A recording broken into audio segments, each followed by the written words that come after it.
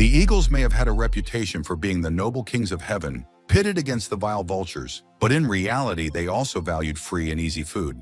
They really hoped that they would be lucky today, and there were certain prerequisites for this, because an anxious crowd gathered in the large square with a huge yin-yang symbol. All these people were not here to feed the ducks, because one of them fell to his knees and, wheezing desperately, spat out a stream of blood on the beautiful clean floor.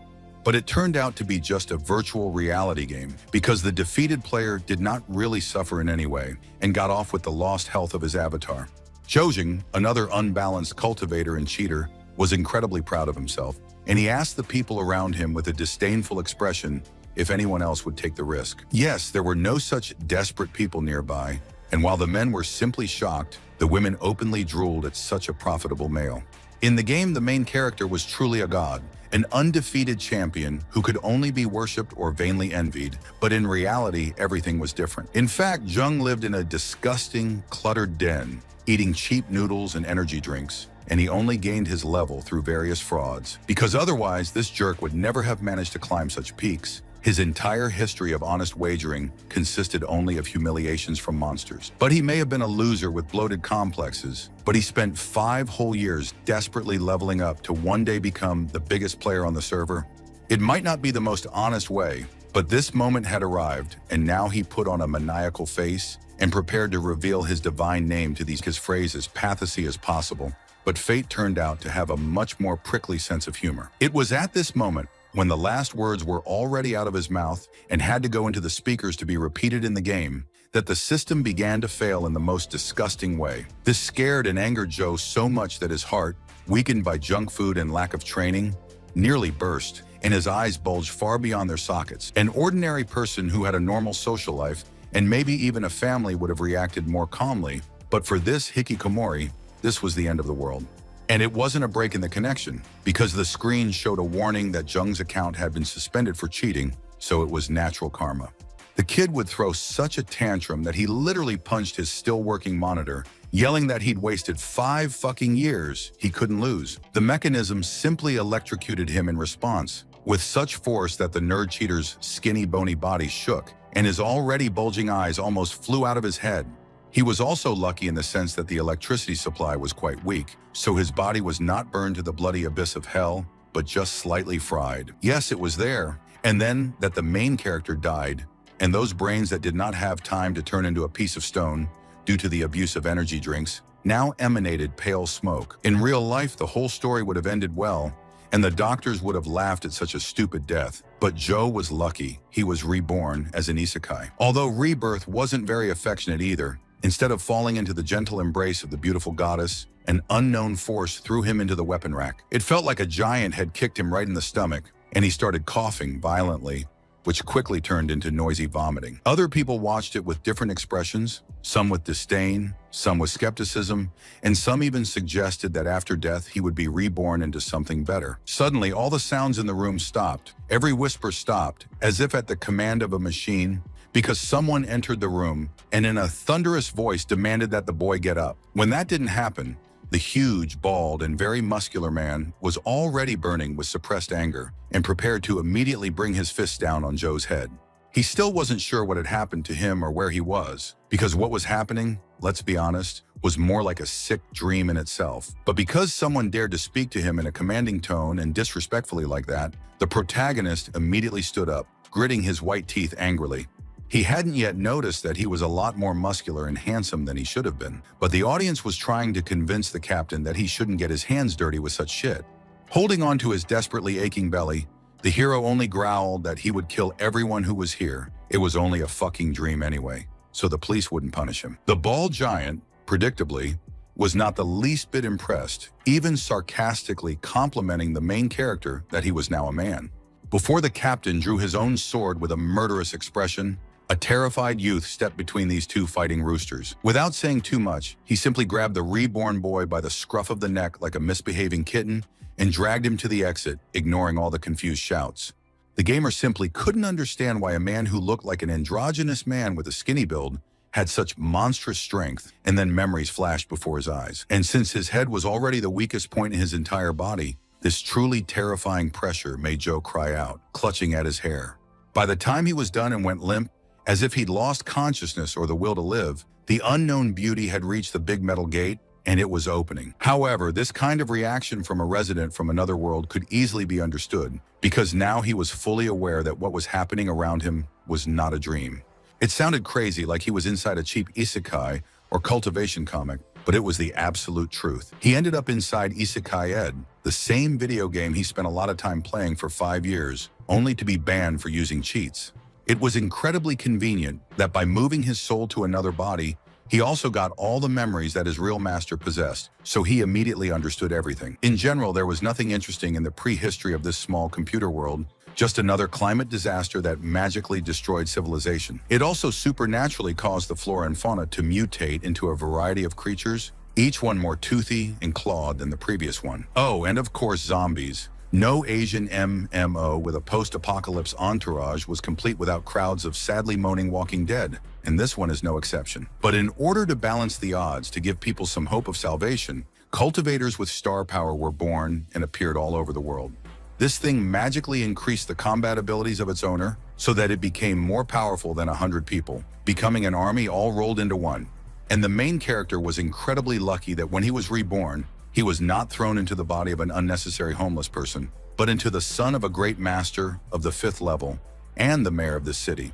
As for Joe himself right now, almost completely naked except for his boxer shorts, he was sitting in the gym and wondering how lucky he was. But damn you all, why is it that even here, in another world, the universe of the video game he studied for 5 years, where he has such a father and such muscles, he is still an outsider? Then the door opened, and the man who entered quietly greeted the one he considered his son, not suspecting that his place was taken by an alien from another dimension. The all-powerful elderly cultivator, who was feared and respected by everyone for hundreds of kilometers in the area, looked so ordinary that the protagonist didn't believe it was him. Unsuspectingly, the man approached the main character and gently patted his hair, asking him not to be angry with his uncle, and Jung did not easily resist biting his hand. Sitting down next to him, the mayor offered with a good-natured smile to try again together. Perhaps this would finally be able to awaken some kind of star power in his descendant. There was nothing difficult about it at first glance, just that he gently placed his hands on the young man's shoulder blades and asked him to breathe, trying to activate the mystical energy.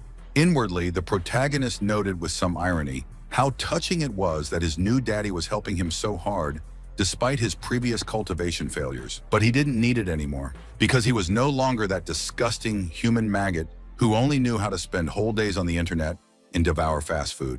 2 hours later, there was no sign of even the faintest hint of Zhao's mystical abilities, and the dark-haired man was already close to hysteria.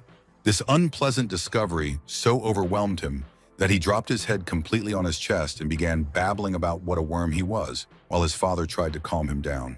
Even if his son remained an ordinary person forever, it wouldn't affect their relationship in any way, and he certainly wouldn't allow anyone to harm Zheng. But then the mayor turned away and strolled away, telling his son to go get some rest, and his dejected slump of shoulders gave away his real mood. It was such a sad picture that even the main character felt really uncomfortable and sorry, and in his mind, without any irony, he called this character Dad. It is possible that even after this rebirth, the main character would have remained a non-entity, but then a new miracle occurred, namely the system dialogue box. For a moment, the young man also saw himself, but at the same time completely opposite to how he looks now. Majestic, in rich equipment, cool, and all would have been fine, but it was his old avatar of the 200th level, the same one that he created by paying a bribe to unscrupulous administrators before the ban. Then the notification window changed. It said that the system was activated and the user, if desired, will be able to log into your account. Joe almost had a heart attack when he realized that the game had somehow preserved his unbalanced, invincible level and offered to continue on it. Only an exceptionally rare person with an incredible commitment to the principles of fair play would refuse, so Joe clicked yes. Alas and the reality was still much more disappointing, and Jung frowned and fell into deep thought when he saw that he had been demoted to the 1st level. This entire interface was completely designed for the standard settings window and menu of a regular game, even to the point that there was a function that allows you to leave the application. And even all this was completely inaccessible so far, because the main character's level did not grow. The universe only allowed him to summon the skill tree. So far, his only special ability was to be able to see the opponent's weak spot, and only if his level didn't exceed 10th. Yes, he only had these, the weakest and most basic skills of a low-level bandit. Joe couldn't even believe the fact that the reality around him didn't respect him so much. Thus, the reborn gamer again began to feel like a piece of garbage, because how on earth can he become stronger if this is no longer a game? Just then, a pleasant voice was heard announcing to the young master the even more pleasant news that dinner was ready, but the dark-haired man said irritably that he wasn't in the mood. A perfectly clear-cut woman appeared in the room and pointed out reproachfully that almost the rest of humanity didn't have the opportunity to indulge in supplies at all. The protagonist tried to bark that he wasn't going to eat anything, but all the words immediately stuck in his throat as soon as the sensualist saw who it was. This woman's name was Su Junwen. She wore a strict business suit and brown hair, and she belonged to the so-called non-combat character class. He didn't care about anything though, because damn it, there was a beautiful girl right in front of him, and the best part was that she wasn't painted. Since he was a hikikomori with a track record that clear sky had seen fewer times in his life than open sky, he simply didn't know how to behave in her presence.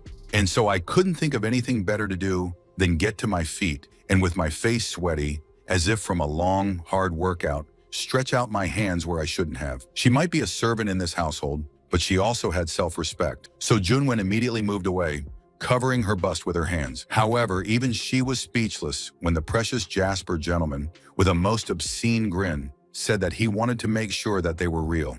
Only deference to the authority of the old mayor and master kept her from slapping Jung's face, and so Sue just left in a terrible rage, ignoring all excuses. They still had to sit at the same table for dinner though, and given what had happened earlier, the atmosphere was extremely awkward. Zhou Hongjung, the main character's father and a level 5 cultivator, was many orders of magnitude more powerful than his son, so his stats couldn't be seen. As he slowly popped the surprisingly well-prepared noodles into his mouth, he couldn't help but wonder that since his father was like this, what kind of monsters lived in the outside world? In any case, Zheng's stats were still quite insignificant. As for a star power user, he only surpassed ordinary people by a hair's breadth. Walking down the street and looking at the characteristics of ordinary mortals, the brunette thought that if he wanted to level up, then he should find a means to protect his skin. Just then, that cute boy, Lan Shi, appeared in front of him. Although he looked like a woman without breasts, he was a second-level warrior and had incredible physical strength. As soon as Zhou Jr. saw him, he assumed the most benevolent and pleasant appearance, patted Lan on the shoulder in a friendly manner, and asked if there were any cannons nearby. Despite the apocalypse and the destruction of most of the elements of civilization, this city still had stocks of guns, gunpowder, and a shooting range. They didn't even get close when a mocking voice said, "Just look at what a rare guest we have here." It was another young warrior named Yan Bai Shun, and he was even stronger than she, even though he looked exactly like the doll boy from the fashion show. The man standing behind him started laughing madly, saying that the young master really opened his eyes and realized that shooting was a real topic, not like all the warriors there. The blonde man tried to reason with him and apologized to the prince of the fortress, but Zheng just laughed and said that it was true, he would shoot. Everyone was surprised by this request, but they took it in stride because, in the end, what did poor submachine guns, shotguns, and pistols matter in the world of cultivators? However, the main character was happy, like a child who received a new magnificent toy, and he even said that he wanted to keep the machine gun for a while. When they left, a worried assistant reported to Ian that the bullets had also been taken, which infuriated the blonde, even though he was trying to convince everyone that it was worthless.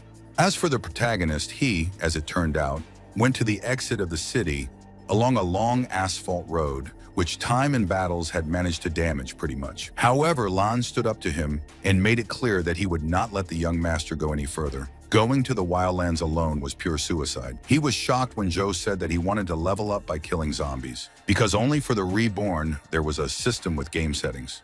The city's territory was protected by a huge stone wall that was tens of meters high, and it was created to protect people from the monsters of the outside world. Even the main character was amazed by its size when he saw it, like a real structure, but then someone jumped off its top as if nothing had happened. No ladders, ropes, drones, or any other means designed to soften or stop the fall.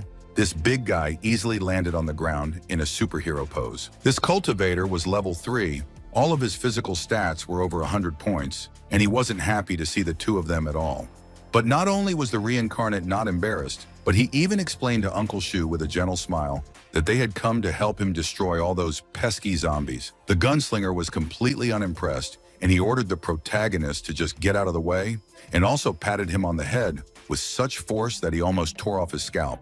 This dialogue lasted at most a few minutes, but the second man, still on top of the wall, had already shouted to the commander that the Walking Dead had broken through the defense line. Shu was already crouching down, straining his powerful legs to cover the distance of tens of meters in one leap again. But the protagonist shouted at him to stop. He wasn't trying to prove his skills or demand anything. On the contrary, he was practically begging for the opportunity to prove that at least he could shoot accurately at enemies. This was clearly very different from the behavior of the small, aggressive, and spoiled brat that the man knew before, so he really thought about it. In the end, he allowed the young man to show off his best, and now both he and Lan watched as Joe took aim at the top of the wall. The zombies looked and behaved very stereotypically, and also had a visible level and health bar, but no information about how many points he would get for killing them. The main character spent a few more seconds asking this question before finally deciding to pull the trigger and shoot a bullet into the air. One hit was enough to rip off the closest zombie's entire arm, but it only slightly reduced the health indicators because it was an undead, not a human. For the reborn protagonist, this was such an unpleasant discovery that he did not even pay attention to the praise of his shocked uncle.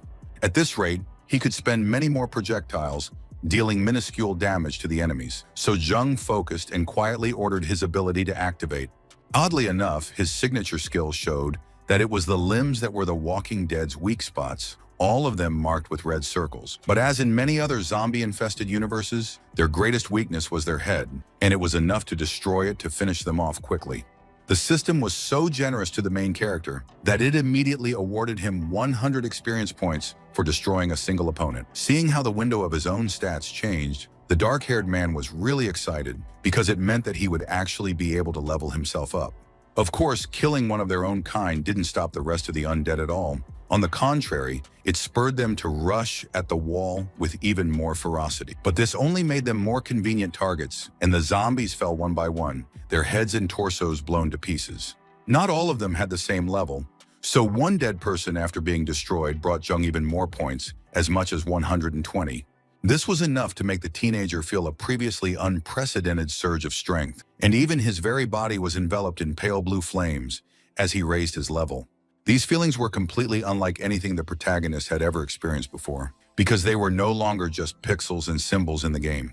In fact, it was much better than even enjoying a hot spring break combined with a massage from the divine beauties. Shu was really impressed, so he patted his nephew on the shoulder and admitted that he had a future, even if many skills still needed to be improved. Joe thanked him, then noted two things. First, no one else had ever seen or felt that blue fire, and second, his stats had increased. After much thought, he decided to increase the strength parameter by 2 points and the agility characteristic, the most important for a character of his level, by as much as 3 points. Suddenly, the people who were searching the corpses under the fortress wall shouted furiously and waved to their leader that they had discovered a certain star crystal. This was so important that he decided to go down to check, and without any pretentious jumps, just a long metal staircase.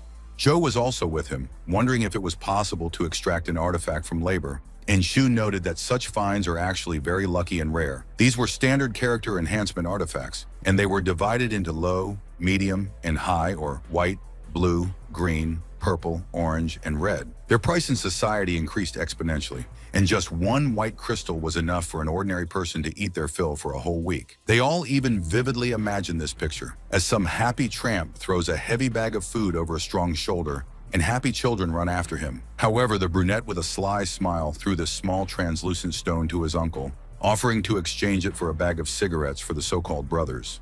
After that, he left, and the happy fighters, who had a great opportunity to ruin their lungs, admired that Jung was not as bad as they say. After that, half a month passed, and now another Walking Dead man, deafening the neighborhood with his moans, fell down without any pathos, with his head blown to pieces. In just 2 weeks, the main character had raised his level to level 4, surpassing both Lan and Shu, so he now had huge stamina and agility stats. Hunting the undead had already become a routine that didn't deserve special treatment, and he only blinked when someone placed a plate of food in front of him. It was his uncle with whom the young man had already become friends, and he confirmed that yes, he was going to leave, because no matter how well you swing your fists, it won't save you from a bullet. The older man blew a stream of smoke into the air and replied that it was nonsense. They were all just fry, whereas in the big world there are cultivators who don't even care about bullets. The main character pointedly promised that he would think about it, before the head of the defenders of the wall laughingly asked him to just ignore it. While they were talking, the other defenders of the city were rushing towards the gate in their car right now, desperately shooting back at the zombie hordes, and among them was Jo Jung's father. The protagonist noticed this very quickly, and was so horrified that his already pale face turned completely white, and he asked to confirm if his eyes were deceiving him. No, not only did they not deceive him, but even after a few seconds it became clear that the monsters were able to stop the car, and now they were breaking it with all their might. Before the garrison could decide what to do and how to help the injured, the main character was already leaning over the wall with his rifle pointed. He opened fire like nothing he had ever fired before, never relaxing his finger on the trigger for a second, and completely sparing the already expensive cartridges. Jo Hongjung, who continued to fend off the hungry infected creatures with his sword and armored gauntlet, froze and slowly turned his head back. This intervention was more than enough to destroy the main group of attacking creatures, so the car safely passed through the gate. This was followed by a classic heartfelt dialogue between father and son about the latter making impressive progress, in this case, in terms of shooting. As for the overall situation in the world, it was rather negative. The Walking Dead were even more aggressive and anxious than before, and they needed to increase security. The reborn cultivator listened to this with negative emotions, a noticeable drop of sweat running down his pale face with red stripes. He didn't believe a single word of what the mayor had just said, all his instincts screaming that the head of the fortress city was hiding something from everyone. When they left in the morning, the car looked much more complete, and now look at it, it was in such a state as if it was belatedly pulled out from under the press. And that person over there who had a second level of strength, how could ordinary zombies that weren't really stronger than ordinary people be able to injure him like that? However, the main character was smart enough to keep all his suspicions to himself, and a few hours later, another group was sitting in the back of this car. It was Jo Jung himself, his father Hongjung, Uncle Xiao, and that wounded man, and the entire party remained silent for the time being, looking at each other. It is not known how long this silent exchange of glances would have continued until the main character finally decided to talk with his gloomy father. The normally calm and good-natured mayor looked so creepy that he could easily have been mistaken for the Walking Dead, and he ordered the car to stop. A rubber-covered tire slammed into the ground, sending sparks flying in all directions, and there was a hideous squeal. Without raising his gaze as heavy as the universe itself, Hongjung calmly added that his son was no longer a child, and he knew very well what happens after a zombie attack. The injured man began to sob in fear and despair, understanding perfectly that yes, he was about to be killed so that he wouldn't turn into a monster and infect anyone himself. He called out to the elder Jo like a child begging his father to protect him from his nightmares. But the mayor only took out a large pistol and held it to the head of his colleague. He didn't want to do it, but the only service he could do the poor man now was to die peacefully as a human before he pulled the trigger.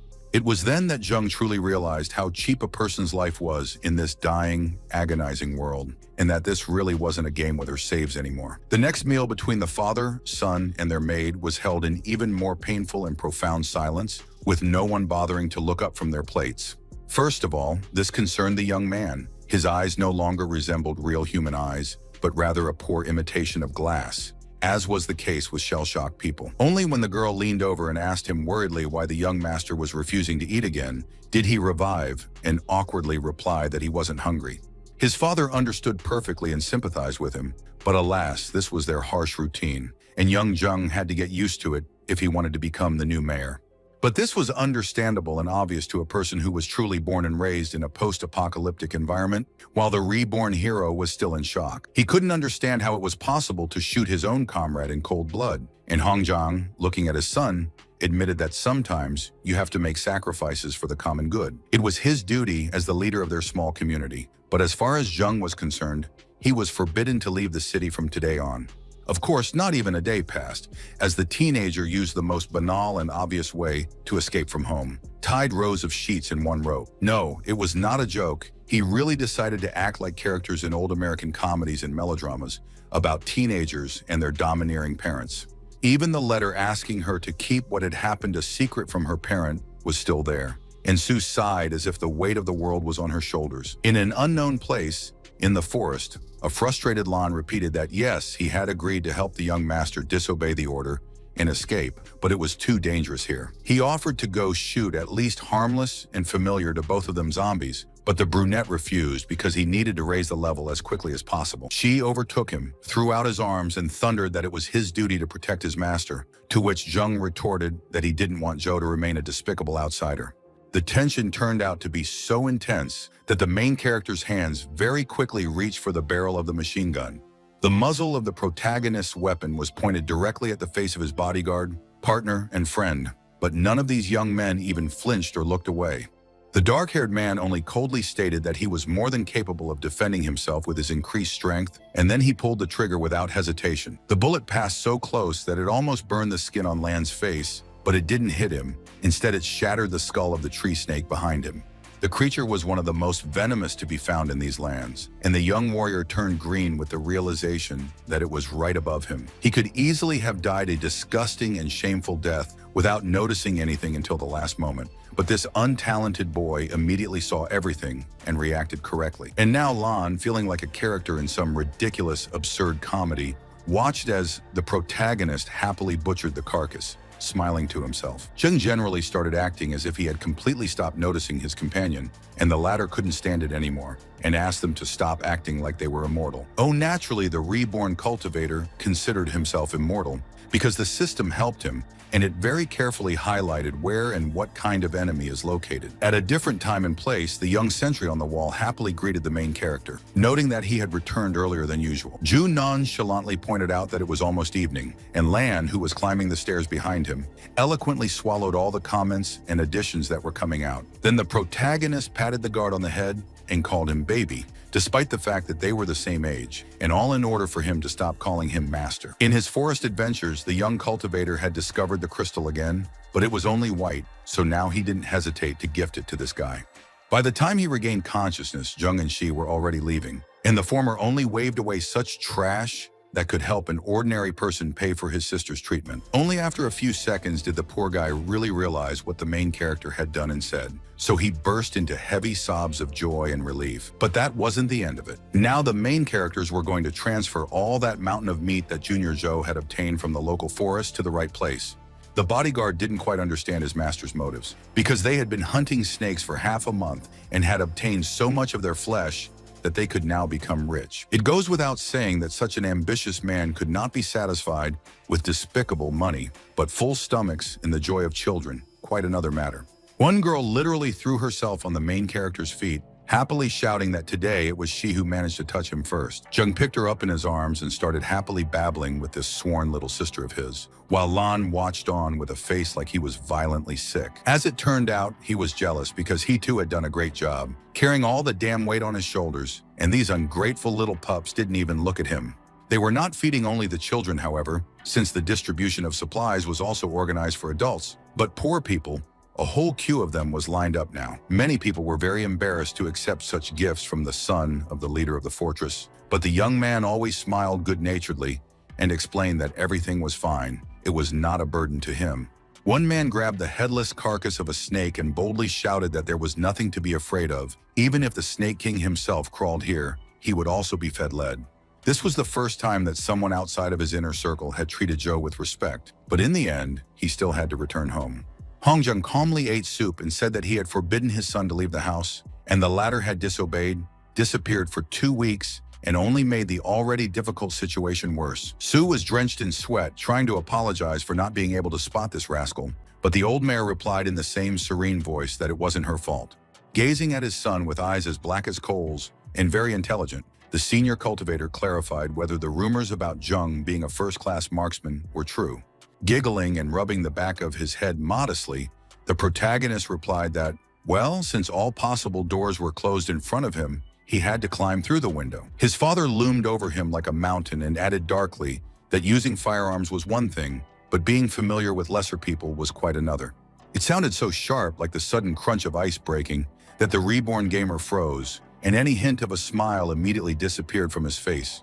When he quietly demanded an explanation from his father, the latter calmly said that all these beggars peasants, ordinary guards, and others might one day become his burden. This, at first glance, might sound harmless, but in fact it was fraught with so many creepy meanings that the main character did not want to continue the conversation. In another time and place, Yan and his henchmen were walking through a busy street where onlookers were admiring whether he or Zheng was the best shot. And this blonde guy had such a fragile ego that just idle comments from strangers were enough to infuriate him. Then one of his assistants started, as if he had only just realized that the people around him had been talking about young Master Zhou and not his namesake. The head of the riflemen immediately pounced on the poor guy and growled that if he dared to even mention that filthy name again, he would become a stain on the road. It turned out that the poor soldier was talking about the fact that the main character and the doe were right there, walking towards them, and good-naturedly wishing good morning to old acquaintances. The scarred man had to make a huge effort to hide his venomous, bubbling envy and smile pleasantly, saying that he was looking for Zheng himself. But he didn't have time to say anything more, because the boys, stretching lazily after a long sleep, remarked that it was a beautiful day for hunting. It was enough for Ian's fake friendliness to evaporate, and he growled that he was talking to the protagonist, to which the brunette indifferently asked, "Are you telling me that?" After that, the guard gave up and simply put his hand to his head, sighing so heavily that it was as if some evil god had placed the weight of the entire universe on his shoulders. He quickly hid his true emotions again and noted with a smile that the young master was rumored to be a consummate sharpshooter, but the teenager refused to brag. In his opinion, it was just flattering him as the son of the head of the fortress, but the antagonist was still determined to arrange a competition and beat the gamer in it. The man was prepared for a fierce refusal, for a joyful agreement, maybe even for accusations, but not for the fact that this puppy would again indifferently turn away and walk away. But everything immediately changed. As soon as Yan offered to put a piece of a very rare and valuable green crystal as a prize, Zheng immediately opened his ears. However, even the blonde himself didn't expect the protagonist to react to this suggestion with such fierce enthusiasm, as if his life might depend on it. After hearing that the competition would consist of shooting, the cultivator said that it was boring, and the angry guard once again suggested that he make his own choices. The younger Zhou was not at a loss for a second, and with a meaningful grin, he suggested that the antagonist go hunting for valuable prey outside the city walls. At first, this clearly scared Yan, because in addition to the walking dead, there were much more dangerous and treacherous creatures roaming the wastelands and forests, which was a terrible risk. But if he gave in now, after all he had said, he would only embarrass himself even more, so the man with a tight smile had to agree. Despite the fact that the solar flare that destroyed the old world occurred many decades, if not centuries ago, there were still ruins of the old Earth. And yes, of course, the main character knew that Yan was a sly, envious snake, even without Lan's warnings, because you'd have to be an idiot not to understand that. This last revelation surprised the young bodyguard, because he couldn't understand why the master would agree if he knew what to expect from the treacherous bastard. Instead of a clear and simple answer, the protagonist drew his incredibly beautiful, clean and fresh sword from its scabbard, and through that people should get used to changes. Without saying too much, he flexed his legs and lifted his body high into the air, directly above the monster that resembled a huge flying insect, chopping his head open so that a disgusting, foul-smelling slime poured out in all directions. The dark-haired man finished that this lesson was especially necessary for people like Yan. Then he landed with ease and grace on the ground, while the huge fly continued to flap its wings in the air as if nothing had happened. Such a wound would have easily killed any ordinary animal, as well as many other mutated monsters. But this creature only paid close attention to the cultivator. It raced forward, trying to tear this pathetic four-legged maggot to pieces, only to have the main character cut itself apart. The hero, who had been reborn for a short time, was a non-entity, capable of nothing but accurate shooting. Now he was once again an MBA, capable of killing everyone in hand-to-hand combat. From the outside, one might think that Hongzhang didn't care what his offspring did in his spare time, but that wasn't the case. The spies were already telling him about the news. The man wasn't going to stop the heir from having a showdown with that prideful peacock from the walls, but he admitted with some embarrassment that they were clearly going to have to prepare. The sky was turning grays and purples from the descending sun, and a man was sitting quietly on the roof, looking down at a pack of moaning zombies. It turned out to be an unknown old man with white hair, a beard, and blue eyes, and he murmured admiringly that such wonderful views were very rare at this time of year. Looking at the march of all these walking dead, who were concentrating on one goal, only one known to them, the strange old man solemnly announced the beginning of the game. Over the past months, the situation in the city had completely changed for Junior Joe, where before people spat after him with disdain, now they greeted him with admiration. Even Lon noted this, as if it wasn't obvious in itself. And the cultivator confirmed with some smugness that yes, he was now being treated as he should have been. The man standing next to the car lurking in the dark alley cautiously added that everything could be changed if he was worried, but the mysterious voice refused. Hong Jun, smoking an expensive thin cigar, made it clear for the last time and unequivocally that his son knew what he was doing and would deal with the consequences of his actions himself. But as for the two of them, instead of acting like two terrified mother hens, it wouldn't hurt to go somewhere and do something important. At the same time, the young men approached a building, the entrance to which was covered with a shroud with an ancient hieroglyph, and the hero noted that he hoped that there was everything he needed here. This was the home of a blacksmith who had just taken a short break from work and was wiping away huge clusters of sweat until the protagonist spoke to him. One might think that the mustachioed bully was too tired to realize who he was or where he was, but in fact, he perfectly understood Jung's demand to give him a powerful bow. He had one of these, but there was one small problem. To pull the bowstring of this weapon, one had to have colossal physical strength, like an ancient demigod. Right now, even among cultivators, there weren't many people who could use such a tough weapon, but if young master liked it, then please, it would be a gift. As Joe stroked his new toy with a voluptuous smile, Lon looked directly at him as if he were mad, and quietly asked if it would not be more logical to take a crossbow in this case. The poor guy didn't realize that he was talking to the MB protagonist, who didn't care about any obstacles, so he easily put the string on the free end of the bow. A few seconds later, an arrow that could have easily penetrated the metal armor, along with its soft-bodied master, flew over a tree branch, tearing off a single leaf. The gamer already had the strength of Hercules and the accuracy of Apollo, but it was not enough for him. He was going to become an invincible strongman and shooter, and such a bow suited him best for training. She, like any cultivator's companion, was now opening and closing his mouth in shock, unable to believe that the former gamer had the power to do so. Alas, the pretentious moment, designed to show how much the main character surpasses his own environment, was spoiled by the fact that the arrow hit the old woman's hair. Not wanting to lose face, the young man pretended that there was no mistake and that he always aimed at this grandmother's hairstyle, and Lin quietly suggested that they go to a special place to train. They were lucky because the venerable denizen wasn't some feisty old hag, and she was okay with being shot like a chicken. Again, her grandson was just incredibly happy that he was able to get his hands on a real war arrow, and now he was running around with it in his hands, screaming with joy for the whole neighborhood. Alas, his happiness didn't last long either, because the blacksmith who came out of the blacksmith shop easily picked up the child by the collar of his clothes and took the deadly toy from him. But then the big man saw something that made him stop talking and stare at the arrowhead. There was a fly impaled on it, not some deadly, venomous mutant or huge arthropod monster, but a very ordinary tiny insect. The main character and his henchmen had already left by this time. Because they were waiting for the hunt for this little girl's older brothers, Jojung was now destroying them one by one. Giant, chitin-covered monsters that could exterminate an entire settlement of ordinary people or low-level cultivators. For the protagonists, they became just meat. To be fair, while the yet-to-be-reborn gamer wasn't a god in the flesh walking among humans, he was still weak, frail, so he ended up out of breath and sweating. The young man worked like the devil, giving his all to this hunt, and of course, not to shame some pathetic Yan, but to level up. Now he has unlocked several new skills that allow him to hit the enemy twice with great force and deal colossal damage when stabbed in the back, killing the victim on the spot.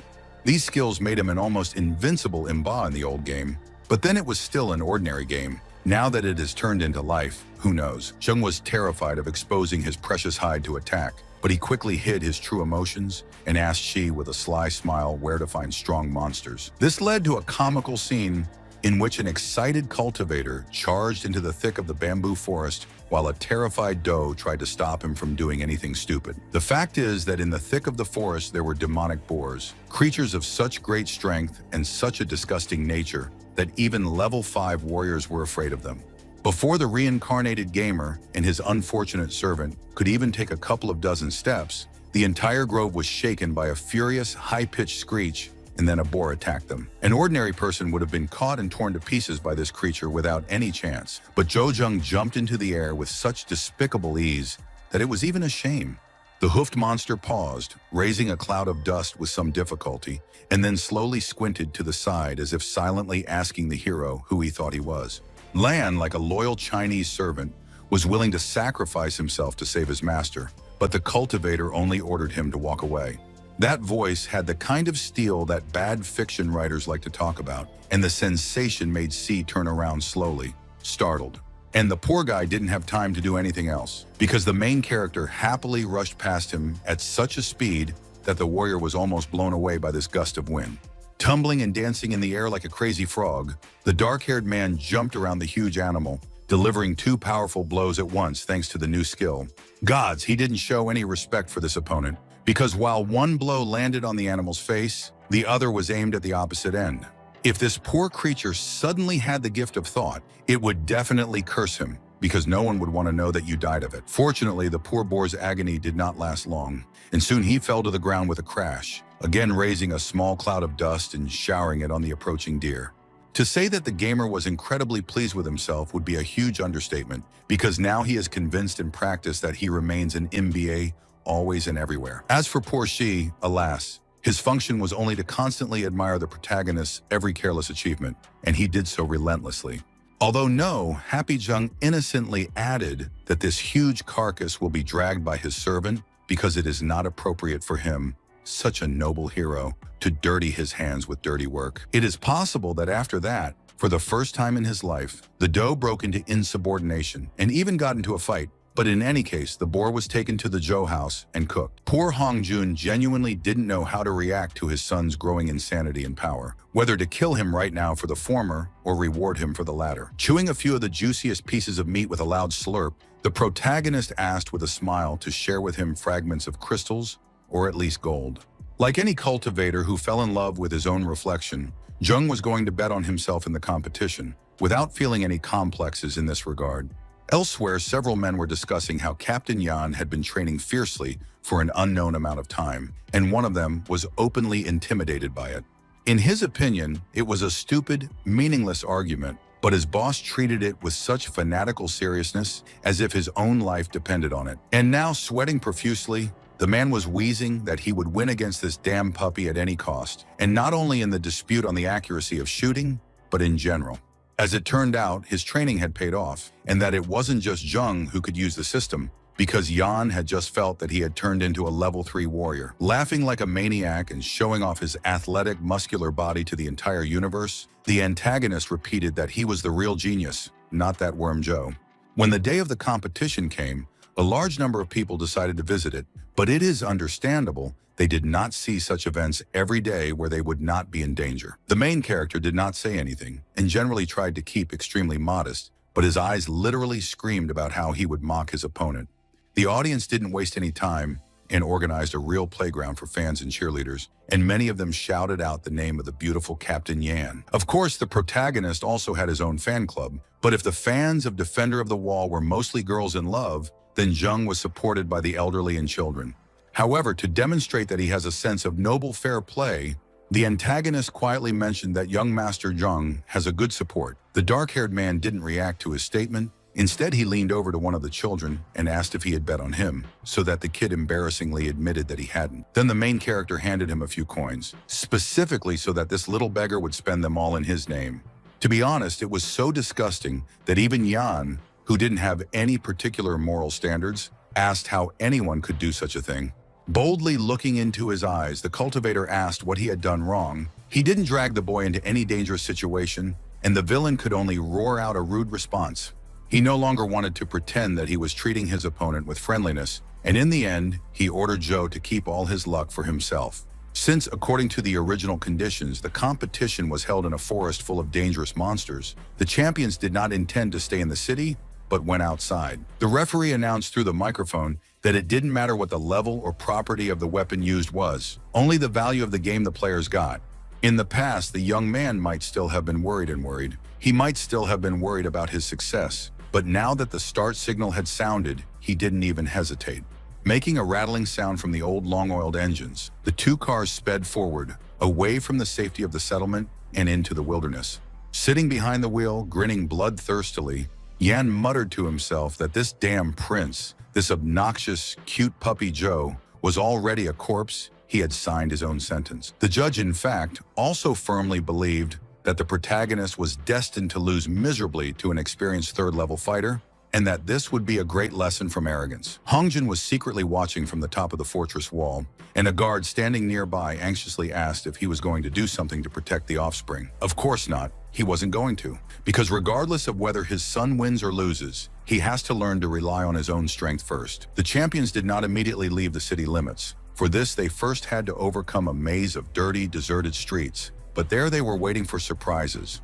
The same old man who had been watching the zombies and the sunset now took a call on the satellite phone, having received an order to kill target number 2 for the green crystal. In the book, he already had all the necessary information about the main character, including his name, archetype, special abilities, and other data of various kinds. Well, this grizzled thug was obviously no stranger to getting his hands dirty, but it all depended on what kind of green gem was offered to him as a reward in the first place.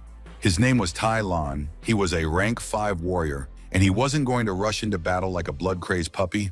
No, he had to stretch his muscles first. What this actually meant was that this elderly cultivator would actually throw one of his battle knives with such tremendous force that it would fly through the entire city. Then a girl with brown hair tied in a tight ponytail stopped at his door, and she quietly warned the owner that it had already begun. Elsewhere, another man, lurking in the shadows and rolling a drink in his glass, grumbled that it was the last time he would accept such a small order. It humiliated him. And the main character, who was not yet aware of any conspiracy around his modest person, finally got to the backwoods and stopped the car in it. He was, to put it mildly, shocked at how detailed the map that the Sioux family had given him before the trip ended up being. It wasn't just this forest that was depicted on it, which would be more than enough for such a quest. No, the authors decided to put the whole damn continent on it. Fortunately, the girl had carefully left a sign for where to catch the monster known as the Shadow Wolf, and the cultivator decided to start with this particular prey. He didn't have to wander through the thicket for a long time, because a flock of these huge but beautiful predators, resting after their hunt, stopped very close to rest. One of them was eating a mutated boar right now, which would be a scary monster to humans, but was just a walking food to these creatures. But the wolf quickly abandoned its prey because its supernatural hearing and sense of smell alerted it to the presence of a dangerous enemy nearby. The main character landed right in front of this individual, and upon closer inspection, one could see that the shadow wolves were actually huge like tyrannosaurs. But the next time the place was shown again, the entire pack was dead. All those furry and fang kings of the forest lying lifeless, bloodied carcasses. To be fair, the battle with 5 colossal demonic wolves at once was difficult, even for Joe, who was sweating, out of breath, and tore his clothes. He had already reached level 16, but it was still lower than a rank 3 warrior by the standards of ordinary people, so Yan was still stronger than Jung. And then the former gamer suddenly clutched his chest and croaked that he was in pain, as if this poor guy was about to have a violent heart attack or even a heart attack. There was only one hope, that a small medicinal potion that restored enough health to resurrect the dead would help him, poor fellow. Since it was a matter of life and death, the main character didn't play nice with the lid and just ripped it to hell with a dagger.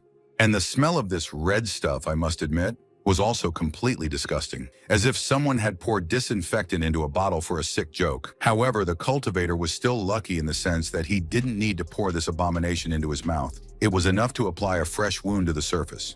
In any case, he desperately hoped for it, and his desires turned to dust. From such an action, the young man did nothing but smear himself. So, it was necessary to drink this disgusting liquid after all, but the reborn hero felt such disgust at this thought that he would rather cut off his own hand. Overcoming his disgust, telling himself that this was just a game, still just a game, and nothing was real, the teenager quickly swallowed the potion. It was a miracle, but it worked, and the deep and long gash on his muscular chest left by the giant monster's fang, or claw, began to heal.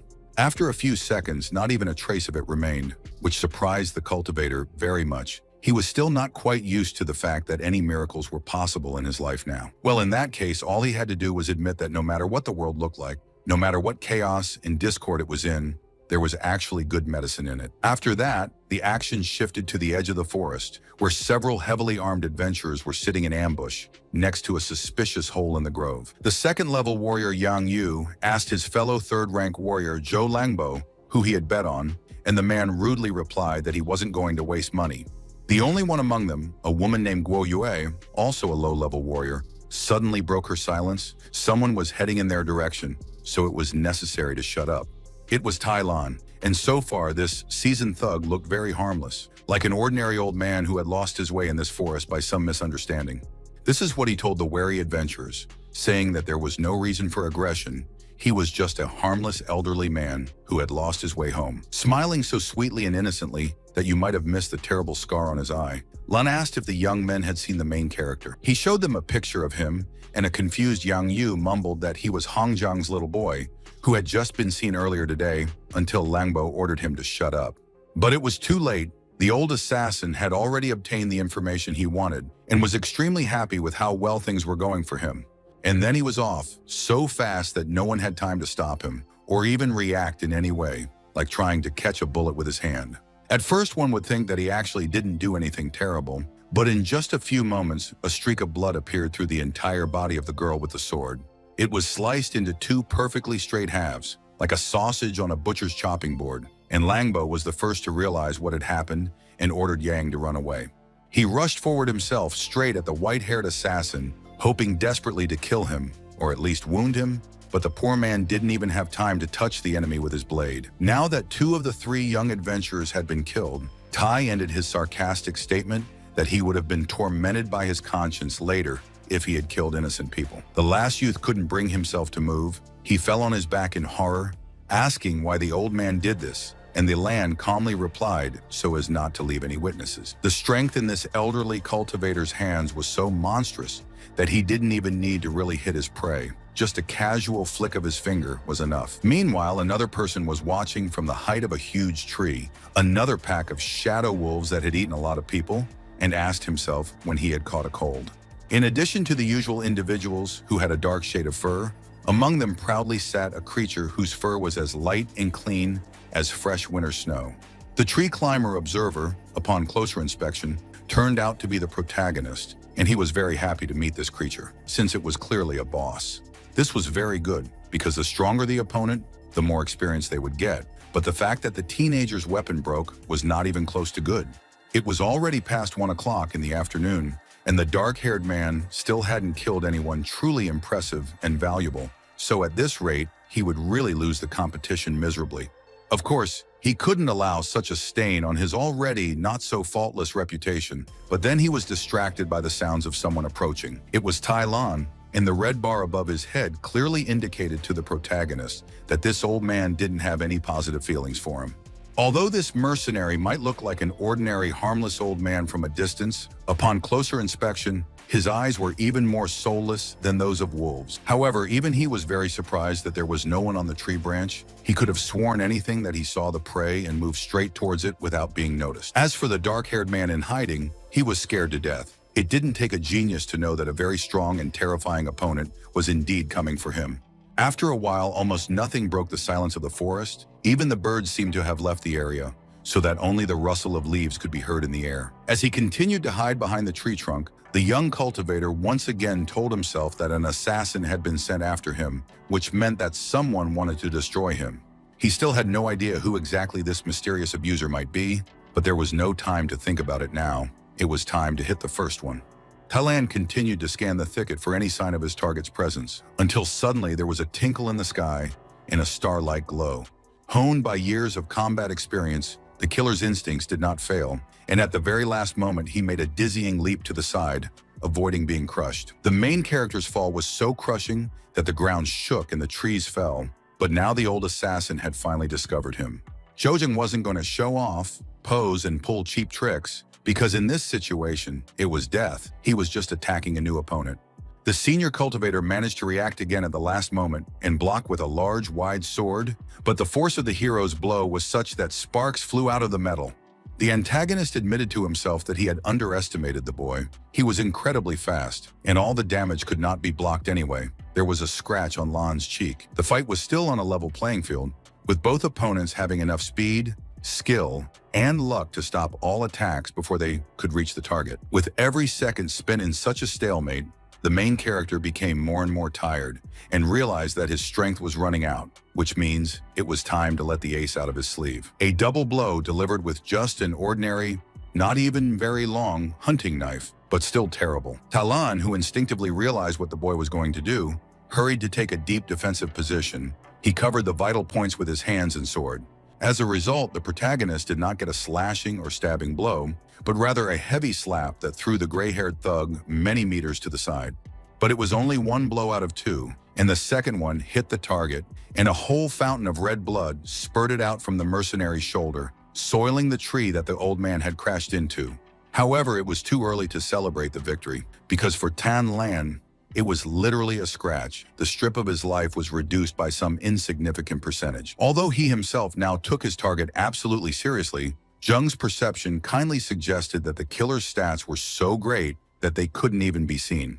That didn't change the fact that the experienced and cold-blooded assassin was so terrified that he was now gnashing his teeth as he cursed the intelligence agency dunces. Suddenly, instead of continuing the fight, Junior Joe relaxed, lowered his hands, and calmly asked the old man if Yun Baishun, that blonde man with the scar, had sent him. But Lan had already completely regained his composure, and he admitted that yes, the kid was much stronger than he thought, but he was going to die soon anyway, so he wouldn't need any answers. With that, he ignited his sword, made it burn with a supernatural blue fire, and then grabbed it with both hands and delivered a great slashing blow. It all looked like a battle scene from an anime, because the black blade also released a shockwave that cut through the trees in its path in the shape of a blade. Jung managed to dodge this wave of pure death, but it was so close to him, missing the target by a hair's breadth, that the young man was horrified and knew that he would lose. He swallowed his pride and disappeared back into the trees, hoping that the killer would lose track of him, but Tai calmly told the heir that the teenager couldn't hide for long.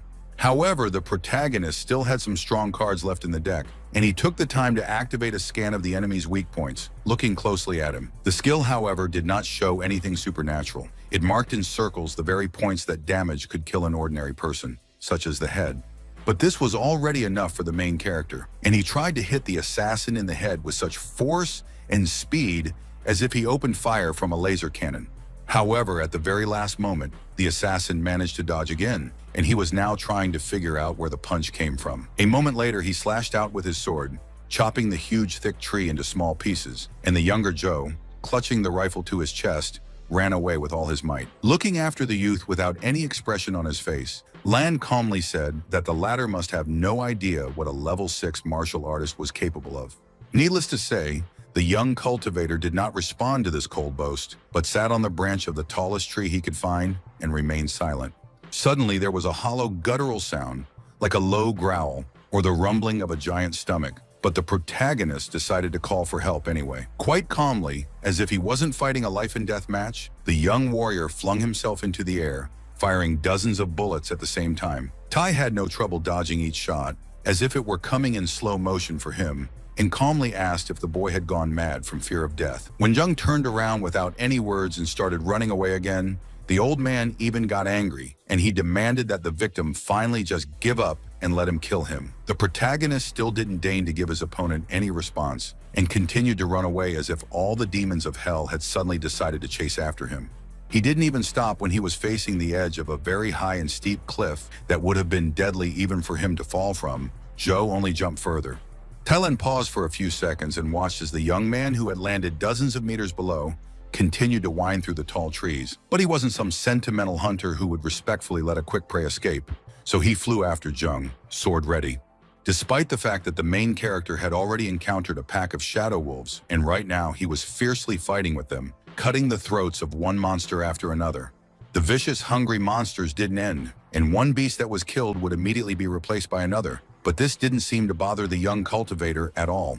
It seemed that he had completely forgotten about the fact that an invulnerable and ruthless assassin was breathing down his back, and was completely focused on exterminating the mutated wolves. Each of his blows took away a decent amount of health to huge predators, and the most powerful double attacks almost instantly destroyed all opponents. Tan Lan, who had landed in the thick of it, shouted to see if the damn puppy was crazy, because using such methods, he would only get them both killed by the animals. One particularly impatient and hungry wolf immediately clawed at the old man's leg, drawing blood, but he didn't have time to do anything else. The assassin cut off half of the poor dog's face with one blow, then covered himself in ghostly blue flames and rumbled that it was good they would see who would die first. The three-front battle had flared up with renewed vigor, so that everyone seemed to have forgotten that a large snow-white wolf was resting somewhere nearby.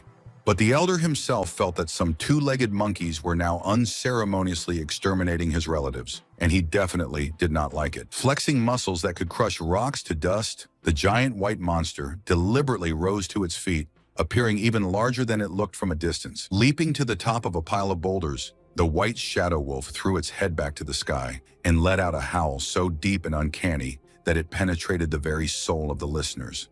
This caused the battle between ordinary wolves, Zheng and Lan, to stop, because everyone immediately turned around to look at the patriarch of monsters. Considering that only the older warrior was intimidated by this turn of events, while the younger Zhou only smiled in a relaxed manner, everything was clearly going according to his plan.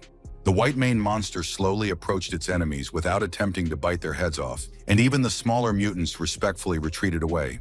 But you didn't have to be a prophet or a Pythian to clearly see that they wouldn't be released alive. The shadow wolves were too fiercely hungry for the blood of the two-legged, hairless aliens. Although it seemed that the situation was absolutely hopeless, and the main character was destined to become prey for these predators, he was still going to fight in his own way.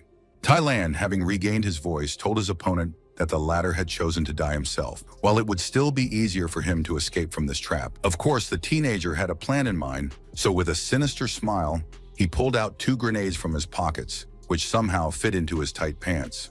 A second later, the forest shook with a blast wave, and 2 huge puffs of flame surrounded the clearing, causing the terrified wolves to bark like ordinary dogs. Several of the mutated predators had died, turning into bloody shreds of fur on the ground, but the old assassin was still alive and well. Covering himself with a force field, he viciously shouted out the main character's first and last name to explain to him what a small, snotty bastard he was. Only the boy had been gone for a long time. At the same time, the alpha wolf, the boss of this forest, was finally tired of waiting for the little monkeys to settle enough before dying, so it finally attacked with its paw. It wasn't even a serious blow, just the equivalent of a careless slap, but the force was such that the ground shook and a deep crater the size of a man was left on it. The old cultivator managed to roll to the side again at the last moment, only getting deep scratches on his body, but the huge wolf was already opening its mouth. Once again, the man dodged the deadly blow, but he couldn't get very far, and the younger wolves were careful not to let their prey escape them. As far as the main character was concerned, he was doing as well as possible, watching the fight from a safe distance in a relaxed manner. He even played with the potion bottle in his hands, as if it were a crystal glass filled with an expensive bard's wine, and felt like the king of the world. The assassin, who had completely lost all trace of his former composure, brandished his weapon furiously at the advancing beasts and shouted for them to get away from him. The primal bloodlust-filled growls, furious barks, painful screams, and yapping sounds all shook the forest like explosive waves. Eventually, the noises of the deadly battle were replaced by a deathly silence, and the young cultivator noted in a bored tone that the doe had finally died, it seemed. The picture below was perhaps worthy of the brush of some great artist, for the white-haired assassin was standing on a mountain of wolf corpses, a knife plunged into the throat of a white beast. Both old men, one on 2 legs and the other on 4 legs, were dead, but until the very last second they continued to fight desperately with a sword or, in the case of a wolf, with fangs. The protagonist noted how strong this level 6 warrior attacked him, the main character, as if he didn't know that it would never end well for such villains. Since the gamer, among other things, was a pragmatist to the core, he was not going to waste time and effort on the funeral of the killer, but he was happy to rob his corpse. But even Joe was surprised at the extent to which the old assassin was rich, and there were clusters of white, blue, and green crystals hidden in his bag. There was also a strange device that looked like an advanced flashlight, but for some reason without a glass bulb or any other hint of electronics. The main character did not have time to figure out what it was, because there was a barely audible rumble nearby, and the head of a giant white wolf barely noticeably moved its jaws. The ancient predator was still alive after all the wounds he had received, and the dark-haired man, holding the knife as tightly as possible in his fist, approached him to finally end his torment. The once clear, sunny day finally turned into evening. The The sky turned purple, but people in the fortress city remained on the streets with placards of support. However, people were already starting to worry about where their champions were, as night would soon fall, and one man asked another who he had bet money on. The guy replied with a puzzled expression that of course he had put money in Captain Yan's name. Not much, but it was a win-win option for getting the winnings. The blonde man's father was also there, and everyone immediately started congratulating him, as if the antagonist had already returned with a victory, so the old man even had to stop them himself. Hongjang stood grim as a tombstone, not saying anything to anyone, while Lan Shi and Su Junwen anxiously discussed Zhou Zheng's absence. But no matter how gloomy the leader of the fortress might seem from the outside, it was clear that deep down he was worried about his son and wished him a safe return. It was several minutes before a white car finally appeared on the horizon, puffing clouds of smoke from its tailpipe as it entered the town. It was Yan, not the protagonist, and while half the population cheered and cheered, the other half remained dead silent. The shooter's father immediately came up and asked if he was all right, to which the man smugly replied that the main thing was to win over that non-entity. So on for the second time. Smiling the smile of an enlightened Buddha, Senior Yan ordered a woman to escort his offspring to a place to rest. But then he turned pointedly to the mayor and repeated that it was still too early to announce the results of the competition until the second champion returned. And at the very last moment, when you might have thought that the villain's victory was up his sleeve, a miracle happened and the main characters returned to the joy of their own fan base. It wasn't as beautiful as a cultivator would have liked, and instead of entering the city victorious in a beautiful car, he drove in dejectedly on an old bucket, farting smoke. Well aware of this, and how ridiculous and funny it looks from the outside, the former gamer fatally asked the sky what kind of bastard even chose a car for him. He might have grumbled for a very long time about how unfair life was, but eventually both men came out of the salons and stood in front of the audience, waiting for their verdict. Yan pointed out in an emphatically polite voice that he had expected his opponent to show up later. He hadn't even had time to rest, and Zhou retorted in a similar tone that the blonde man would still rest. Then Captain Strelkov raised his hands, attracting everyone's attention, and laid out his proposal, namely, to evaluate the trophies brought in one by one and not at once. Hongjang understood perfectly well what this really meant, so he asked himself if this slippery, sly bastard really wanted to embarrass his precious boy. But since the main character was confident of his own victory, he grinned to the point of caricature, carelessly shrugged his shoulders and allowed to do as Yan wanted. Then the antagonist took the right to be the first to reveal his trophy to the townspeople, and he grinned to himself, saying, "Now let's see how long you can hold out with a smile, puppy." In order to make it as solemn as possible, a soldier stepped forward, holding a microphone in front of his face, and announced to the entire square that the captain's loot was about to be shown. Then the man pulled down the awning that covered the body of Yan's car, and a miracle happened. A dazzling golden glow poured out of the car, illuminating the entire square. One would have thought that a cunning villain had somehow caught and dragged a huge firefly or an animated mountain of precious metal to the court, so everyone admired him.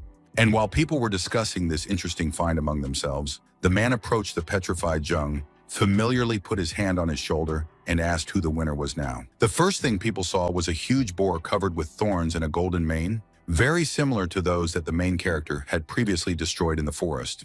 But to ordinary people, even a relatively low-level monster with simple abilities was incredibly dangerous, so the crowd genuinely admired Yan. No joke if he was able to kill not even an ordinary mutated pig, but especially a rare and strong individual that managed to reach the second level, hence the mane. The antagonist was incredibly proud of himself and didn't even try to hide it, but he also demanded that the judges first check if there were any crystals in the boar's carcass. The people who were usually engaged in butchering and harvesting animal carcasses looked at each other in confusion. After all, they still had to check out Junior Joe's loot. But the main character, once again putting on a mask of disdainful indifference, ordered them all to quickly deal with the task. He still needed to wash off the stench. No one paid close attention to such an unusual reaction, and when the butchers opened the boar's throat, they took out a white crystal, one, but it was also valuable. The young cultivator ironically praised his enemy, who was clearly lucky, and the skirmisher captain disdainfully threw out that only weaklings believe in luck. He is certainly not a weakling himself, and even more than that, he is willing to mercifully share half of this white crystal with the poor boy, so as not to leave him in a grudge. Zheng smiled a smile so sweet that it could have caused terrible tooth decay, and in an even sweeter voice thanked the man for his mercy. Even after that, the antagonist didn't think that the game might not be going in his favor at all. On the contrary, he only became even more convinced that Jung was a self-confident moron. And he himself was disgusted to continue this performance. So he again attracted everyone's attention and declared that the boar was just an appetizer. The main course was waiting for them ahead. 4 jointed legs covered with chitin and hair emerged from the back of his car, and the butcher squealed in a voice thin with fear that it was a level 3 forest spider. The other people were also very horrified, and someone shouted with joy that this creature was dead and did not pose a threat to anyone. Right? Yan's father, still keeping his eyes narrowed, proudly declared that even level 4 warriors were afraid of such spiders, and a certain sycophant immediately claimed that the captain had inherited his power. The 8-legged monster's carapace was also extracted with precious stones, and the soldier with the microphone proudly announced that they were 3 white crystals of the highest quality. The crowd began to move, like a pack of perfectly trained hounds that had finally been given the signal by an unseen handler to vote. Yan's fans cheered, shouted, and screamed with joy and happiness, shaking their fists, motivational posters, and other rubbish in celebration of his glorious name. Not only boys and girls in love, but also experienced soldiers could not hold back tears from pride that they were serving under such a great and strong man. The blonde basked in their adoration, their admiration, and their love like a flower in the light and warmth of the sun, and he directly insulted Joe, saying that trash can't compare to a genius. He expected rage, hysteria, accusations, even tears, but not that the mayor's son would indifferently ask why Yan hated himself so much that he called himself trash. Turning around and starting to boil with anger, the captain of the riflemen rapped out that the trash is people like Jung, who can only talk and are not able to confirm their words with anything. The cultivator just casually poked at his ear with his little finger and replied with even more indifference that yes, it was like that, and he was about to show who the real nobody was. Grabbing the shroud that hid his loot, the dark-haired man apologized in advance to everyone for not bringing many trophies. Time was running out, you know.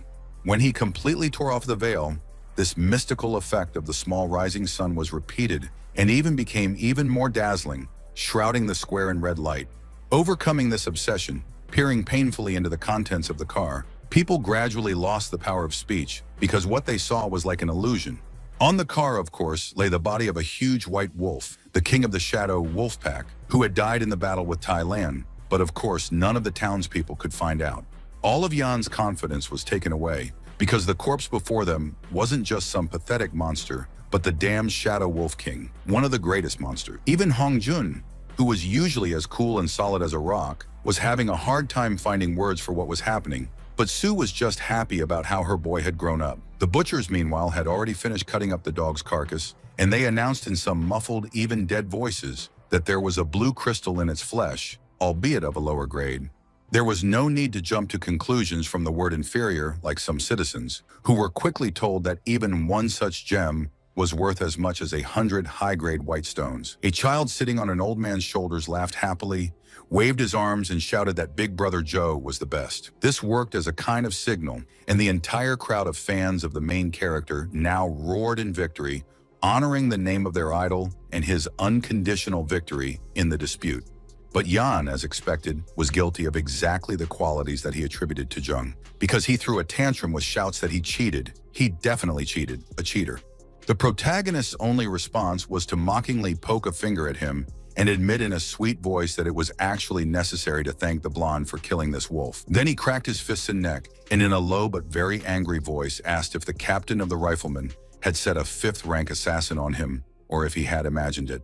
The main character didn't have any proof, but the villain still broke out in a sweat, as if he was stuck in a sauna in full clothes, and croaked that this was a lie. Joe was slandering him. To save the day, his father ordered him to be quiet, and then in the most gentle voice, he asked Jasper Lord Jung for forgiveness. Truly, his power is like the heavens. One look at this bald fat man with constantly narrowed eyes was enough for the main character to understand that another rotten soul was standing in front of him. Then the head of the fortress intervened, and Hongjun reminded him in a calm, even indifferent tone that what was happening was nothing more than a couple of boys arguing. Chusenir told Yan's father that his son was still the best warrior, who lost only because of an unfortunate setback, and the fat man flattered him that fortune was a formidable force.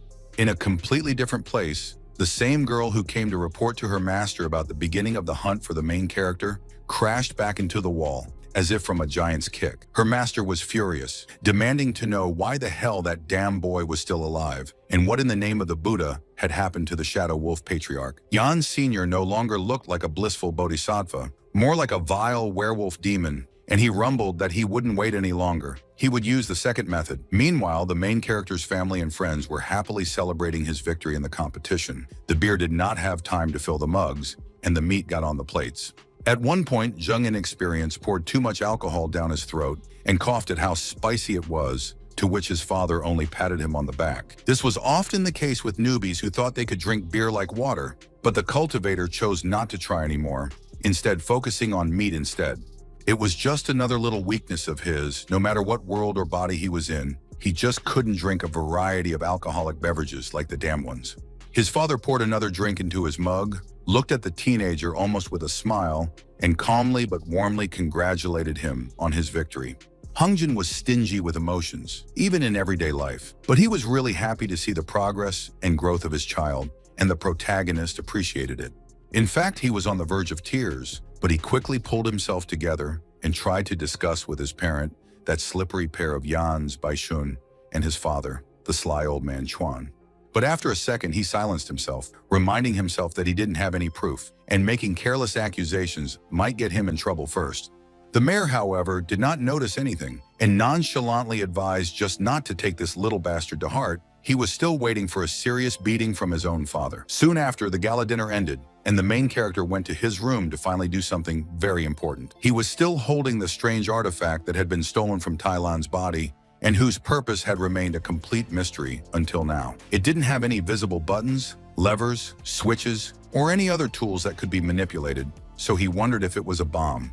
This realization stung him. Like a bee, he threw the device down hard, but it just hit the floor without any consequences. Zheng waited for a moment, hiding behind the headboard, but when there were no explosions, he muttered in embarrassment that he had too much imagination. But then what is it for? A now broken device? Generally needed, it allows the user to contact someone at a great distance, or whatever. His thoughts were interrupted by Sue dragging a large bag of various precious crystals into the room, the main character's winnings for winning the competition. She was very red from fatigue and the heat, her breathing was labored, and her skin was wet with sweat, which immediately caused associations with something very indecent. The reborn gamer felt this very well, because he blushed and shouted in an almost panicked tone that everything was fine, she could leave him alone. He had to go over to her anyway to take the heavy bag, and for a moment their hands touched, which felt like an electric shock. He was going to deal with these riches on his own, and he wasn't interested in the woman's feeble arguments about being a housekeeper and having to do her job. Because to him, she was not a servant, but a woman worthy of appropriate, respectful treatment. So in a relationship with him, Sue could forget about her work. It might have been followed by a romantic hug and kiss scene, but suddenly, as if out of nowhere, the mayor appeared in the room and asked if his son was busy. The protagonist shuddered all over, as if he had been whipped across the back, and very quickly, in a false tone, squeaked that no, he was free, and Yunwen just ran away. After giving her only a cursory glance, Hongjiang focused on his son and rapped out that he had proven his strength as the heir, and it was time to learn how to run the city. Turning pale like a dead man who had just been pulled out of the grave, Junior Joe croaked that he wasn't fit to drive, but he had one small request to make to Daddy. When no punishment came, the young cultivator stopped being afraid and even asked with a smile if his father would help him create equipment from these crystals. In a completely different place where another father-son couple was already talking, Baishun fiercely asked Wu Chuan if this brat Zheng really cheated and cheated everyone. The third person, a thin youth with long wavy hair, grimly confirmed that it was true. The Wolf King's wounds looked like they were inflicted by someone else. The blond man whirled around to face his father, who was sitting at his desk smoking and sorting through documents, and asked if he had ever heard of such a disgrace. The bastard had disgraced them. In response, the bald fat man simply slammed the same papers on the table, and in the silence of the night office, it sounded like a huge bomb exploding. He knew perfectly well, but Chuan icily let his offspring know that it wasn't a big deal. They needed to focus on other things. The blond man, acting like a hysterical child, also slapped the table in response and shouted that his reputation was on the line. This bastard dared to tarnish it. The old man simply looked at him with a very menacing, even monstrous look, and once again said that he knew, so let his precious son get out of sight. And just like that, a brave, fully grown man with combat experience, the captain was sent away by his own father, and he continued to curse the vile Joe to the last. He even spoke like some spoiled, hysterical child, constantly shouting that just because your father is the head of the fortress, it doesn't mean you can do whatever you want. And of course, he was going to take a terrible revenge, take what was due to him with interest, but this happy day was still far away. The inhabitants of the fortress continued their everyday life. Some hunted, some kept house, and some found a great time to shoot zombies. The main character was incredibly pleased with himself, because not only had he obtained top-tier equipment and weapons, but he had also reached an incredible level 20. Looking at his own armor as if he really wanted to kiss himself, the teenager whispered how much his range had changed now. Now he had a new skill at his disposal, which allowed him to attack a target with 3 strikes on the run, and each successful hit took off 200 health points. He would have liked to indulge in self-congratulation for a long time, but the ugly green head rose above the roofs of the buildings. It was a zombie, only mutated to be many times larger than a normal human, and the mere Walking Dead didn't even reach up to its knee. Even the main character, watching the creature approach from a safe distance, whistled in surprise when he properly appreciated its gigantic size. But whether it scared him or not, it intrigued him, because here it was, a real challenge to his newfound strength, a worthy opponent in all its glory. After that, the camera moved up, showing panoramas of the city from top to bottom, and in particular, one particular building, on which a man with white hair was standing. He was wearing a military uniform and sunglasses, but other than that, there was a device next to him that sent some kind of signals to hundreds of kilometers around. The key component of this mechanism looked exactly like the strange, oblong gadget that Joe had removed from Tylon's corpse. And the very signals it was sending out to the surrounding area were clearly some kind of beacon, because both the ordinary zombies and the giant were responding to them. The mysterious soldier took out his walkie-talkie, which was already vibrating from an incoming call, and informed the man on the other side that it was the last part of their mission. Meanwhile, the huge green-skinned corpse continued its march, its footsteps shaking the ground, and even on the roofs of tall buildings, you could feel the vibrations. But the main character was still very calm and even relaxed. He took out his new bow with a smile, drew an arrow on the string, and activated the search for vulnerabilities. A few seconds later, an arrow slams into a rotting skull the size of a city bus, sending stinking blood and pus flying in all directions. One would have expected the giant undead to fall afterward, wriggling its limbs absurdly for a few seconds, and then pass away safely. But no, this never happened, and instead the dead giant simply plucked an arrow from its temple, then growled loudly and furiously in search of an unexpected opponent. The main character was, to put it mildly, unpleasantly surprised, because he was counting on the fact that he would kill everyone from the first blow, even monsters and undead of the elite level. And not only did fate and fortune turn their asses on him in mockery, but the huge dead man finally noticed from which side the arrow had hit him. If there were any mental functions left in the creature's head, it was safe to bet money that it was now feeling bloodthirsty schadenfreude.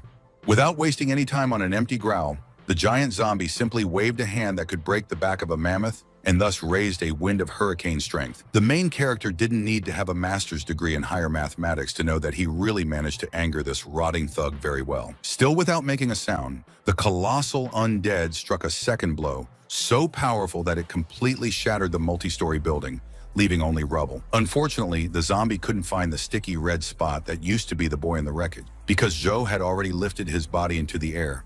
A few seconds later, and he landed on the giant's back, then plunged his daggers into it, as if he wanted to feel like he was in the shoes of Corporal Levy, slaying a titan. He even imitated the Scout Corps, characteristic movements exactly, and unlike these ordinary people, he didn't need any balancing devices. Thanks to a combination of several skills aimed at numerous and stealthy backstabbing attacks, Jung dealt a huge amount of damage to the enemy, taking away more than half of his health. However, the Walking Dead was not yet ready to return to the grave, and as quickly as its size allowed, it tried to crush the man again.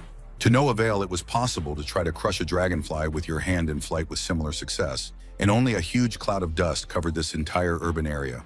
And somewhere else, far away from the battle, a mysterious man in a soldier's uniform sat on the edge of the roof of a house, his legs dangling down, polishing his huge sword.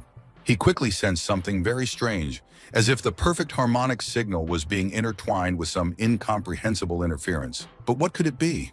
But on the other hand, the man noted as he got to his feet, the more noise something made, the more interesting it ended up being, so his experience told him. By this point, the duel was over, And it went without saying that the winner was the cultivator, who was now proudly trampling the huge greenback with his feet. Today was an incredibly lucky day for him. Not only did he reach level 20 and unlock a new useful skill, but he also obtained a blue crystal just now. After finishing reveling in the feeling of how good he was, how great a munchkin and cheater he was, the dark-haired man jumped on the motorcycle and headed it toward the garrison. The guards, noticing an unknown guy in a motorcycle helmet, immediately stopped him and, just in case, prepared to use their weapons. They were very embarrassed when the face of the precious young Master Joe was revealed under the helmet, and he demanded to know what the guards had forgotten in this place. The young soldier, desperately rubbing the back of his head and drenched in cold sweat, mumbled that he really had no idea, but there were rumors that the walking dead were mad. The protagonist, to be honest, was not even very surprised, because long before that, he began to notice that there were even too many zombies lately, as if he didn't fully voice his guess to the rank-and-file soldier, but instead directly headed inside the building where his father was supposed to be stationed and handle matters. To his own shock, he found not only Hong Jun, the mayor of this fortress city, but all the other elders inside, including Yan Chuan and Uncle Shu, the head of the garrison. Looking back at the door that opened, the senior cultivator said with satisfaction that his son had arrived just in time. Let him join their rally. To be honest, the teenager couldn't understand what this strange kahal was and what exactly those present expected from him, so he just smiled and greeted his uncle. One bespectacled man, making a very displeased expression, tapped the screen with a pointer and reminded the audience that a huge zombie was trudging right in their direction. The giant was accompanied by a horde of ordinary creatures, and one bald man, noisily lighting a cigarette, muttered that they could go into a blind defense, but in general, in his opinion, they should have been the first to strike. That's what this smoking man thought when he put his tobacco stick in the ashtray, not to hide like cowards, but to shoot to kill. Chuan, with his usual bright smile, added that he supported the plan, that they were about to start harvesting, and that he, as the supply manager, did not want a famine to occur. As for the head of the city security service, he assured Hongjiang that he had carefully made sure that rumors of increased mobilization did not leak to the people. It would seem that the mayor should be happy that the system he headed worked so well and responded to crises, but the man only sighed wearily. And then he suddenly shouted, eyes wide, and ordered the troops to immediately prepare for the offensive so that they would destroy the horde of dead people on the way. He would take a very active part in the operation himself, and while he was away, people would have to obey his son's every word as if it were his own. The elders reacted to this in various ways, some frowning in bewilderment, as if they had heard an inappropriate, tasteless joke, and others did not even try to hide their delight. But the most acute reaction was the hero himself, who very slowly pointed a finger at himself, and with cold horror in his voice clarified that this was really about him. Already in private, the father tried to explain to his son that this was just a great opportunity to teach him the basics of community management, but the younger Joe was still afraid. He didn't want his dad to risk his life fighting such a huge horde of zombies, and the mayor reminded him that he was a level 5 warrior and his group wouldn't get into a fight. Before leaving, the brunette only made his parent promise that he would come back alive and well anyway, and in this regard, Hongjiang could safely make an oath. When his son left, the usually calm, even cold man almost cried with pride and joy, clutching the photo to his chest and muttering that his son had grown so much. In addition to him and the still very young Jen, there was a beautiful young woman with long brown hair in the photo, whom he asked to bless the young man.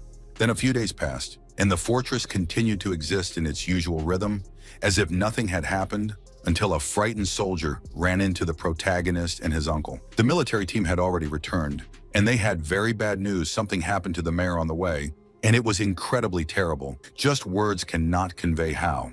The main character looked at this with genuine horror, because he had long perceived Hongjiang not as an NPC from the game, but as his real father and teacher. After a while, the iron gates of the fortress rose with a grating sound, letting out a car with a ragged white flag flying behind it. A young cultivator himself was sitting in it, and he was asking his assistant, Lan Shi, if there really was a serious problem with his father.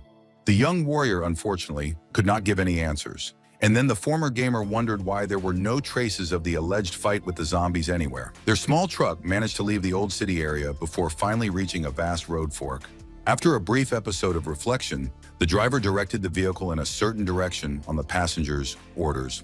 The main character frowned and asked where they were being taken, and Lan asked the young master to wait a little longer with the utmost respect in his voice.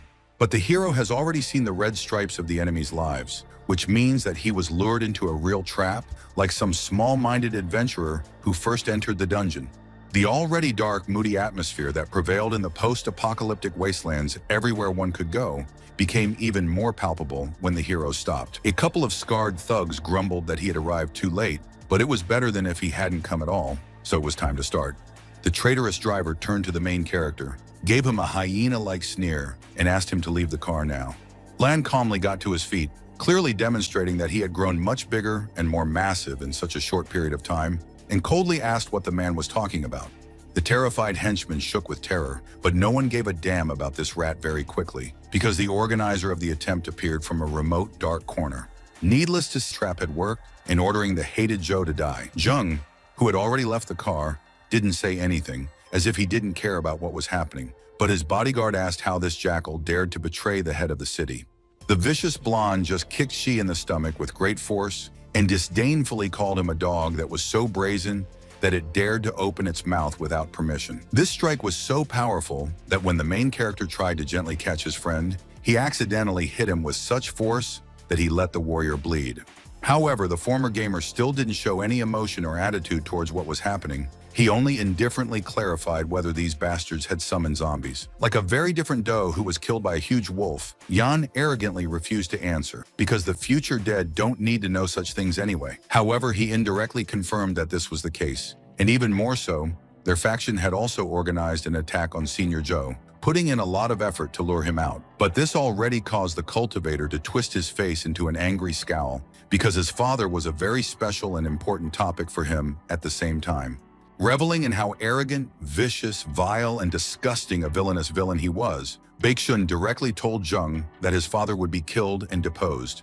And it would seem that the main character's affairs are hopelessly bad, because all the fighters that Yan took with him were very strong. There was no one below the second rank among them. Also, being the perfect Chinese servant, Shi was willing to give up at least a slim chance of escaping himself. One of the bandits, with some surprise, even asked who he thought they were, deaf or something, because they heard every word perfectly well and wouldn't let anyone get away. The main character was clearly tired of enduring these scavengers for so long, because without turning around, he icily admitted that yes, no one was destined to leave here. And then, in an instant, he moved behind one of the unfortunate bandits, practically teleporting to him, and brought a razor-sharp dagger to his vulnerable throat. The poor big guy didn't even understand what had happened for a few seconds. But a second ago, he was talking calmly, and now for some reason his neck hurts and bleeds. Naturally, the cultivator didn't stop there. He destroyed the ambush with a practical knife in the blink of an eye, cutting people's throats like helpless lambs. No hesitation, no mercy for the traitorous bastards who thought money and power were more important than gratitude and honor. Jung destroyed them like a vengeful spirit. Literally, his eyes glowed blue from the power that overwhelmed him, and his body gave off the same uncanny blue glow. But the surviving villains weren't intimidated by it. They thought that if they all attacked at the same time, like a pack of hounds, they would cut off Zhou's escape route, but they had never been so wrong. Yi Yan, who for a moment was a grown man, an experienced soldier who was no stranger to fighting and killing, was thrown into a real tantrum by the sight. Not just him, though, but one of his minions was also yelling at him, demanding to know why the damn puppy was even so strong when he wasn't even a warrior. The dark-haired man calmly asked when martial arts were required to be able to take someone's life, and finished off the poor guy. And he very casually, in the best traditions of the main characters of action movies, dodged the laser shot as if it was moving with the speed of solidifying molasses. Baekshun and a few other assassins were firing wildly, randomly to kill, comforting themselves with the idea that the protagonist had just drunk some kind of power booster. They hoped that such a mass shooting without stopping would be able to stop such a difficult victim, at least until the elixir's effect ended. But in vain, of course. As soon as the main character was separated from the blonde's face by a very small distance, he took advantage of this to hit the reptile on the nose with his foot. The main character had been waiting so fiercely for this opportunity that now he didn't even try to hide his true emotions. Neither the bloodthirsty grin nor the shrinking pupils. Yi Baekshun, like any other lowly scoundrel when pressed against the wall, could only protect his life with blackmail, a reminder that the city was actually ruled by his father. And when he heard that they might harm his father as well, the protagonist only shook Yan violently and ordered him to immediately tell him where the bastards had hidden his old man. Once again proving what a spineless coward he was, The blond man shook violently in horror, then mumbled that they had hidden venerable Hongjian in the eastern part of the city. However, Yan had a plan, and it worked. The worried cultivator turned around, looking at the eastern half of the city, and didn't notice the freed prisoner pulling out a knife. More precisely, only Baishan himself thought so, because of course Zheng understood everything and foresaw, and once again deceived everyone by using his ability to double jump. That is why the only person whose brains and blood flowed out on the beaten asphalt through a fractured skull was the blonde trader himself. But Yin was a level 3 warrior, so even with a long blade piercing through his brain, he didn't die right away. First he croaked that he would be waiting for them all in hell. Now that all the bad people had been mercilessly slaughtered by the good protagonist, his loyal and reliable friend Lan respectfully asked what his overlord would do next. Without even looking back at him, the dark-haired man walked away in the east direction, saying that his mission now was to kill the other villains and save the Pope. The Walking Dead, hideous, dripping with stinking green bile instead of blood, their bodies rotting, striding forward, ignoring all obstacles around them. Even those individuals who had no working legs left continued to crawl with the tenacity of the mechanism, like hellish humanoid slugs. And the people were very careful to follow the direction of this monstrous horde, prudently not leaving their hiding places, as that would have been suicidal. Hong Jun really didn't like what he was seeing. He was no stranger to dealing with undead, but the way this particular horde was moving wasn't normal. He still didn't have time to say what it was that he didn't like, because a man came up behind him and without even saying a word, slashed at him with all his might with his sword. The reflexes of an experienced, life-hardened warrior did not fail Senior Joe, but he still could not completely avoid the damage, and blood spurted out of his shoulder. The trader, with some even voluptuousness wiping the bloodstain from his blade, croaked, "How strong Hong Jun is. He was hit with such a weapon, and he would at least henna." The man very calmly asked if it was a betrayal, and the bald swordsman, with feigned resentment, said that it was actually a very rude and evil word. But then, putting aside the buffoonery, he confirmed with a smile that, yes, it was true, and even more so, there was a real conspiracy around the senior cultivator. After that, a small but heavily armed army appeared from the nearest area covered with forest trees, with blades, submachine guns, and RPGs. Although it was not easy to understand from the outside, Hong Jun was actually extremely angry because he personally knew the organizers of this riot and once trusted them. They were all elders taking part in the city's governance. They were all seen by the main character not long before, and their leader, of course, was Senior Yan. This creepy, bald, fat man no longer tried to pretend to be peaceful and friendly, and he attacked the former leader with energy discs with a sinister smile. These supernatural projectiles could easily turn an ordinary person into a piece of bloody, chopped flesh, but the mayor was able to dodge all of them. With superhuman strength, he threw his body into the air, leaping higher and farther than any ordinary mortal could, but the assassins didn't hesitate and continued shooting. The bullets were flying at a terrifying speed, but Hong Jun was able to protect himself from them, reaching out at the last moment and releasing something like an energy propeller. If it was just that, he, a powerful level 5 warrior cultivator, would have won without any problems. But then Senior Yan appeared behind him like a ghost. He whispered in his victim's ear in a friendly, even gentle voice that he couldn't hide from the hunters, and then did something that made the man cry out. The traitor tried to attach a very powerful explosive device to Hong Jun's back, but Zhou managed to push it all away from him and walk away from the epicenter of the explosion. But even he couldn't avoid all the attacks, and the old warrior growled furiously through gritted teeth as a shuriken slammed into his shoulder with a nasty squelch. He slowly lowered himself to the ground, his back to the tree, and without raising his dark gaze, asked quietly what he had done to deserve such treachery. And the vile fat man had sneered at him as an idiot for thinking that in their cruel, savage, and cynical world, trust had even a ghost of a value. No, the only thing that mattered now was power. Only those who had it had the right to call themselves people, and everyone else was just insects under their feet. Hong Jun suddenly made a strange sound, which soon turned into a dry, cold chuckle, and he raised his creepy face, which resembled a skin-covered skull with no eyes. He definitely wasn't going to let these dogs get away with it, and as soon as Yan realized what exactly he meant, he broke out in a cold sweat. Like some terrible, otherworldly deity, the man with the bottomless pits for eyes raised his blade, which had grown many times longer, and brought it down on the enemies. Old and fat Chuan didn't have time to dodge and escape, and instead he reflexively raised his palms above his head in a desperate attempt to keep the shining blade away from him. He even succeeded, but the weight was simply incredible. The old man quickly fell to his knees and shouted that his accomplices at least did something about it. However, Hong Jun was far from finished with his punishment, and his eyes that had previously seemed like black holes flashed with demonic blue flames. Meanwhile, his son and his friend Lan hurried as fast as they could. They borrowed a working SUV car and were now speeding through the city ruins. The dark-haired man kept repeating to himself that even if it was his, as he put it, insignificant father, he would not allow him to play in the box. Never under any circumstances. They were soon confronted with a makeshift barricade line made up of tightly packed sacks, and soldiers with weapons were stationed near it, clearly a defensive headquarters. And the former gamer very well saw a huge number of empty hit point strips, as if there, inside, every single person was killed by someone. The patrolman, noticing the approach of a car, stepped forward with a raised hand and ordered the teenagers behind the wheel to stop immediately. He quickly recognized the young master and asked a little sheepishly if he needed to be taken to his father while he exterminated the zombies, but a health bar appeared above his head. This only happened in situations where someone was planning to attack the main character, so he prepared to kill the guard on the spot without further ado.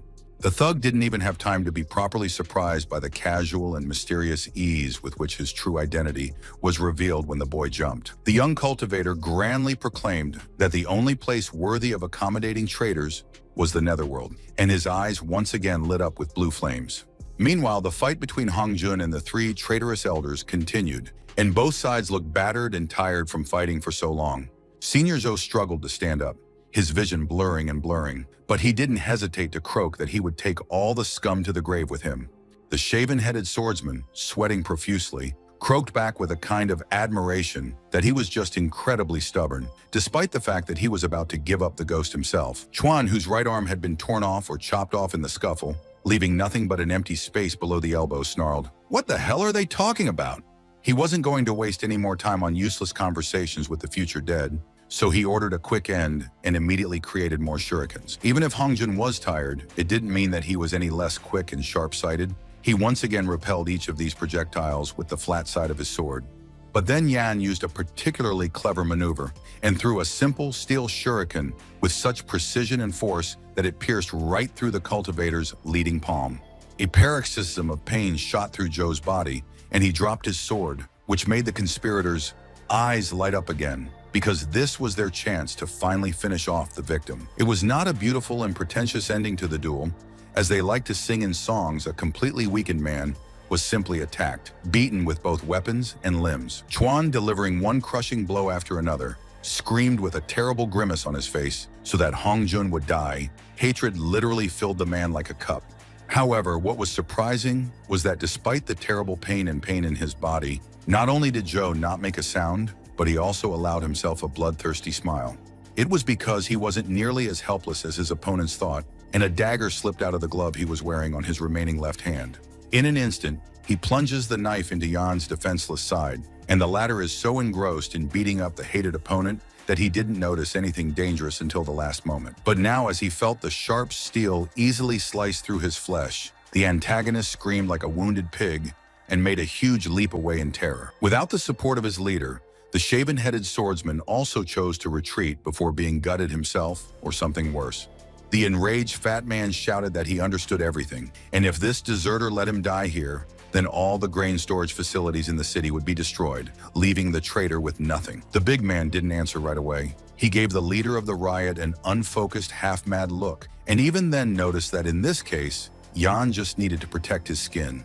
However, the threat clearly affected him on some level, because instead of running away, the man decided to attack Hong Jian again. It was a moment worthy of an action movie, when the villain loomed over the exhausted hero, drew his blade, and loudly threatened the victim with death. Even time itself slowed, as if in awe, causing the sword to descend toward the mayor's head with the grimness of an old weakened sloth. After all, if it wasn't for the slow-mo, the cavalry wouldn't have been able to arrive in time. And to be more precise, the arrow was made of the familiar dark metal. It slammed straight into the center of the traitor's blade, slamming into it with such force that the man's entire body jerked sideways, as if he'd been struck by some invisible giant. The rioters opened their mouths and bulged their eyes in horror, because they immediately knew that if any other cultivators found out about their operation, they would be finished. But the reality was even worse, because there, on top of the old ruined bridge, was not some random loyalist but Jojung himself. He coldly inquired whose time it was that had come to an end, and his eyes were almost completely white with rage, so small were the pupils and sclera. So far, it hadn't released any sinister aura of power or anything like that, but everyone who was present could still sense this indescribable atmosphere. The sword robber was the most terrified of all, because he was the first to feel the power of the main character, and now he couldn't understand how such a slug could even do it. At these words, Hongjiang burst out into a loud, scornful laugh, which made the traitors flinch again, and they stared at their failed prey. Smiling with a mixture of joy, self-satisfaction, and pride, the man announced that his son was gorgeous, and that the only slugs here were, of course, the three conspirators. When the main character appeared next to him, standing shoulder to shoulder, the mayor calmly ordered to help him defeat the leader of this camarilla, Chuan. The hero's smile as he looked at the other enemies was more than capable of causing terminal cavities in an entire army and then poisoning it. It was so sweet and poisonous. But before he and his father started having fun outside of work, the protagonist threw Hongjian an extra bottle of healing potion, which he needed right now. While the man was recovering his lost hit points, the young man calmly took a step towards Chuan and said that he had just finished playing with his son, and now it was his turn. No matter how rotten, vicious, and cruel this man was, he truly loved his own offspring because he was truly horrified. When asked what you did to him, Jung mockingly called Yan an idiot and admitted that he had killed that blonde scumbag. How could he have done otherwise, knowing their inclinations? This infuriated the once cold-blooded schemer, who carefully calculated his every move, so much that he screamed and threw a hurricane of shurikens at Joe. After easily dodging each of them, the cultivator disdainfully called the elder a weakling for attacking from afar, tactfully forgetting that he himself loved to do so. Chuan, to give him his due, was a much more difficult opponent than his appearance would suggest, and even after being stabbed in the chest, he was still alive and capable.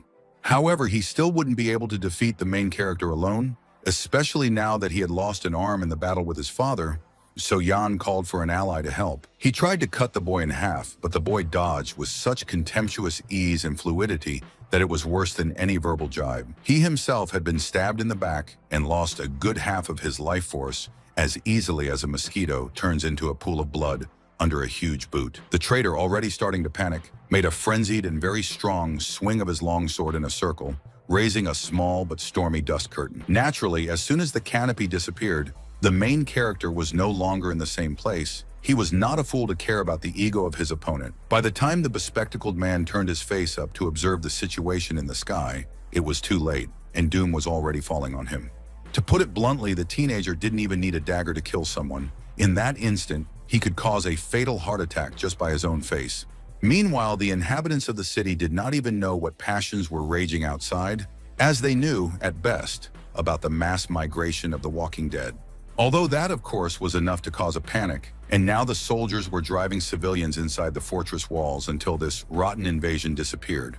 The head of the wall guard never tired of shouting at both particularly slow-moving subordinates and slow-moving civilians, saying that while you are digging there, the mayor is risking his life. In addition to playing the evil, callous sergeant, Shu was simply afraid because he loved Hongjiang and was ready to pray to anyone to stay alive. And he was not the only one, because in one old wooden house with brown and green walls, there were still those who looked to the future with fear and longing. Su Junwen didn't look like an adult, experienced woman right now, but rather a confused teenager who was sent away from a caring father for the first time. In her hands was still a small accessory, either a symbol of their relationship or just a souvenir, namely the ignition key with a keychain in the shape of a helicopter. Looking at him, the brown-haired woman wasn't crying, but her eyes, which were the color of fresh coffee beans, were now twinkling suspiciously, symbolizing the approach of tears. She remembered the old scene when he called her to his room and, without taking his eyes off the photo, thanked her for her concern for Jung, and admitted that she had become like a daughter to him.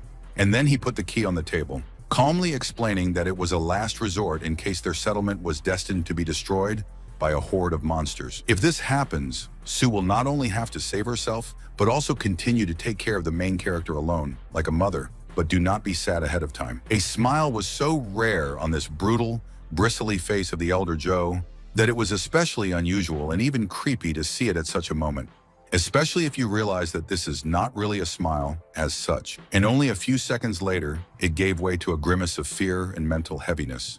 Yi Hongjun screamed, tearing at his vocal cords, trying to focus his rolling eyes on one goal, that he, damn you all, doesn't want to die. This didn't happen in a flashback, but in fact at the moment of the duel with the bald swordsman, and the latter was even taken aback by such a sudden shout and stopped. Then there was another scream, this time filled with death agony, and the traitorous elder realized that the number of his allies had decreased by one. He also reflexively turned around at the same time, and thus signed a death sentence with a guarantee because the father and son had so many things in common. At the last moment, he turned around just in time to see those deep-set eyes shining with two dead blue lights, but it didn't do any good. Senior Joe didn't even move like a human or a beast, but rather like an element, a revived force of nature that swept any obstacles out of its way, sparing no one.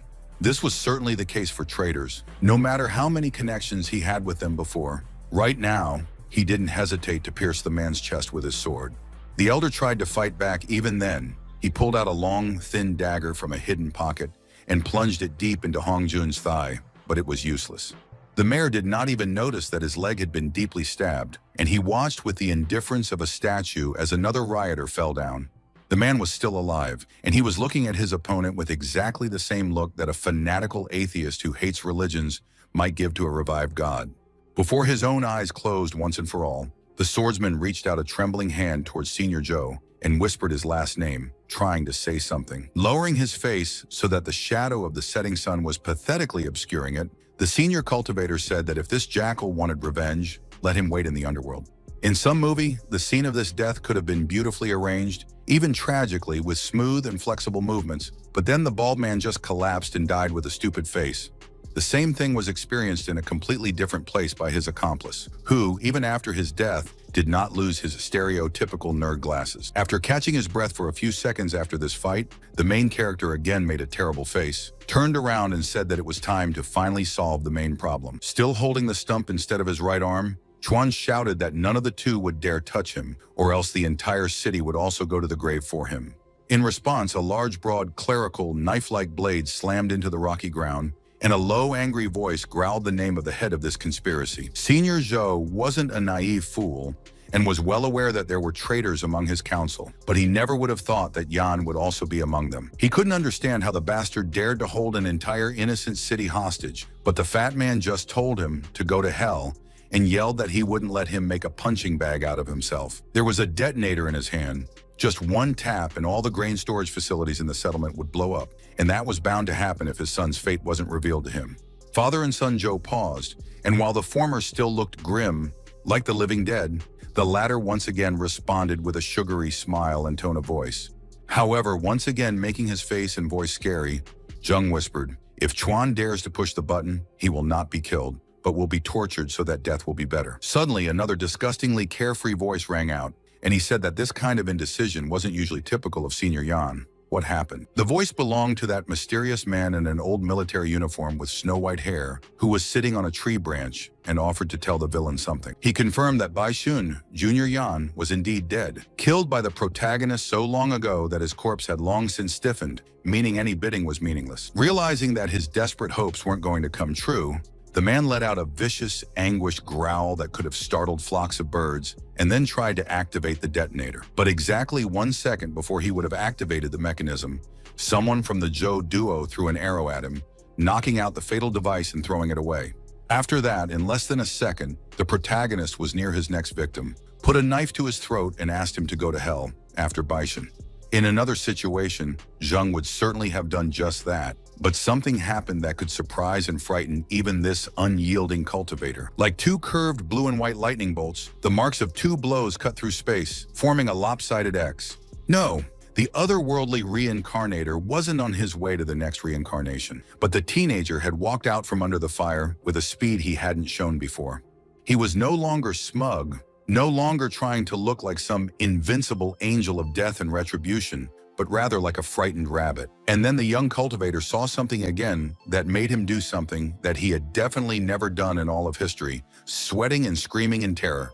The white-haired warrior finally came out of the shadows. He had an unimaginable 6th-level strength, and he was unhappy that the boy dared to try to kill his employer. This monster's name was Lu Yunshan, and for the fact that father and son Zhou dared to tarnish his peculiar assassin part, he was clearly going to chop off both of their heads. All the more contrast was created by the environment, which would have been perfect for some episode about meditation and self-improvement. Looking at the main characters like a hungry wolf looking at two frightened piglets, Yunshan croaked that the two of them were in big trouble and that they should stand still. Chuan, finally recovering from the shock and fear he had endured, yelled at Lu to kill the hell out of both of them, for which he would increase the promised amount several times over. But the mercenary gently stroked his bald head and reminded him that his son was dead. Everything he had worked on was practically destroyed, and even Yan himself was still alive only because of him. No, he would be happy to take on such an unspoken job, but only on the condition that the fat man gave him absolutely all his property, and only in this way. Lan Shi suddenly appeared from behind the ruins and shouted to the young master that he had finished off all of Chuan's henchmen in the area, but Zheng told him not to approach. There was a nightmare enemy here. The young warrior almost fell on his butt when he heard that it was a level 6 martial artist, a practically living demigod, but he still walked over. Against such an enemy, they were all like mangy dogs against a powerful battle-hardened tiger, and Hong Jun knew this because he ordered the youths to leave. He was ready to sacrifice himself to give his son a chance to escape, but the hero, putting aside sentimentality, harshly objected that the mayor, with his wounds, would simply be swept away in seconds. As for Lan Shi, he was also standing still, not trying to save his own skin, even though he was sweating from fear and exertion as if he had a serious fever. But then Senior Joe gave the young man that characteristic heavy look of his eyes that were as bottomless as two black holes, and the silver-haired boy started running at full speed. And behind him, like a predator chasing its fleeing prey, came Yunshan, and with such speed that even Zheng, who was used to surprising his enemies with speed, could only stare. He did not allow any of the actors to leave the stage until after the performance, which he coldly reminded as he began to lower the curved sword onto the victim's shoulder. At the very last second, the protagonist stopped its blade with a block of his own dagger and coldly asked, "Since when does the 6th rank give you the right to show off like this?" Then he abruptly pulled his arm back, pushing the enemy aside, and the platinum blonde man was dozens of meters away without moving a muscle. But Lu was not only unimpressed, but even amused, considering how pointedly he started picking at his ear and saying that you think you have the guts to handle me. However, he was really too busy demonstrating his power because something hit his own shoulder with such force that sparks flew. The mayor knew that such an enemy would not give him or anyone else a second chance, so he tried to make the last blow as crushing and deadly as possible. The mercenary didn't even notice him because he was completely engrossed in bewilderment as to how he had missed this scoundrel and allowed himself to bleed out. When the sharpened metal and a certain white-haired head were only inches away, Yunshan ducked easily, exhaling tiredly. Then, with only half a body left, he launched his own punch, loudly complaining about how hard the work has become today and even getting impatient. Everyone had somehow forgotten about Sai, and of course he hadn't disappeared into thin air, but had run to the jeep, started it up, and now he was back so that his overlords would have a chance to escape. Straining his legs so that his muscles were rigid, Zheng went through supersonic speed just to catch his father and carry him away from this walking death machine. It took him less than a second to throw them both into the back of the car, ignoring the minor bruises, and then he curtly ordered Lan to drive. The loyal servant didn't need to be told twice, but before the SUV disappeared behind the forest canopy, the dark-haired man threw 2 grenades in the opposite direction at once. Of course, he knew perfectly well that this maniac would not let them go so easily, and he decided to at least try, figuratively speaking, to throw dust in his eyes. But Lu didn't just manage to grow up to level 6. In a matter of fractions of a second, he simply cut these projectiles into small pieces and continued chasing after the loot. More precisely, he tried, because the grenades still detonated, and the air for many meters in the area was shaken by the explosion and flames, which even stopped such a powerful cultivator. Not having the slightest desire to rush through the roaring firestorm, Yunshan just watched the main character's car disappear behind the rows of trees. Yan, who had been sitting exhausted under the tree's canopy all this time, laughed sadly, even half-madly, and muttered what kind of master assassin he was, unable to kill even such lowlifes. And if he wasn't destined to get the ultimate and coveted prize, then no one would ever get it again. So Chuan took out the detonator he had picked up with a sinister smile. An ordinary person would either not have noticed or reacted too late, but Lu heard and saw everything at once, and he didn't like any of it. The fat schemer didn't even have time to move a finger when his remaining arm was pierced through by a huge sword and pinned to a tree like a fly to a board. Rolling his eyes furiously, the mercenary snarled at his now completely ex-employer that he was an idiot, and in that case, he would arrange a quick meeting with his son. For the first few moments, the antagonist didn't react to it in any way. It seemed that the terrible emotional tension and even more serious pain simply turned off his consciousness. And then he laughed, incredibly loud and raucous, hysterical and furious, his glassy eyes bulging and not trying to hide the tears streaming from them. And he pressed the button, squeezed the poor detonator with such force that if it had been, for example, a child's hand, all the bones in it would have been ground to powder. After an unknown amount of time, only the lifeless Yan Chuan remained in that thicket, a man who already had power and influence, but in his pursuit of more, lost everything. He also never bluffed when describing his threat, as food storage facilities all over the city began to be destroyed by the blast waves and puffs of flames. Some people looked at it with shock, others with tears, others did not look and did not allow the children to do it, but everyone knew perfectly well that this meant death for them. A slow, painful death from starvation, because the loss of absolutely all grain crops was a death sentence for almost any post-apocalypse civilization. And the guards, needless to say, couldn't do anything to help, even experienced ones like Shu, who could only wonder what those strange sounds from the city were. He quickly got an answer to his question when a watchman came running towards his post and, tearing his vocal cords, fighting shortness of breath, shouted that the food storage facilities were on fire. It sounded so shocking that the man didn't even immediately understand what he was being told, because Elder Yan was responsible for the safety of grain in the city. He was just beginning to wonder if Chuan might have been the one who orchestrated this humanitarian disaster, but another guard interrupted his thoughts by pointing at the zombie horde. That colossal herd of the walking dead of all shapes, sizes, and species that humans have lived in fear of for days has finally arrived. A battle ensued, the likes of which this settlement had not seen in months, if not years, as the defenders of the wall shot, hacked, and slashed at the attackers, but they simply did not end. Shu, who was using superhuman strength to fire a huge machine gun with his hands, shouted that until every citizen was completely evacuated, they would fight to the death. But that was easier said than done, because they weren't facing standard zombies at all, and one of them threw a security guard hard on his back. The head of the garrison was distracted for a few seconds and considered how best to help this poor fellow, until a rotting monster attacked him, almost biting his blade with its teeth. The situation had already formed so disgusting that it was hard to even imagine. But after a few moments, things managed to get even worse.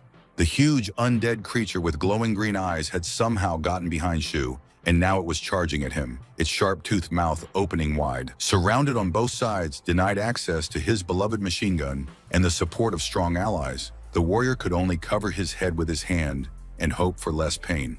But when the deadly bite was only seconds away, a miracle happened, and the bald, rotting head of the creature was pierced through by some shining object. Zhou, Zheng, and Hongjun had arrived at the city just in time, and there was nothing but absolute determination and cold calmness on the faces of the father and son at that moment.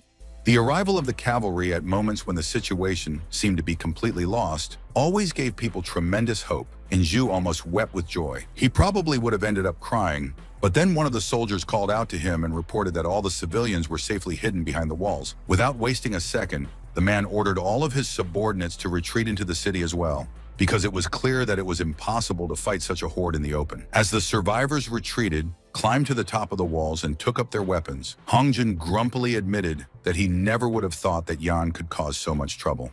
The remaining zombies below continued to thrash the walls and bars with a tenacity that only mindless walking corpses possess, desperate to get their hands on fresh meat. The news was not coming, so the situation was still not in their favor. No cultivator would be able to deal with so many strong enemies, and even Zheng admitted that the best way out, in his opinion, was to just run out of the city.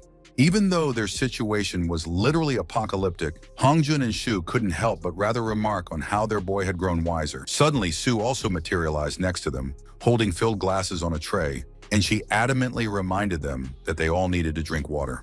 No one argued, and the mayor, after taking a sip, turned to his son, who was drinking, and said once more that he was quite right in his plan to leave the settlement to the dead for the time being. This praise clearly touched the heart of the main character, considering how pampered his eyes had become, and he quickly added that in this case, he would help with the evacuation. But suddenly something very strange happened. His head began to hurt with incredible force, and everything swam in front of his eyes as if the protagonist had received a brain injury. For a few seconds, he struggled against the quagmire-like feeling, and then he stopped, and dropped his head to his chest. Hongjun was completely unsurprised by what was happening, and only told the already unconscious Jung that now that they had lost their food supplies, they weren't able to save everyone. Sue also understood everything perfectly, and it was incredibly painful for her precious boy to be treated in such a way. She even asked the mayor if he was sure of what he was doing. Senior Zhou laughed a disgustingly fake laugh and said that this was his first and last whim as a local ruler. No objections. As it turned out, the ignition key that had the helicopter accessory attached to it belonged to a real flying car, and right now it was taking to the skies. The main character opened his brown eyes abruptly, as if he sensed danger on some hidden level. His most trusted servants, Lan Shi and Yunwen, were in the driver's seats, but he still didn't understand what had just happened or why he had been put in the helicopter.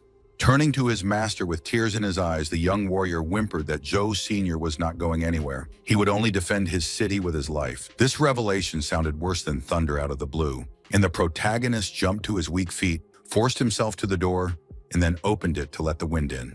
He too was sobbing miserably, giving up trying to keep his cool, because down there in the middle of an unspeakable hell, his damned only parent was dying. Hongjun and Shu, the two sworn brothers, were left alone on the fortress wall, and the former asked the latter in a dark voice to survive, to which the latter begged for an end to the jokes. Not because he was afraid for his life, but on the contrary, being the responsible and honest head of the garrison, he did not have the right to dispose of it as he saw fit. And he had one more, perhaps final order for his subordinates. Those who did want to escape would have to help the civilians evacuate. Most, however, did not even think about turning around and running. On the contrary, the men took out the most terrible weapons they had, huge flamethrowers. For such people, whose sense of duty was more important than their own skins, Zhu was willing to give a different order, setting off a fire that even the demons in hell would complain about the heat. As he prepared to unleash his full power, Hongjun mentally confessed that he had always believed in his son and his potential, even when no one else did. Without hesitation, without even a shadow of doubt, he made a light leap and lifted his body high into the air, directly above the giant undead. And in that instant, he shouted, the almost always cool, stoic Zhou Sr., letting out a battle cry worthy of the fiercest of the ancient Viking berserkers. And then everything was drowned out in flames and explosions, new fire flowers blooming everywhere you looked, and the stench of smoke and burning zombie flesh wafted from them for miles. The helicopter flew slowly over the wastelands, its propeller whirring and swaying slightly in the strong wind. The main character was in exactly the state you'd expect from someone who just lost both their home and their only parent at the same time. The silence weighed more heavily on everyone present than a tombstone, but no one dared to breathe too loudly until finally Lan decided to start a conversation. Looking at the young master with genuine sympathy and trying to choose his words very carefully, he said in a low voice that he was well aware of Jung's emotions. The voice that the main character replied to him without even understanding the look in his eyes could easily make a rabid rhino run away in terror for its life. Sobbing hysterically, his fingernails digging into the skin of his head until it almost bled, the dark-haired man croaked that they were nothing but deserters, miserable, despicable cowards. Before the eyes of the reborn gamer, one after another, the real Zhou's memories of the years he spent carefree together with Hongjun flew by. And then there were more recent fragments of memory that belonged specifically to him, where he spent time with various people, helped them, and took care of them. All of them had died only because he was too stupid, smug, and arrogant, a stupid boy who couldn't see through Chuan's intentions. And while the young cultivator was sobbing, cursing himself, and shaking, another voice calmly noted that the late Zhou had once admitted that in their reality, every day was a gift. Sue, very calmly controlling the helicopter, not allowing her fingers to waver even for a moment, led all this to the fact that fate is unpredictable and the protagonist is not to blame. In the end, the best comfort any dead person could expect to receive was the knowledge that he or she had lived a happy life, no matter how long it was. Lan allowed himself a reassuring smile, acknowledged that Miss Junwen was absolutely right and they should try to move on, and then patted Jung on the shoulder.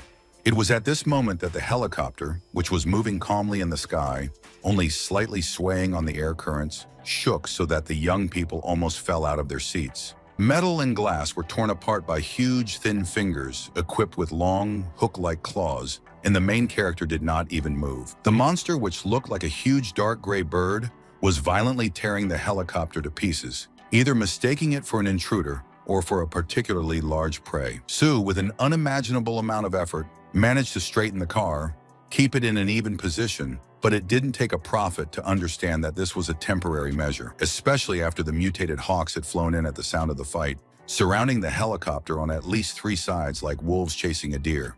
The cultivator still continued to eat himself naked and suffer from depression, so it was Lan who held on to the safety belt tightly and decided to take matters into his own hands. But just as the young man was about to jump up and cut one of the creature's throats with his sword, Jung put a hand on his shoulder and ordered him to protect Junwen in an icy voice. The young warrior hesitated, but the main character confirmed in a hard, peremptory voice that this was his order, and then jumped out of the helicopter without any cable. Right in the middle of a flock of these winged creatures, he shouted jump attack as he prepared to activate his signature combat ability. Aiming directly at one particular hawk, the young man landed on its back, then drove the blade deep into the winged predator's flesh, causing it to shake. The other monsters, realizing that their comrade had just been attacked, rushed to his aid, swooping down from both sides like falcons aiming at a rat. This may have looked and sounded nice in theory, but the reality was much more severe than we would have liked. 3 huge birds just crashed into each other. One might have thought that the protagonist would break away from the monsters and calmly fly on after his friends, but no, the hawks quickly came to their senses and wanted to continue the chase. Suddenly, there was a very low, booming, snarling sound, as if a landslide had come to life and was trying to roar, and the huge birds that could devour the helicopter ran away in terror. Chung wouldn't even need to be an expert at surviving in a post-apocalyptic world to know that when something like this happens, it always ends badly. The young cultivator drew level with his friend's helicopter, trying to see what was ahead, and when he realized what he was looking at, he dropped his jaw to his chest. It was a dragon with a humanoid body and arms, but it was clearly a dragon, and it was so huge that the military helicopter next to it looked no bigger than a pigeon. It was the creature that had made that roar, and it had just done it again, creating a sound that shook not only the glass, but also the small bones in people's bodies. But what was most surprising, nothing else happened. The dragon did not attack the main characters, if at all, and just flew away. Once in the helicopter, Jung sprawled in his chair and thanked Jesus, Allah, Buddha, the Jade Emperor, the gods of Olympus and Asgard out loud that the dragon ignored them. His friends were more than in agreement with this sentiment, especially Lan, who had never seen such huge creatures before, and Zhou, calming down, paid another compliment to Sue. She blushed, lowered her gaze modestly, and muttered that flying a helicopter was just her routine, but their flirtation was interrupted by Sai, who was afraid of something ahead. No, the dragon didn't return, and they weren't attacked by some new monster. Instead, they saw a human metropolis, just like in ancient times before the apocalypse. It was a truly surreal sight if you kept in mind the fact that all over the known world, for thousands of miles in all directions, hell was going on. Sitting down next to the young master, Lan slightly trembled as he took out a map from a hidden compartment that he had bought from a certain wandering warrior a few years ago. He didn't know how much of this paper was true, but if he believed it, it meant that there really was a large human settlement nearby, which they had come to. This city was marked on the map as Titan, and even the main character noted, without his usual sarcasm, how menacing and harsh such a name sounds. Their conversation was interrupted by Yunwen, who shouted almost in panic that the tail section of their helicopter was badly damaged and they urgently needed to land. The main character, among other things, estimated from the drawing that the night had not yet begun, and only 20 kilometers remained before the entrance to the city, a relatively short distance. So they would just walk to Titan on their own feet until the sky darkened completely. So the brown-haired girl quickly landed the helicopter at the edge of the forest. They walked in silence, not wasting precious strength and stamina to exchange empty words. And everyone, including Sue, had a large backpack on their back with various supplies. Suddenly, a huge head with round ears, covered with thick hair or fur, appeared from the bushes, and Yunwen cried out in fear and surprise. As for Zhang, he didn't even flinch or hesitate for a split second. He immediately tensed up like a spring, and his eyes lit up with the blue glow of death. He raised one of his trademark curved daggers, preparing to immediately drive it through the skull of another predatory beast, only to freeze. The bloodthirsty forest monster that the housekeeper was so afraid of was actually just a large hamster that was as tall as a man's waist. The green bar of hit points indicated that this creature was truly harmless to the main characters, and Zhou, feeling uneasy, hurried to explain this to Junwen. After that, the rodent, having finished the roots or nuts he found, calmly turned around and walked away into the forest thicket, and the people just watched him go. This helped the protagonist realize that his dear teacher was in the wild for the first time in her life, and the brown-haired woman, turning purple with shame, apologized for all the commotion. Again, since they had randomly encountered a harmless, albeit mutated animal, it was logical to conclude that the developed lands of humans were not far away. Moreover, they quickly came across a battered but mostly working road made of black asphalt, and now all they had to do was walk in the right direction to enter Titan. Suddenly, a loud mechanical growl pierced the air, and the body of a car appeared out of the darkness of the forest thicket, heading straight for the main characters. Lan was the first to notice him, so he motioned not only Su, but also Jung to hide behind him, while he prepared a huge machete for battle. The protagonist, for a change, did not argue with his loyal assistant, but only very quietly pulled out his favorite battle bow from a secret place. The person they were going to meet would be best served by being a peaceful and friendly traveler, because otherwise their insides would be released to the outside. Since there were people on the road, the driver quickly slowed down to the level of a slowly walking person and then stopped the car altogether a few steps away from the heroes. There were several people sitting in the open back of the truck, and one of them got to his feet, a young muscular man with a shaved temple and red shoulder pads with some kind of symbol. He didn't say anything, just looked at the two young strangers with the eyes of a lazy but deadly crocodile, until suddenly he saw a woman behind them. He licked his lips voluptuously, and Jo Jung immediately released 3 arrows at once. Just from a glance, you could tell that they were facing another scumbag. One would have expected the arrows to pierce right through the man, and then there would be a quick but bloody battle with his comrades. But no, the projectiles came close. Moreover, the cultivator wasn't actually aiming at this creepy stranger, although he clearly wanted to, but at the 3 gray vipers that were ready to attack the car. The fourth man, who was sitting inside the car and looked much older than his companions, noted with interest what an enviable marksmanship the main character had. Jung asked his dear new friends to be careful because the places are wild and dangerous, but he didn't even try to hide his murderous, seething look. The warrior, whose name was Ah Cheng, was about to draw his sword in anger, but the man in the salon, with a hat and a smoking pipe, ordered him to sit still. They needed to hurry. Naturally, they did not offer the main characters to lead them to Titan from the breath of their kind souls, but the conflict was over, and the 2 groups dispersed. As Lan cursed after them, Su begged the young master to forgive her for constantly messing things up and making things difficult, but Jo reminded her that her beauty wasn't her fault. And then, in a voice that was no longer gentle, he reminded Si that in order to carry out such threats, he had to train hard. Otherwise, his barking would be much worse than biting. All of a sudden, Jungwon shouted that yes, it was all right, and everything would be much easier now, as if she had just finished doing something that she had devoted half her life to. There was a slightly awkward silence, because the 2 guys didn't understand what kind of fly had suddenly bitten such a modest and quiet brown-haired girl, and they stared at her. And down the road, the marauder with the shaved head kept looking over his shoulder and asking the boss why he made him stop. That girl was so gorgeous. Even after the main character's near-open threat and clear demonstration of his combat prowess, Ah Chung couldn't get his twisted fantasies out of his head. The driver, who was also the leader of the pack, said grimly that it was best not to mess with the archer boy, but if they were also going to Titan, they would definitely cross paths again.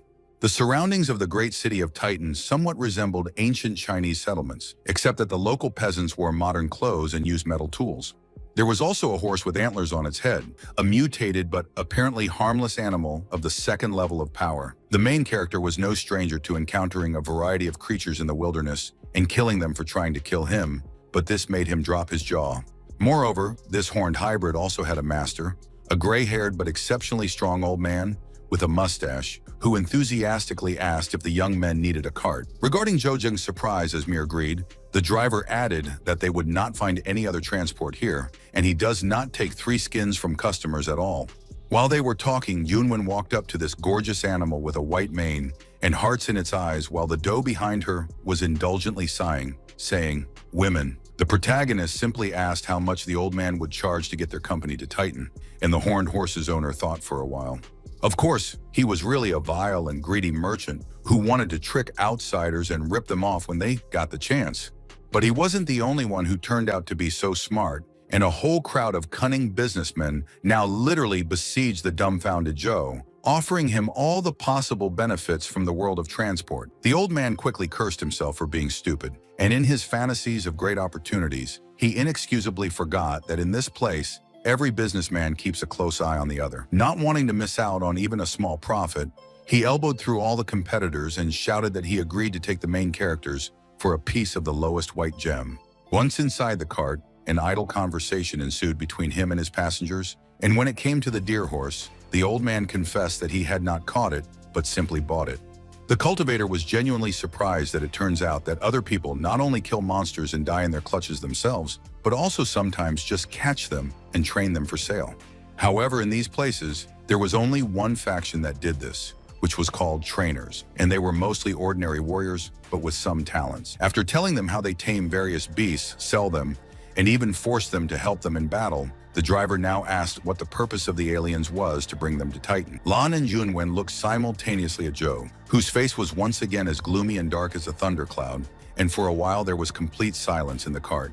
Correctly realizing that it would be impossible to get this strange group to talk, the old man emphatically good-naturedly complained about his long tongue and asked for forgiveness for his tactlessness. But they didn't even pay attention to him. Su quietly asked Zheng to stop being so upset. His father wouldn't be happy about it, and the young man in response asked who said that he was moping. Trying to put on his usual self-confident grin, the young cultivator said that he was considering what he would do in the new big city. By the standards of the ancient world, before the catastrophe, the Titan was not particularly large, passing only for a medium-sized city, but by today's realities it was truly colossal. Even the main character, who for a moment had come from the real Earth and remembered it in all its glory, now swallowed loudly, clearly cursing himself for bragging. And here everything was set up strictly, no hint of medieval barbarism. There were guards at the entrance, a sign with a warning about the toll for passage and card merchants. Once inside, they found themselves in District 5, and it was, to put it mildly, not very impressive, not much different from the village they had seen before, although Zhou assumed it was just a slum. Su peered at the previously purchased map to find the way to the inn, but a creepy man wearing a pink hat with ears and a pink heart on his apron was already walking towards them. He pointed to a hotel marked with the same Valentine's heart symbol, but it was a nasty, dirty, ancient building with broken windows. In another place, the three heroes sat down on a rotten bench, and Zhou mumbled with a heavy sigh, saying that they had been looking for a hotel for so long, and there was not a single living soul here besides them. Suddenly, the brown-haired woman's eyes bulged, and in a very slow, quiet tone, noted that the name of this, if I may say so, institution is more than appropriate. They were looking at a strange building that somehow turned out to be made of clean and fresh concrete with intact and clean windows, and it was called the Peter Song Hotel. Inside, they were met by a beautiful woman in fan service clothing that mimicked traditional Chinese outfits and gently asked if they would like to rent rooms. The protagonist asked if they would believe him if he said that they only came to visit the toilet, and the employee laughingly promised that she would immediately write them down in the book. Poor Sai almost had a heart attack when she told them that just one night at their place would cost travelers 2 pieces of crystal, even if they were white and low grade. For an ordinary person, even that would be a disproportionately high price to pay for so many nights at the inn, but Zheng didn't want to bargain at all and immediately laid out the right stone. It was easier for him to just pay and enjoy himself in comfort than to live in a house that looked like it was built for horror movies, but later he became very sad. The reason for this, of course, was his father, and to be more precise, the regret and grief over his self-sacrifice. But then the teenager was distracted from these thoughts by a knock. Then those sad thoughts vanished completely when he saw that it wasn't boring Lan who was waiting for him outside the door, but Junwen, and her breasts were slightly open. Wow. Smiling, blushing, and acting like a complete fool, Zhou allowed the former nanny to enter his room in the most unctuous voice and talk about whatever she wanted without fear. In the end, after taking a deep breath, she admitted that their money was only enough for 1 week of living in this hotel, then she would have to leave. The next morning, the boys went out to investigate, and Lan even noted with some admiration how many strong warriors there were, 3rd, 4th, and even 5th rank. Zhou wasn't surprised and didn't care, because it was clear that a large and important city would attract many strong people, but she was ashamed to admit that he couldn't even become a soldier here. The dark-haired man patted him on the shoulder and urged him not to lower his nose, because the level is a lucrative business. It can always be raised, and Lan vowed to try his best. Meanwhile, the protagonist was thinking about the money. Su scared him with her calculations, and only then did he remember that he had hidden a huge cache of thousands of crystals from everyone. Suddenly, this duo was accosted by a girl who clearly belongs to the oldest profession and the most obscene images hugged the blushing blonde by the hand, promising knowledge for a fee. As she struggled and burned with shame, the cultivator noted with disdain and derision how degraded the local warriors must have been to buy what was essentially a rumor. Like the stereotypical Honest John of American pop culture, the girl began whispering promises in Jung's ear, promising him the most important secrets in exchange for just a white crystal. And the main character totally agreed, because hey, it's ultimately easier to just pay a little, but once, than spend hours wandering around here like blind puppies. Very soon the duo arrived at the first important point of their journey in Titan, namely the large gray building of the Association of all local fighters and martial artists. The interior, however, did not resemble any stereotypical training hall or anything like that. On the contrary, everything was strictly and unified. Bureaucracy is truly an inexhaustible and ubiquitous vice of humanity. It takes root wherever possible, and even here, Jung and Lan needed to fill out paperwork. Joe's ID card revealed not only his name and that he was a warrior, but also that he was 178 centimeters tall and 20 years old. The girl clerk, sitting on the other side of the safety glass, also politely asked the hero to put her palm on a special device so that it could calculate his strength. There were so many things the main character had become accustomed to, and even such technologies seemed like something out of the realm of magic, but he fulfilled the request out of objections. A few moments passed, filled with the feeling that something amazing was about to happen, like the machine calling Jen the god of warriors. But no, the device saw him only as a trainee warrior, and the official, having lost all cordiality and enthusiasm, confirmed in a dry voice that he was now a member of the association.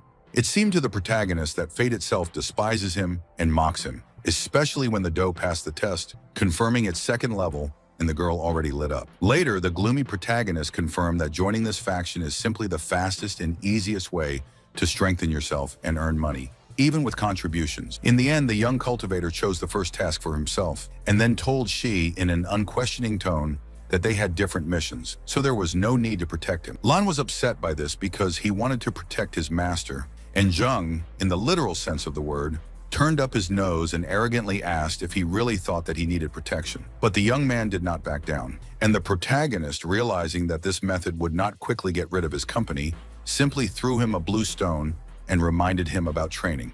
Out of embarrassment and excitement, the young warrior started shouting that he wasn't worthy of such a thing and that they didn't have enough money as it was, but Joe shushed him and confessed that the gem was from his personal stash. After that, he went back to the table to discuss something else, while Lan continued to desperately hold the stone to his heart like a precious child. After that, Jung had to endure many more humiliating minutes filled in the adventurer's bus, where people were outrageously scandalized and almost fought with each other. When the car stopped, the main character who got out silently thanked the Buddha that it was over. And not only he was the only one, many people felt that he stank. Walking through the stalls like a heron through a swamp, the main character muttered to himself that he never thought there would be such a crowd far from Titan. And the order here was not much different from the glorious, time-honored traditions of the Arab bazaars, since the first merchant began to offer Joe his car. The cultivator, however, was much more interested in the pretentious black and green motorcycle, and the mechanic explained that he could sell it for different money or give it out as collateral. Gasoline was available for a fee, but when the salesman saw what area the strange kid was pointing at, he was horrified, because even fifth-rank soldiers were afraid to climb into such rubbish. In response, the protagonist made a mysterious face, something between a smile and a meaningful surprise, and said that yes, everything is correct. He wants to give them a gift. After that, the story shifted to how a group of vile, mutated predators, resembling hybrids of hyenas and gray wolves, slowly devoured the body of a deer. They ate it literally whole, not disdaining the woolly skin and hard bones, like many real predators, until something caught their attention. The hyena wolves didn't even have time to figure out what exactly had startled them, when to their horror, one of their relatives let out an agonizing squeal and then collapsed dead with a broken head. This caused the yellow-eyed mutants to immediately leave their meal, get to their feet, and growl softly but fiercely as they waited for the mysterious opponent to approach. And the main character, meanwhile, almost screamed in surprise when, for just one animal killed, the system added him a colossal number of points, 1,600. It was hard to tell from the outside whether he was feeling more fearful of strong monsters or enthusiastic, but one thing was for sure: Jung was going to play hard. It was with such a ridiculous expression that could easily have driven the late Yanbaishun into hysterical laughter that he opened fire on the pack that had discovered him. Despite the level of danger, these animals died just as easily as ordinary animals. Just one shot was enough for another hyena wolf to fall dead. He took an arrow from the carcass of one of the creatures and shook his head regretfully, for he had made an unforgivable fool of himself not to buy new shells because these were already crumbling in his hands. But hey, on the other hand, it opened up a first-class opportunity to practice close combat because the monsters weren't all exterminated yet. They were much smaller than the shadow wolves from the forest around his old home, but they were much more dangerous, and the main character dodged the first blow with great difficulty. Despite the fact that a blow from such a clawed paw could easily have ripped open his stomach or broken his ribs, the brunette couldn't help but grin triumphantly as the last of the specimens arrived. In response, it also moved behind one of the predators with lightning speed, causing the unfortunate creature to flinch all over in sudden fear. Being in the wilderness wasn't good for the boy's mental health, because he was acting more savage by the minute. Standing directly in front of the hyena, with a half-crazed grin, he ordered it to come closer, help him train his body properly, and the predator, on the contrary, stopped. The tension was so intense that it could have been sliced into pieces like a huge lump of butter, since by that time the entire pack, with the exception of one individual, was dead. The monster, left all alone, had nothing more to lose but its own life, and it finally charged at Joe, never taking its burning gaze off of him. Another attempt at a blow that could easily skin a grizzly bear's head or shatter a tiger's skull, and another careless turn from the cursed boy. And then it got to a tragicomic point. When the hyena tried to bite off his head, the cultivator just made a bridge, crouching down with his hands like in gymnastics class. Then slowly, with a hideous crunch, he straightened up, turned his unnatural puppet-like face to the enemy, and croaked that it was enough for one day. It took the poor monster a moment to realize the exact moment when it actually died, but at one point it was standing in front of it, and at another, it was already behind it. And then the hyena wolf, which had numerous lines of blue energy running through its body, simply fell apart into small pieces, like minced meat from a poorly cooked pancake. Still wearing that stupid smile of a shell-shocked fighter, Zheng fiddled with the blue crystals in his hands, enjoying what a bountiful harvest he had reaped this time. However, he wanted to become even stronger, as much as possible, and ordinary combat skills were not enough for this. It was necessary to master the power of the stars. After that, a green bus carrying young members of the Martial Artists Guild was shown stopping near a small settlement. It was still the same market where the main character rented a stylish black and green motorcycle, and he notified the mechanic, who lit up, that he was ready to return the goods back. To the poor man's horror, the magnificent steel horse that young people would have been willing to kill for in the old days now looked as if it had been thrown into a monster hole. The salesman was not left out of pocket. Joe honestly paid him everything that was due, but it was all so wild and strange that the mechanic quietly asked if the young man was afraid to die. He was either ignored or ignored, and in the Hotel C, the protagonist was attacked by a couple of mother hens, Sue and Lan, asking where the hell he had been. But the cultivator, to give him his due, easily shifted the dangerous topic by just asking how she was feeling, and the latter happily shouted that it was fine. The blue crystal helped him better than any dope could have, and Chunwen was in such a state when she heard this that she might have tried to eat Joe alive. For a moment, the young man was confused, like a child dealing with a strict and harsh teacher, but then he simply showed her his loot with a sly, fox-like grin. The brown-haired woman fell silent in shock, and when the dark-haired man loomed over her like a rock and whispered in a meaningful tone that she would have to work hard, she blushed. No, he didn't mean any of the things you don't tell kids about. It's just that they're now more than capable of buying their own apartment. In another time and place, it was shown with what concentration the young man cut and dug through the carcass of a dead hyena wolf, looking for small jewels. It had already been a week since the start of his specific training, and in that short time, he had found 20 blue crystals, more than many people had seen in their entire lives. True, its mass murder of representatives of the local fauna naturally led to the fact that these representatives became much smaller, and as a result, loot. With these sad thoughts in mind, he was about to throw down another shoddy but painfully effective healing potion before something else caught his attention. It turned out to be a patch of strange mushrooms, grayish-black, shimmering with an unnatural rainbow hue and glowing in the semi-darkness. The main character looked at them as if he suddenly realized that some bastard had dared to slip him certain mushrooms at dinner, and they were visions. He's back to that meddlesome information peddler, who looks like a representative of an ancient profession, who advised him to collect all the strange plants. Fungi, of course, weren't even close to plants, being a very different class of life forms. But who cared when they absorbed the power of the stars? Words couldn't describe how amazing a coincidence it was to just stumble upon them here in the middle of a random wasteland. And even Joe could sense how powerful they were. While the main character was looking at his find with a look full of voluptuousness, anticipation, and hunger, the ordinary people in the merchant city were going about their normal lives.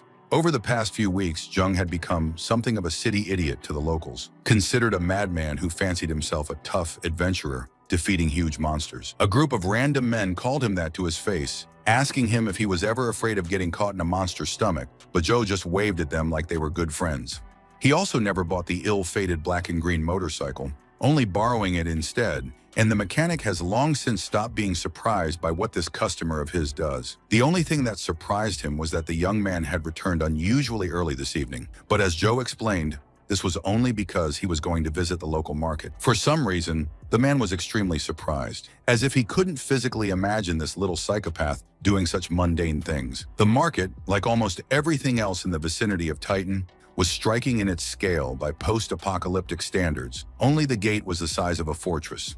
The place was already crowded, as the evening was one of the best times to buy or sell something, and even now one vendor was advertising his perfume. Like a stereotypical French perfume merchant, he urged everyone who happened to be nearby to buy a couple of bottles, at least for the woman he loved. However, he was unlucky. He was so caught up in his little performance that he accidentally called a huge and muscular woman a man, and she reacted badly to this.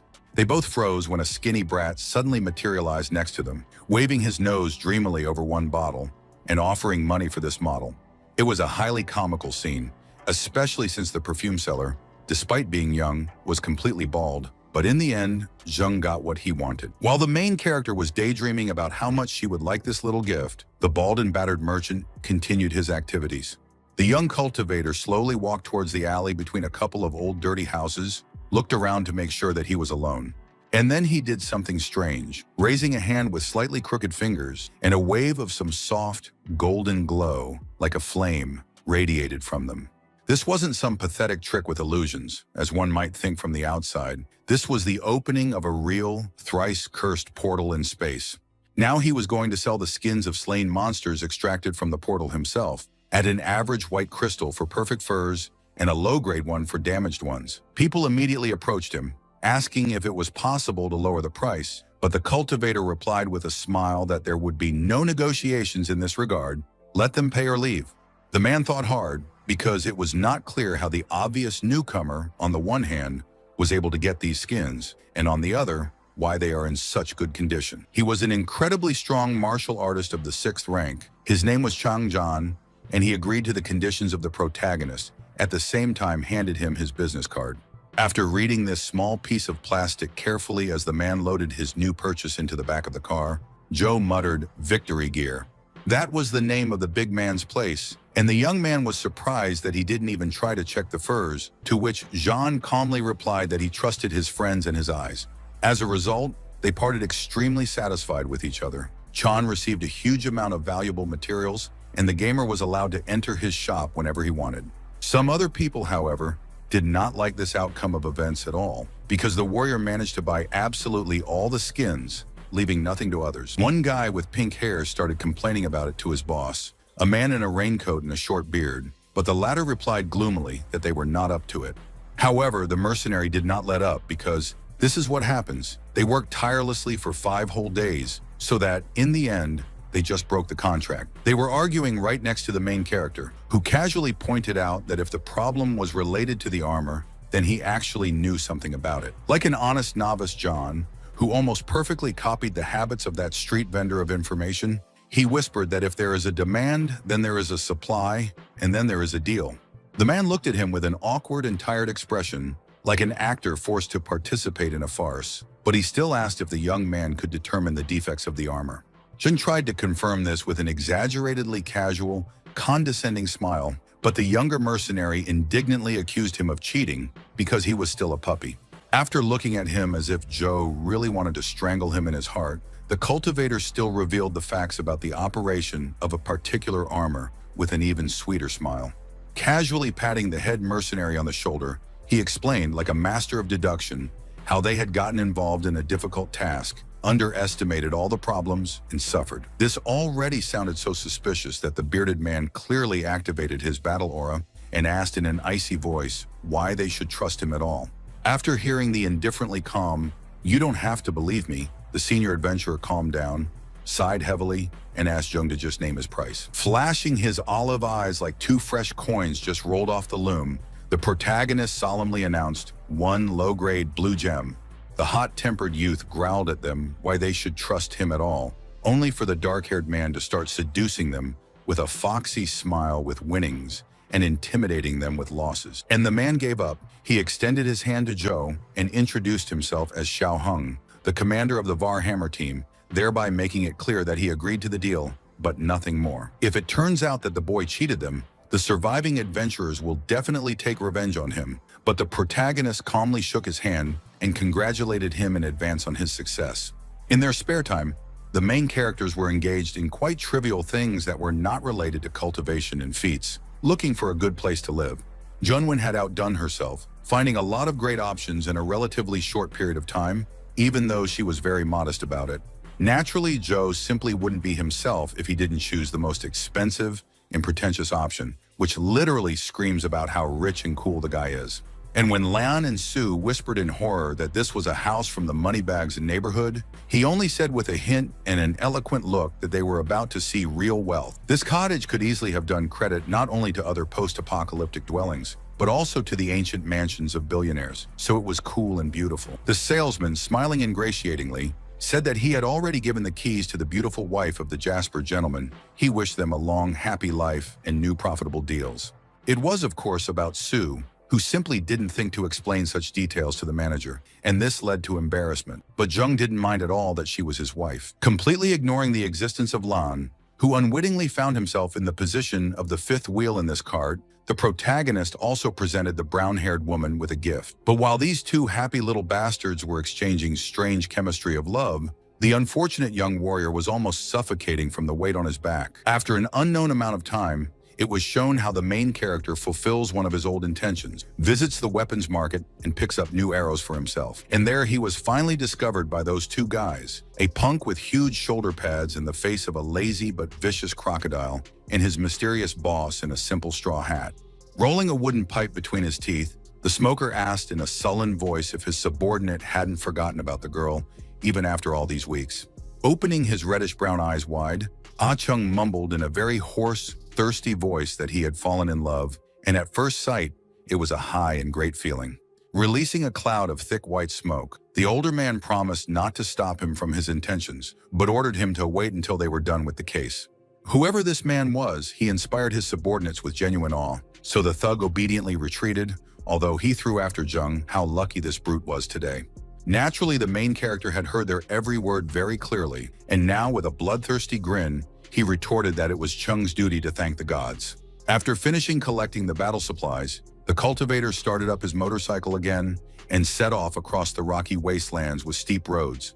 Usually these places were completely empty, except for the rare adventurer teams. But this time there was a large car right on the road, and there were many armored people in it. No, they weren't setting up an ambush specifically for the main character. They were just bandits who decided to make no man's piece of land their own, and now they were driving everyone away from him. Sure enough, instead of being filled with trepidation and running away, preferably leaving the money behind, Jung only gave them a "you're kidding me right now" look. As he deliberately got off the bike, he asked in a defiant voice what they planned to do if he just ignored their laws and drove on. One of the bandits responded by pulling out a saber, grabbing the young man by the head and asking in a predatory voice if this brat was really so tired of his life that he was saying such a thing.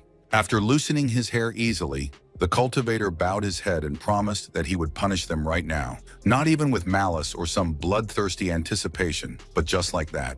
Meanwhile, the leader of these bandits was busy searching for those miraculous star mushrooms, accompanied by a frightened local resident. Little did these poor devils know that the entire harvest they had hoped for had long since been devoured by someone's extremely voracious stomach. The local accompanying them, sweating profusely in fear, tried to clarify his duty, and Song Tang scornfully told him to forget about it and disappear.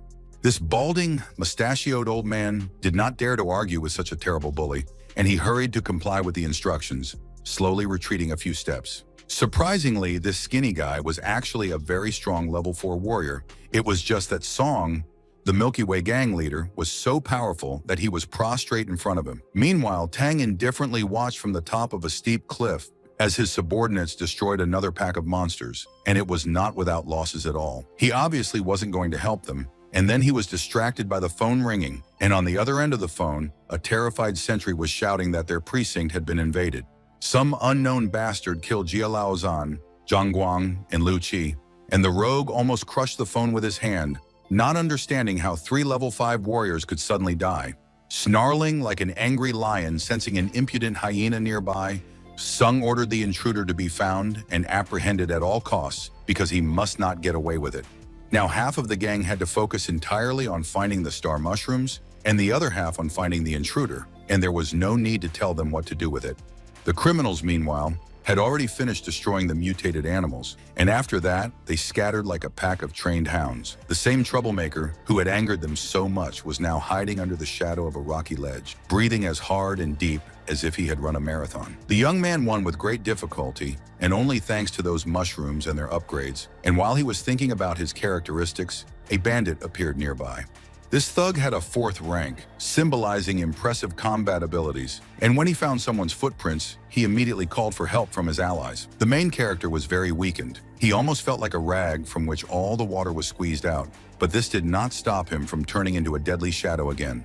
By the time the other Milky Way cavalry finally arrived at the source of the screams, they could only stare in horror and anger at the result. Tang Song was indescribably furious, because this was clearly no longer a random run-in with no one knew who. This was a real targeted plot, damn it. The same highwaymen who hadn't been lucky enough to find the main character had, of course, been killed by him immediately, and now his body was staring up at the sky with empty white eyes. Unable to contain the rage bubbling up inside, the gang leader yelled, asking the mysterious opponent who the hell he was. After such a discovery, the criminals all the more remained alert. They did not try to separate, constantly watched the rear, and were ready to counterattack at any moment. Sitting behind a large rock that didn't hide the numerous moving red health bars, however, the dark-haired man was thinking about how he could kill their boss. Song Tang, as it turned out, has an ordinary enough appearance to get lost among his minions, but the main thing wasn't that, it was that he was level 7, damn it. It was higher than that white-haired maniac who had helped Yan Xuan organize the fall of their colony, and just looking at him made Zheng almost squeal in fear. Forcing himself to calm down, the cultivator hid behind the rock again, knowing that yes, against such a beast, no amount of speed or thieving tricks would help. And now he simply had no choice but to admit that his plans to level up quickly and easily had been ruined by this gang of random scum. The young man crouched on one knee, his back lowered low, and clouds gathered around him in the truest sense of the word, and a strange purple wind shook his black shaggy hair. There was a loud sound that could best be described as a harsh, deep whistle, and one of the bloodhounds turned his head in confusion, asking what it was. He thought it might be the wind, but by the time he turned around to check, everything was clear. Not a single trace of Joe's presence was left. And then the action shifted to the edge of the forest, overgrown with tall and thin trees with very dense foliage, and everything from their appearance screamed some kind of gloomy despondency. As for the main character, after finding a perfect hiding place where no one would even accidentally discover him, he drank from the jug as if he was suffering from thirst. Looking at his palms, he muttered how disgusting it was. He had devised a perfect plan to achieve divine power, and some freaks had seemingly ruined everything for him. Suddenly there was a soft rustle, and the young man turned around with a grimace of annoyance. He, to put it mildly, was not in the mood to communicate with anyone right now or something. But behind him, he found absolutely nothing. Not a single hint of human or mutated animal presence, just an empty thicket shrouded in fog. Anyone else would have shrugged and gone about their business, but Jung clearly sensed that something wasn't right and stepped forward cautiously. Immediately, an object that looked like a stick snapped under his foot, a very dry, brittle stick with a strange pale gray color, and the cultivator became even more alert. He knew immediately what it was, and he absolutely didn't like seeing such a thing in such a place, so he looked up with obvious reluctance and wariness a second later. Before him, in all its hideous glory, appeared the embodiment of the arachnophobe's worst nightmare, a huge web in which human skeletons were stuck. It hadn't been there a moment ago, but now it was there in all its hideousness, and the young man felt an icy sweat trickle down his spine. There was a low sound like a forest fire starting, and a huge purple slime meteorite shot out from the dark grove surrounding the spider web. The protagonist deftly dodged the blow to the side, but the terrible projectile crashed into the place where he was standing, with such force that the ground nearby shook and was covered with fire. One could only wonder what kind of terrifying weapon, or worse, a living creature, would be capable of such a thing. But then, in the darkness, one by one, 8 scarlet eyes opened. The cloud of supernatural darkness that had covered the thicket like a blanket finally lifted, and in its place it appeared a nightmarish, black, demonic spider. And he allowed his new prey to take a good look at what lay beneath his web-like lair, namely the endless rows of old, gray human skulls. Realizing that the new prey was alert and would not fall into any trap, the huge 8-legged predator jumped to the ground with unnatural speed and grace. One more thing to note, Jung was fearless in hunting down mutated monsters, knowing that he had a chance, but now he just screamed in terror as he shot at the spider with his bow, except that every arrow that could have easily penetrated a full metal armor under other circumstances just bounced off that terrifying black carapace miserably.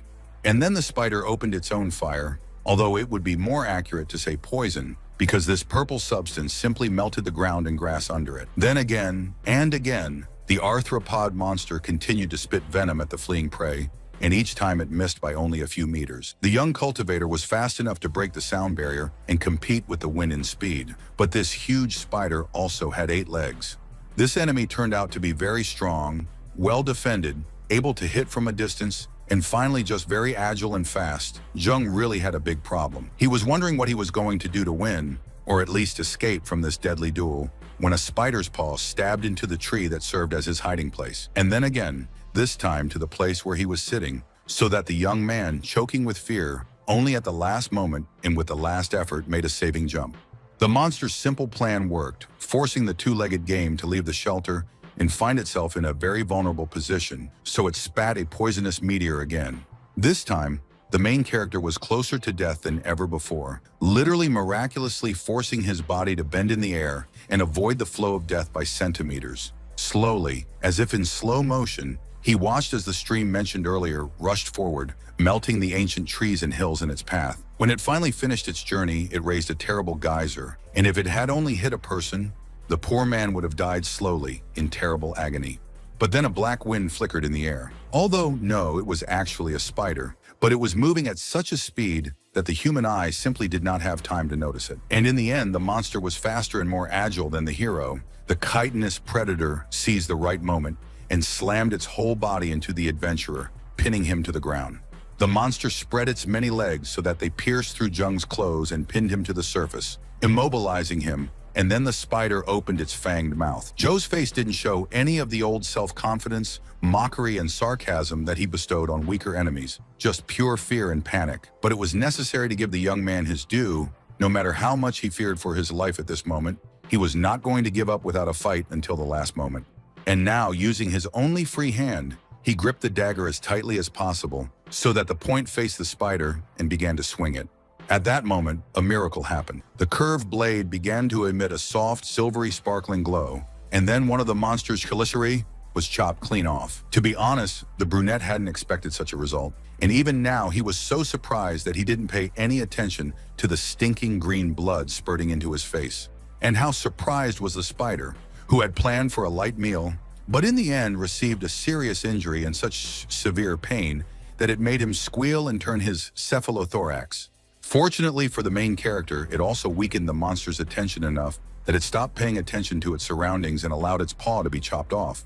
After losing its forelimb as well, the mutated arthropod retreated a bit, looking at the complex prey with all 8 eyes filled with anger. But the protagonist's knife continued to emit that strange soft glow that could soothe hearts just by looking at it, and suddenly it dawned on him what it was. After so many years of fruitless attempts, he had finally mastered the star power, like all the local cultivators, and had gained the first rank, as if a flame was rising behind him. In a completely different place, some men were driving along the road, and one of them, a bald man with a thin mustache, was admiringly repeating how lucky he and Boss Hua were, how much they had earned.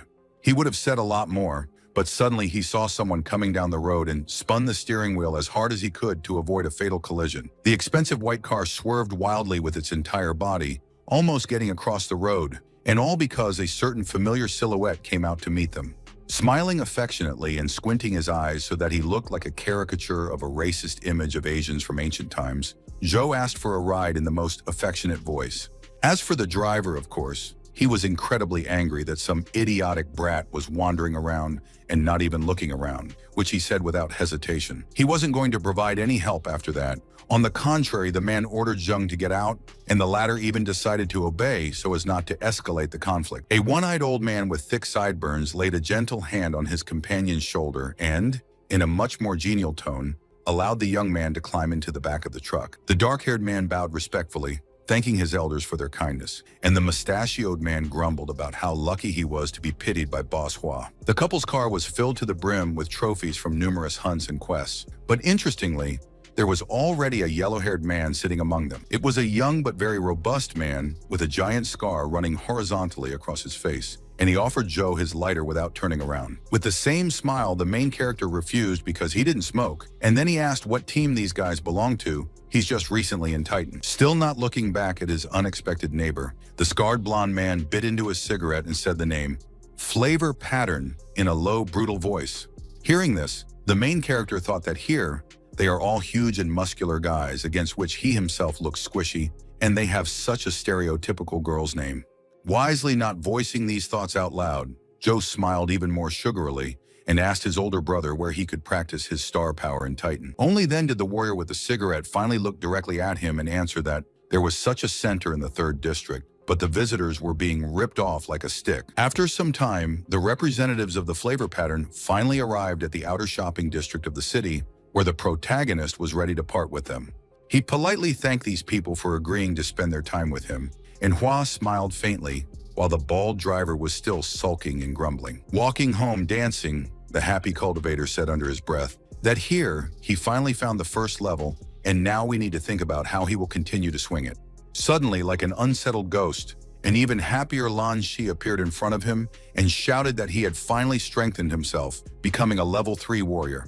In fact, the silver blue-haired youth was so happy with his achievement that he literally grabbed his young master in a bear hug. Then he and Sue, who came over, noticed that Joe had reached the 1st rank, and they began to rejoice at it, like parents to their child who has learned to walk. And this made Jung very confused. In any case, they decided to celebrate these 2 events as grandly as they could, setting the table with simple dishes and pouring wine.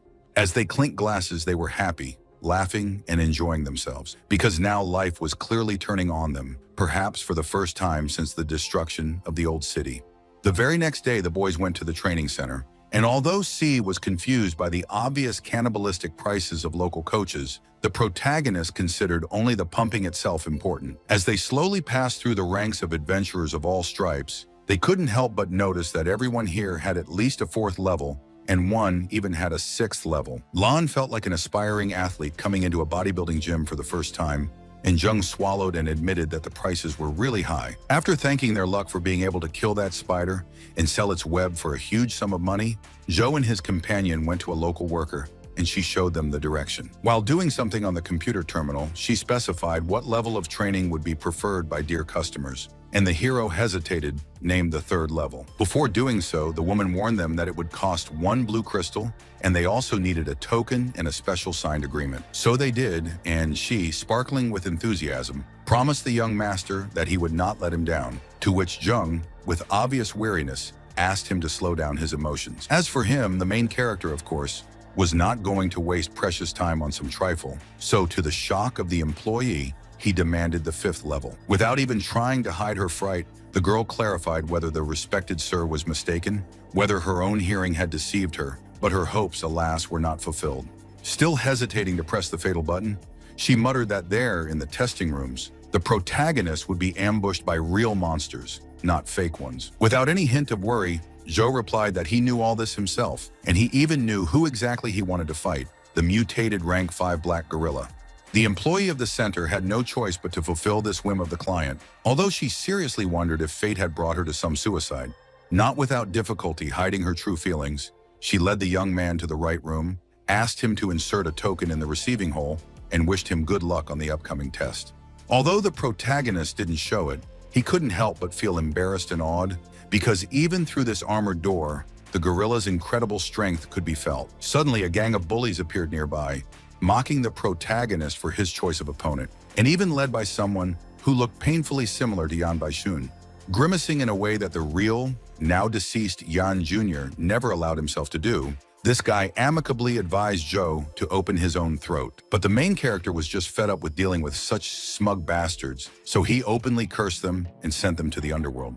The elder bully was so surprised that he didn't even say anything, but one of his minions immediately demanded that the pathetic brat apologize to their young master. Looking at them with disdain, as if they were flea-bitten stray dogs, Joe pressed a button on the panel and asked in an almost seductive tone if someone wanted to go with him. The expressions on the faces of these Chinese counterparts of Draco Malfoy, Crabbe, and Goyle made it clear that just thinking about it made them want to go to the bathroom. Making his face, eyes, and voice as scary as possible, Zheng growled that they were just pathetic, lowly, cowardly pieces of shit who never had enough balls to do that.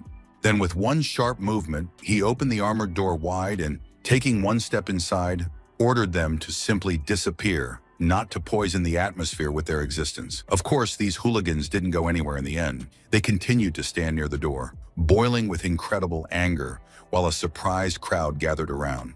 While the blonde man called Luo was lighting a cigarette with shaking fingers, his fat friend good-naturedly advised him not to get angry. The guy was already dead anyway. It didn't help, of course, and the leader of the bullies, who now looked a good 20 years older than his age, croaked that Joe was just lucky that he hadn't killed him. The interior was so swampy, with a thick, moving green mist, that it was hard to tell what the room looked like, but it was easy to spot a sleeping gorilla. A cold electronic voice warned that the sedative and sleeping pills were about to be drained from the room, and the user should prepare for battle. Immediately getting into a fighting stance and pulling out his trusty knife, the dark-haired man ordered the primate to get up, because it was up to him whether he would get second rank now or not. For the first few tens of seconds, nothing happened, as if the owners of the center had overdosed on the dose and unwittingly killed the monster instead of putting it to sleep. But then the huge gorilla's eyes snapped open, revealing that they were ashen gray, with small red pupils that resembled erupting volcanoes. In the blink of an eye, such a huge, massive creature reared up on its hind legs and did what gorillas are most associated with, beating its chest.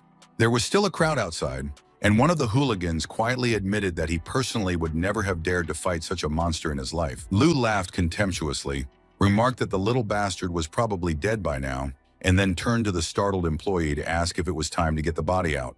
There was a thunderous crash, and the blonde man, trying desperately to disguise how scared he really was, said that no, the cleaners wouldn't be needed for this. Suddenly, he again accosted the unfortunate employee of the center, handing him a green stone to watch the video of what was happening, and the boy tried to refuse. The key word is tried, because this thug could be really persistent and scary, proving that the privacy of the dead should not be respected. Meanwhile, outside the doors, these eerie sounds continued to be heard, as if some giant was beating a sandbag that was about the size of him with all his might, and everyone was surprised. After that, there was a small leap into the future, just 30 minutes at a time, and the bully trio stood there, neither alive nor dead from shock, because Zheng had been fighting all this time. Suddenly, without warning, Lu slapped his thin accomplice across the face with all his might. While he was tearfully trying to find out why the young master had punished him so much, the rich adventurer remarked with regret that he had felt a blow, which meant that it wasn't a dream. But for the sake of all the gods and devils, someone explained how a pathetic brat who has only reached the first rank can even fight a 5th-level creature for half an hour. If he really could get to the surveillance cameras, he would be glad for what was happening there. Namely, a battered, bruised Joe fell to one knee. No matter how smug he looked earlier, this fight had taken a huge amount of strength out of him, but it was mutual. The giant primate had also lost a lot of blood today. However, none of them were going to back down, and soon the main character in one subtle movement made his body rise into the air, like a rat from one vulgar meme. The giant mutant was incredibly strong, but it was also slow and clumsy, and the damage it had already taken slowed it down further, so of course it missed. After easily avoiding the huge fists, the protagonist flew around the gorilla's entire body before landing gently on the creature's back like a tiny mosquito. If Lan and Junman had seen him at that moment, they would have been seriously afraid for their master's mental state, because his face had once again become an ugly mask. All because he had just sensed that he was growing in power and gaining a second rank. It affected the cultivator better than even the strongest alcohol could. Now he wasn't even fighting the huge ape, but rather playing with it, mocking the pack of hyena wolves like he did back then, and he pointedly casually dodged another punch. All in order to perform your favorite trick: approach the enemy from the rear, hover over his neck, back, or ass, and deliver a monstrous blow with a long knife. The blue glow that was caused by this attack could easily have blinded some poor guy if he was in the middle of a fight and looked at it without glasses. And the protagonist, of course, won. He was able to finish off the giant animal with one blow, and now his corpse began to slowly sink to the ground. Reveling in his own strength, the teenager stood on the giant's carcass, as if posing for an artist, and the system warned him about the accrual of reward points. There were thousands of them. The second bully on Luo's errand, a fat man with very plump lips, pressed his ear to the door with all his might to hear everything, and he finally panted that that brother was definitely dead. When the main character forcefully opened the door without even looking at the people gathered around him, it affected the henchman worse than any internet screamer. He literally fell on his ass and started sobbing with fear and terror, and screeching that he was really dreaming, or whatever you want to call it, that he was seeing a fucking ghost right in front of him. The other people were just as surprised, although they had better control of their emotions, and Zhang, still not paying attention, asked for the cleaners to be called. While the ordinary passers-by were just discussing how a first-level skeet had killed a high-ranked monster with shock and admiration, Luo was completely humiliated. He just couldn't believe that the brat he was going to make fun of to raise the mood had now become a living legend for the rest of the Adventurer Guild. Admiring whispers and sighs followed him at every turn, but the teenager only went in the direction of the administrator to order a new deadly fight. The girl, feeling like a character in some strange comedy, still did not decide to argue, and only poked at the display with trembling fingers until Joe chose his opponent. Naturally, he chose the most dangerous creature that was only in their dungeons, which has the 6th level, and without any objections parted with the green stone for this. A nearby onlooker heard that this suicidal man was fighting a level 6 mutated viper, and the news instantly spread throughout the crowd. This creature was even more powerful and dangerous than the recently destroyed gorilla, and ordinary cultivators couldn't imagine who would want to fight it. Zheng didn't show it openly, but in fact he reveled in their fear, shock, and admiration, and they fueled his complexes better than dry wood could fuel a wildfire. But as startling and strange as it was, the people soon drifted apart, because they finally had their own matters to attend to. Some people would go to their own training rooms to increase their rank, while others would transfer office supplies from one department to another. After that, an old man with glasses was shown looking at a document. His name was Zhang Cheng, and he was an incredibly strong martial artist, the owner of the 7th level. After stubbing out a cigar in an ashtray that cost more than the clothes some people wore, he asked if the reports about a certain Zhou were deceiving him. The junior bureaucrat confirmed that yes, that's right. This walking MBA was only a 2nd-level warrior, and before killing the gorilla, he only had the 1st rank at all. After adjusting his glasses, the head of the training center ordered to break their usual rules and bring a live broadcast of the protagonist's fight with the Viper on big screens. The young employee was confused by this because there were rules they had to be followed, but the boss simply ordered him to do what he was told. He would deal with the rest himself. Of course, Chung didn't care if the boy won or paid for his own self-confidence with his life. Such material could still sell well. Naturally, the crowd of spectators was not long in coming. They were all interested to see a psycho who decided to fight with a reptile that scares even 7th-rank cultivators. However, all they saw was a billowing cloud of green gas that might have been a mutant-created poison mist, and someone assumed that the protagonist was already dead. Needless to say, he wasn't dead. All that green cloud did him no more harm than lukewarm water, which meant absolutely nothing. At least that's what he genuinely thought. Until suddenly, he was shot through with a monstrous heat and cold all at once, and his health bar was lowered by a quarter. For a moment, he allowed his strength and newfound fame to turn his head, but Joe, to his credit, realized it himself and quickly adjusted accordingly. Once again, he created a small portal to get a bottle of medicine out of it, with the hope that this game tool will help even against real poisoning. After hesitating for a few moments, he quickly removed the cork, then swallowed the pink-red, cherry juice-like liquid in one gulp. This completely restored his health and self-satisfaction, so the boy began to play with his dagger, twirling it in his hand and shouting at the viper to show itself. His wish was granted when the shape of a colossal reptile with a muscular, powerful body and sinister purple eyes appeared through the thick fog. Most people would have panicked at the mere sight of such a venomous monster, but the young cultivator didn't even flinch when it was his turn to fight.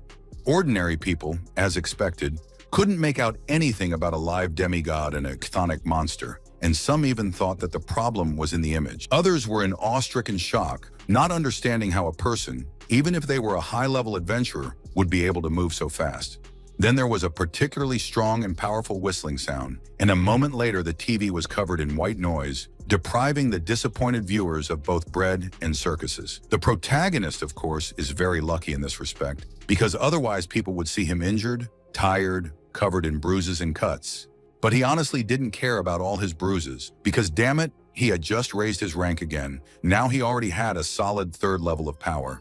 He also knew perfectly well that he was being spied on against his will, so he broke the hidden camera and was going to have a serious conversation with the author of this idea later. The remaining spectators outside, stubbornly staring at the white cluttered screen, continued to wonder who the hell had won the fight in the end. As soon as the main character walked out the door, a worried manager came up to him with a notification that their master Chung wanted to see him, but the hero also wanted to see him. His voice was colder than Arctic ice, and when he was brought to the old man's office, the tension was so intense for a few moments that it looked like there was going to be a massacre. Many people would not dare to speak to such a powerful person, both militarily and financially, in a disrespectful tone, but Joe had never been more afraid of anyone since he leveled up.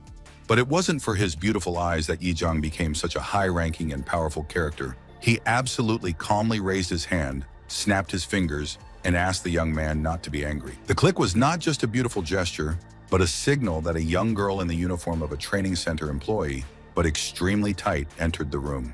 Tellingly, it wasn't this that attracted a well-known sensualist like Joe, but a mysterious tray covered with a towel that was in her hands. With a casual gesture, the white-mustached cultivator threw back the blanket, clearly displaying rows of blue and green crystals, compensation for violating the protagonist's privacy.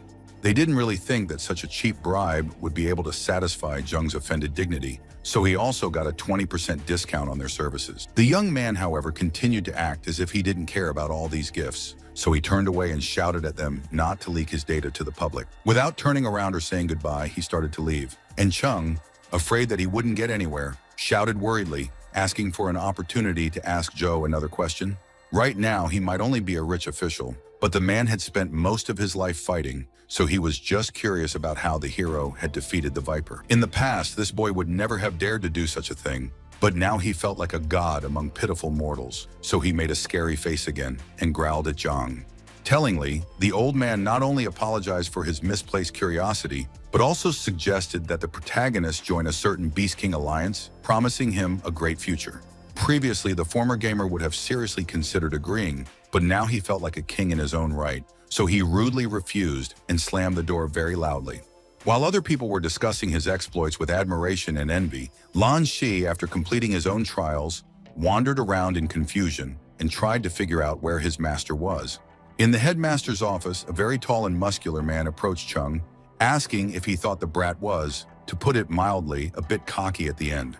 Chung retorted that the true strength of warriors was not measured by the dry, soulless rank system, and that it was his own fault for breaking his own rules. It is very significant that the main character even forgot about his own friend and assistant. He left the training center without looking back, without even trying to wait for him.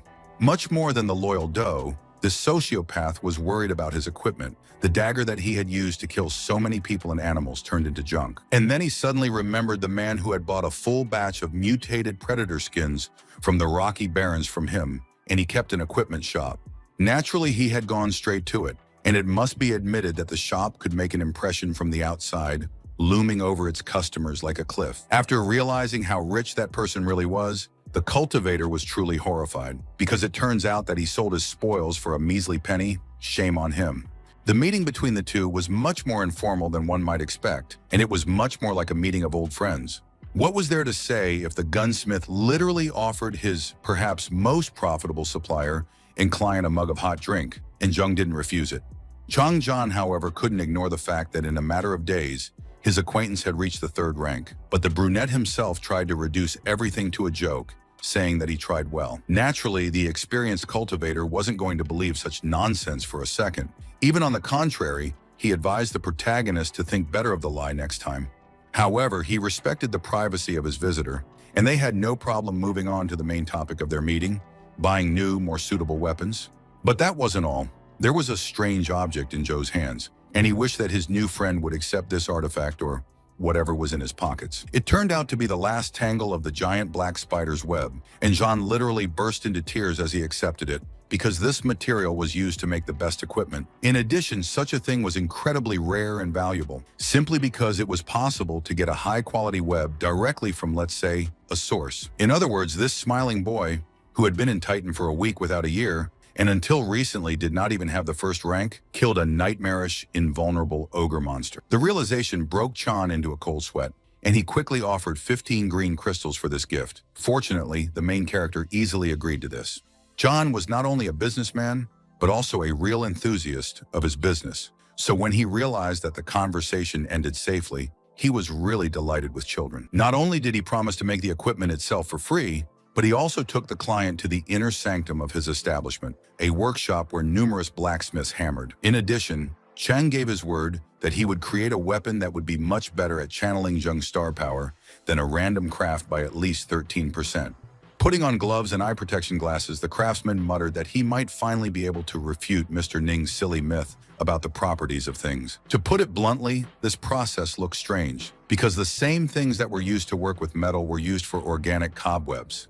Of course, it wasn't a typical spider web at all, so not only did it withstand the hammer blow and the terrible heat without any problems, but it also intertwined with the metal ingot. After a certain amount of time, John placed the resulting crystal in a bucket of cold water to cool it down faster, and the result was not at all organic. Soon, a black crystal knife was left on the ceremonial tray, and Chang, without even trying to hide his admiration and white envy, admitted that Zheng was incredibly lucky. From the first touch, the main character realized that this new weapon was much better than the old one could ever be, because it was very light. He deliberately picked it up with one finger, then spun it around like some exotic spinner, and even for a second did not feel even a tiny weight. Having acquired real cultivation skills, the hero had developed a disgusting habit of making scary faces, and now he did just that, gripping the blade.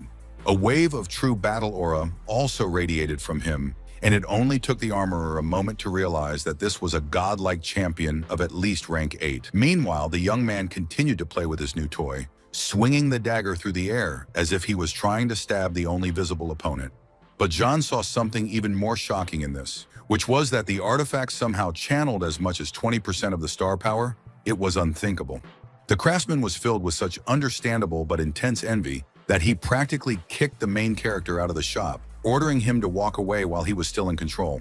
As soon as the smug puppy disappeared, Chan growled under his breath that what had just happened was not unique. He could repeat it as many times as he liked. And while the once good-natured blacksmith chased his apprentices around the corners, the main character walked casually around the city while familiar figures walked to meet him.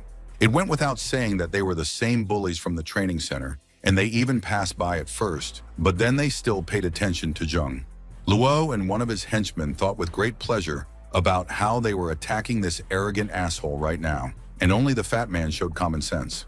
In response to his reminders that the kid had killed a gorilla and a viper, the blonde boy punched him in the face and growled that the main character was just cheating back then, and so he was still a scumbag. However, he hesitated for a second, realizing that his target now had a third rank of power, although it seemed to him that at the time of their meeting, Zhou only had a second or first rank. In any case, he didn't care about such details as long as any negative consequences went to his henchmen, so he literally kicked one of them in Zheng's direction. Another arrogant antagonist began to read the protagonist a pathos speech about how fate brought them together again, and the brunette did not even lead an ear. He was talking to a little girl.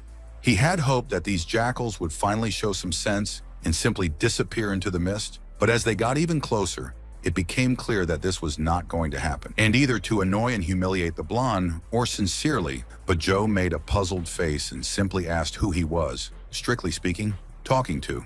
Luo's overinflated ego could handle insults, but never indifference, so he screamed hysterically to get the asshole's legs broken. What happened next did not even make sense to describe in detail. The young man literally threw one villain aside with one left foot.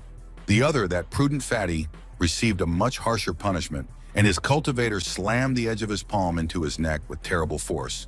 Now that both of his buddies had been knocked out, the blonde thought for the first time that he might have made a serious mistake out of his own pettiness.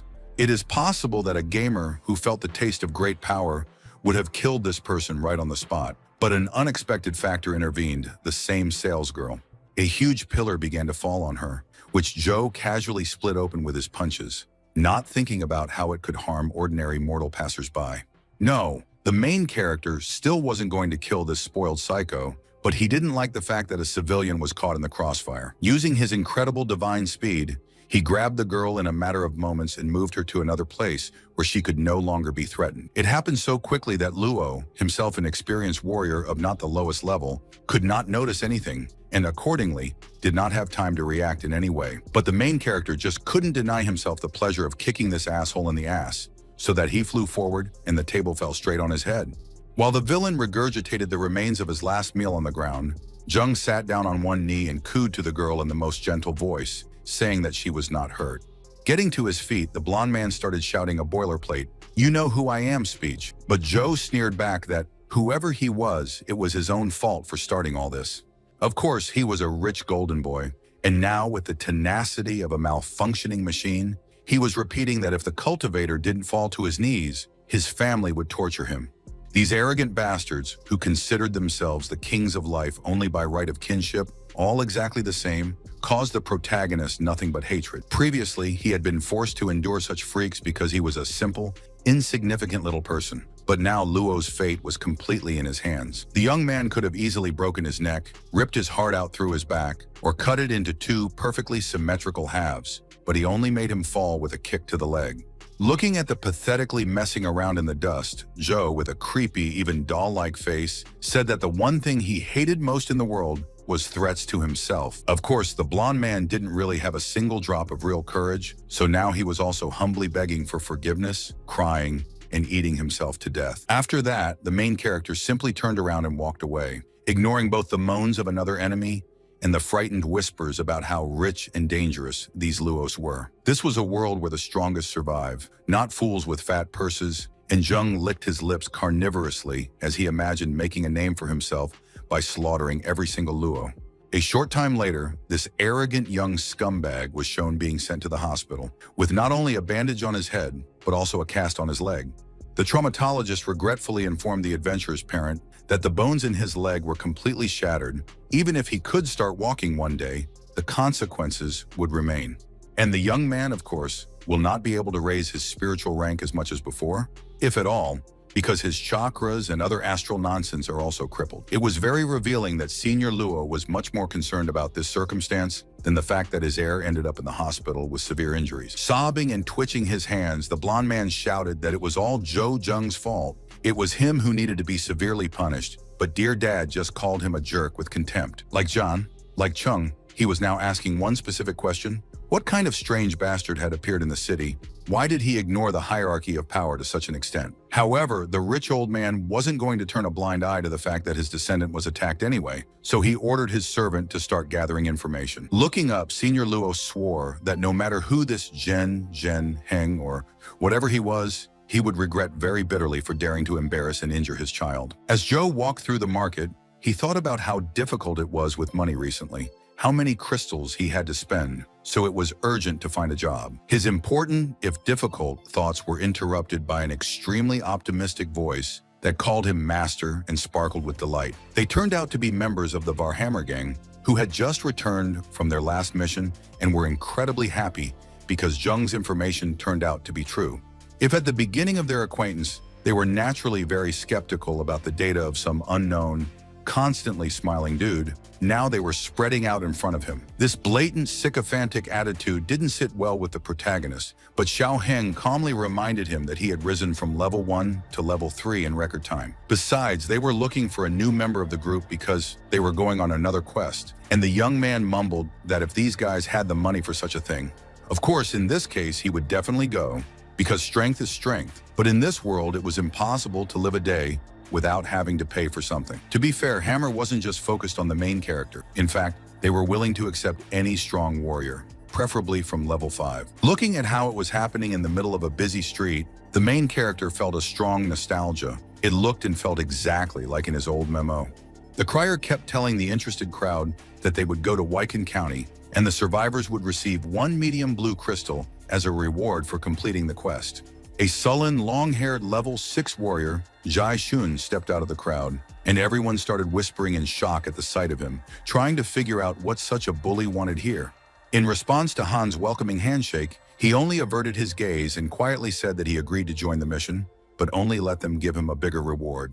The embarrassed man offered to distribute the spoils as the journey progressed, but Shun only asked if he was being bullied because he wasn't going to rely on luck. While people were busy bickering and not paying attention to him, the main character decided to activate his inventory in the form of a portal and get a weapon.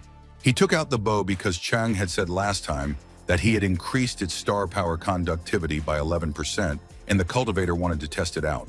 But he didn't have time to fire a single shot because a moment later, Jai, who was carrying all his weapons on his own back, casually jumped into the back of the truck. And he, who would have thought, actually turned out to be an arrogant asshole who immediately began to mock the protagonist and his smaller tool. Whether it was his own bow, bought from a rich, time-tested company, and having a star power conductivity of 5%, these are the real weapons. Here the crier, still calling the main character master, suggested that he climb into the cabin so that he would not be disturbed by the wind, but Jung refused this because the wind is good.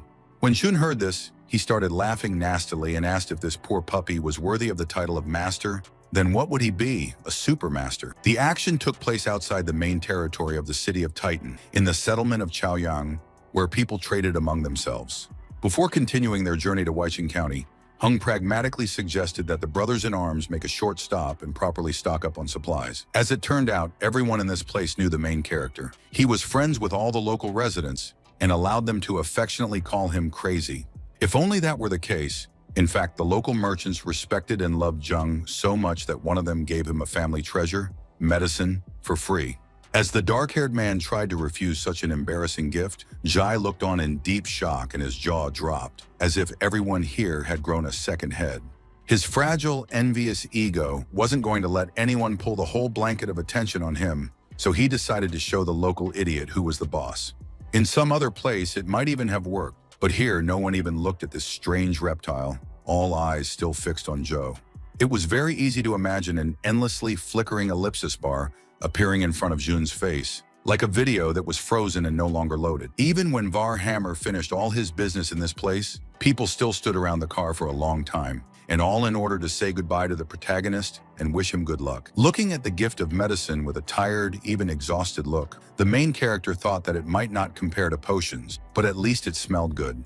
He had already decided that he was going to use it at a critical moment because he didn't have much healing power anyway, when Jun suddenly suggested that he master the spear. The cultivator refused with a good-natured smile, because such things are a matter of habit, and Jai just shrugged his shoulders, saying, "Do as you wish." They traveled the rest of the way in silence until they finally arrived at Weiqing District, a ramshackle, dilapidated ruin left over from a once powerful civilization. This place looked like a first-class area for dangerous monsters, mobs, and maybe even bosses, so the main character properly secured his equipment. None of the adventurers said anything to each other yet. They just stood there and looked around until suddenly the car started beeping loudly. It was a truck with a completely different group that crashed into it, and when they got out, they not only did not apologize, but also showed indecent gestures to the people from the Humvee. The heroes didn't do anything about it, but when those assholes were far enough away, Hung warned Zhou to be careful with one of those bastards, Guangxiong. In any case, the squad finished getting things out of the car and putting them in their bags, and then it was time to start exploring the area. On the way, they occasionally encountered zombies, but they were very low-level, insignificant creatures, so the cultivators literally just crushed them without looking at them. But if there was one thing the undead were superior to any other possible enemy, it was in two ways: a startling nuisance and a lack of self-preservation. Sensing fresh meat nearby, the zombies crawled out of hiding one by one, not paying attention to the fact that each of them ended up falling with their heads destroyed. One such poor dead bastard was shot down by Shun with such careless ease, as if he was shooting from a slingshot, and Zhou sincerely congratulated and praised his skills. But the rotting cannibals kept coming, so for the first time, Han gave the order to break into Business Street before the alley was completely drowned in zombies. Suddenly, the protagonist enthusiastically asked everyone to understand that 2 blue gems wasn't such a small thing, and Zhang grumpily asked what he had forgotten on this mission in the first place.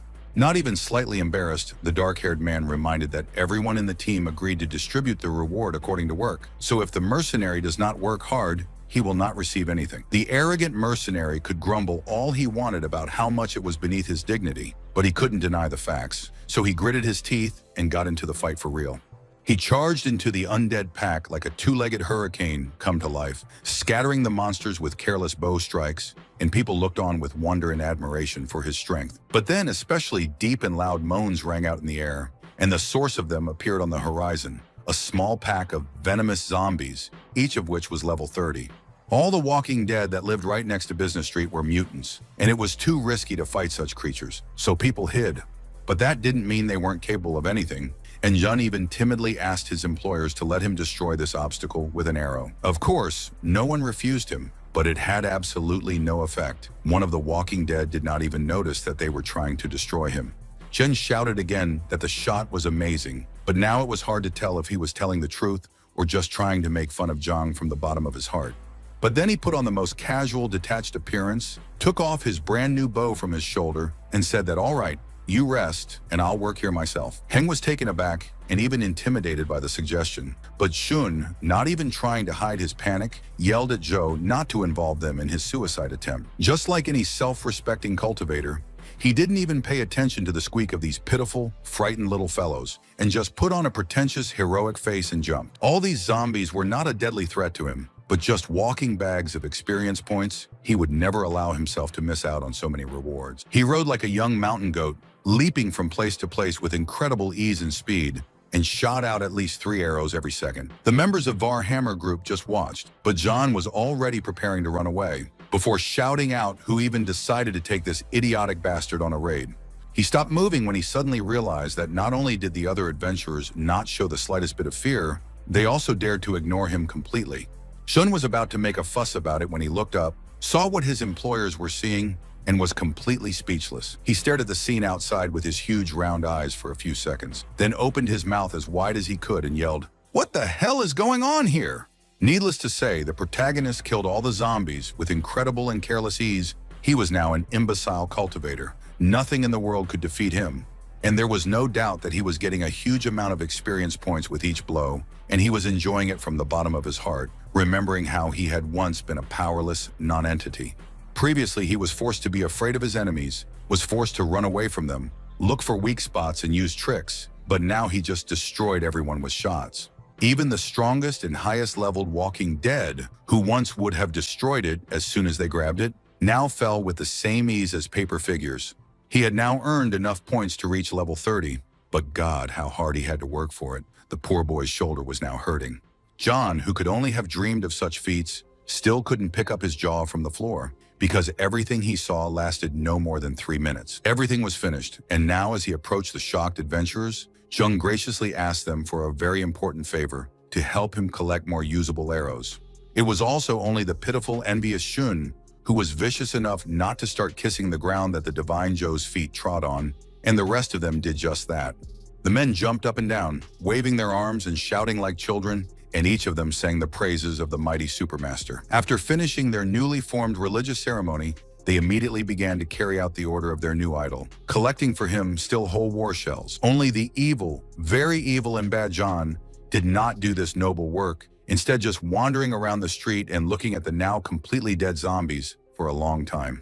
The expression of a heavy internal struggle could be seen very clearly on his face, and even the hand that held the long and thin dagger was trembling slightly. He was simply disgusted to do such a dirty job, in every sense of the word, but he still overcame himself, and after a minute he pulled out a small blue stone from the corpse. The adventurer who noticed this noticed with genuine admiration and respect how lucky the mercenary was. Very few people managed to get such a treasure the first time. Then he started talking about the incredible, divine, magnificent, amazing Master Zhou again, and Jun had to restrain himself from breaking the slug's jaw. For the sake of all the heavens and hells, he was a level 6 warrior, an elite, but why would he be forced to serve some puppy that was only rank 3? While he was still wondering, but obediently continuing to disembowel the bodies, Han pointed his group in a certain direction and highlighted that this was the main part of Business Street. He immediately ordered a few people to head back to the car to start the engine, because the sounds were bound to attract even more venomous mutants. Thus, all hope of completing the mission falls on the shoulders of the magnificent, invincible Zhou, and, well, also on this mercenary Nan, who could at least look for loot. The men were experienced adventurers, so they were not going to waste a single second of their available time. They were diligently sorting through the rubble and looking for useful things. At the same time, a couple of sentries were monitoring the situation outside, and Han's prediction quickly came true as more rotting faces appeared from every crack. The new Walking Dead looked even more decayed and battered than their fellow humans, and it was hard to even identify them as former humans. In another situation, Varhammer, his full complement, would have scuttled out of there with flashing heels, but now their new half-divine patron was ready to deal with the trouble. After giving the reverent fanatic his bow, Jung started twirling the dagger, gripped the trident, and agreed. And the main character looked very intently at his face, as if he couldn't believe that this insignificant woodlouse really dared to compete with him. But in any case, he wasn't going to give this poor guy even the tiniest chance. So a second later, at superhuman speed, he ran to attack. Even the strongest monster wouldn't stand a chance against him, let alone those slow walking dead. They were all doomed. Like the legendary Japanese weasel Yukai, who ran at the speed of the wind and hacked at people's legs with sickles, Joe cut the throats of his opponents before they blinked. He didn't have to hit the same target twice. Just a deep enough scratch was more than enough to completely kill the undead. Deep in his heart, the young man experienced an incomparable bliss because he finally became the invincible, invulnerable Imba, again, a real giant among the dwarfs. As for that poor fellow Jean, he didn't even manage to take a single step, not a single punch. He completely lost with a crushing score in less than a minute. And while he was trying to figure it out, one person asked Han to take a closer look at the weapon that their dear older sworn brother was using. They had probably never seen such an artifact before, but they recognized it at a glance. It was impossible not to recognize such an obsidian black knife. It was a weapon with high star power conductivity, able to withstand a colossal amount of divine energy without breaking down. Jun couldn't take his eyes off this treasure because the thought was booming in his head, if only I could somehow get this dagger for myself. It was incredibly tempting, but he hadn't lost his mind yet, and even at one point he shook his head from side to side, slapping his temples hard as he did so. He had already seen what this puppy was capable of many times, and he would rather fight a level 7 mutant, and anyway, he wasn't a scavenger to do such a thing.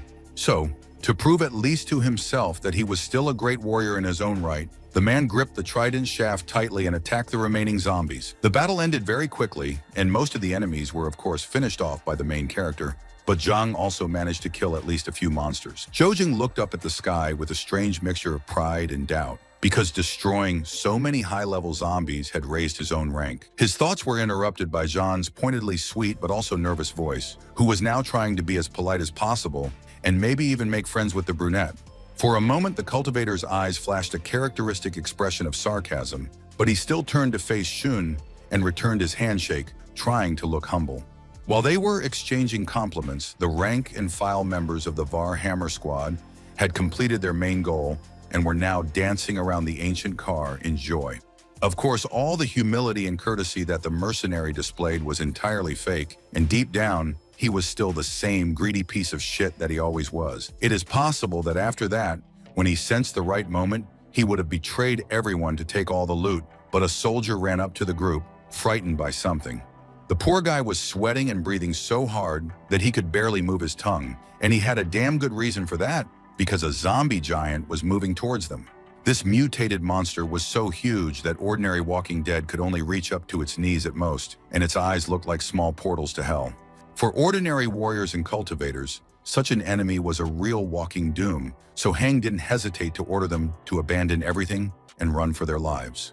In the case of many people, he did not have to command twice, but it was the main character who continued to stand and look at this beast, and without fear.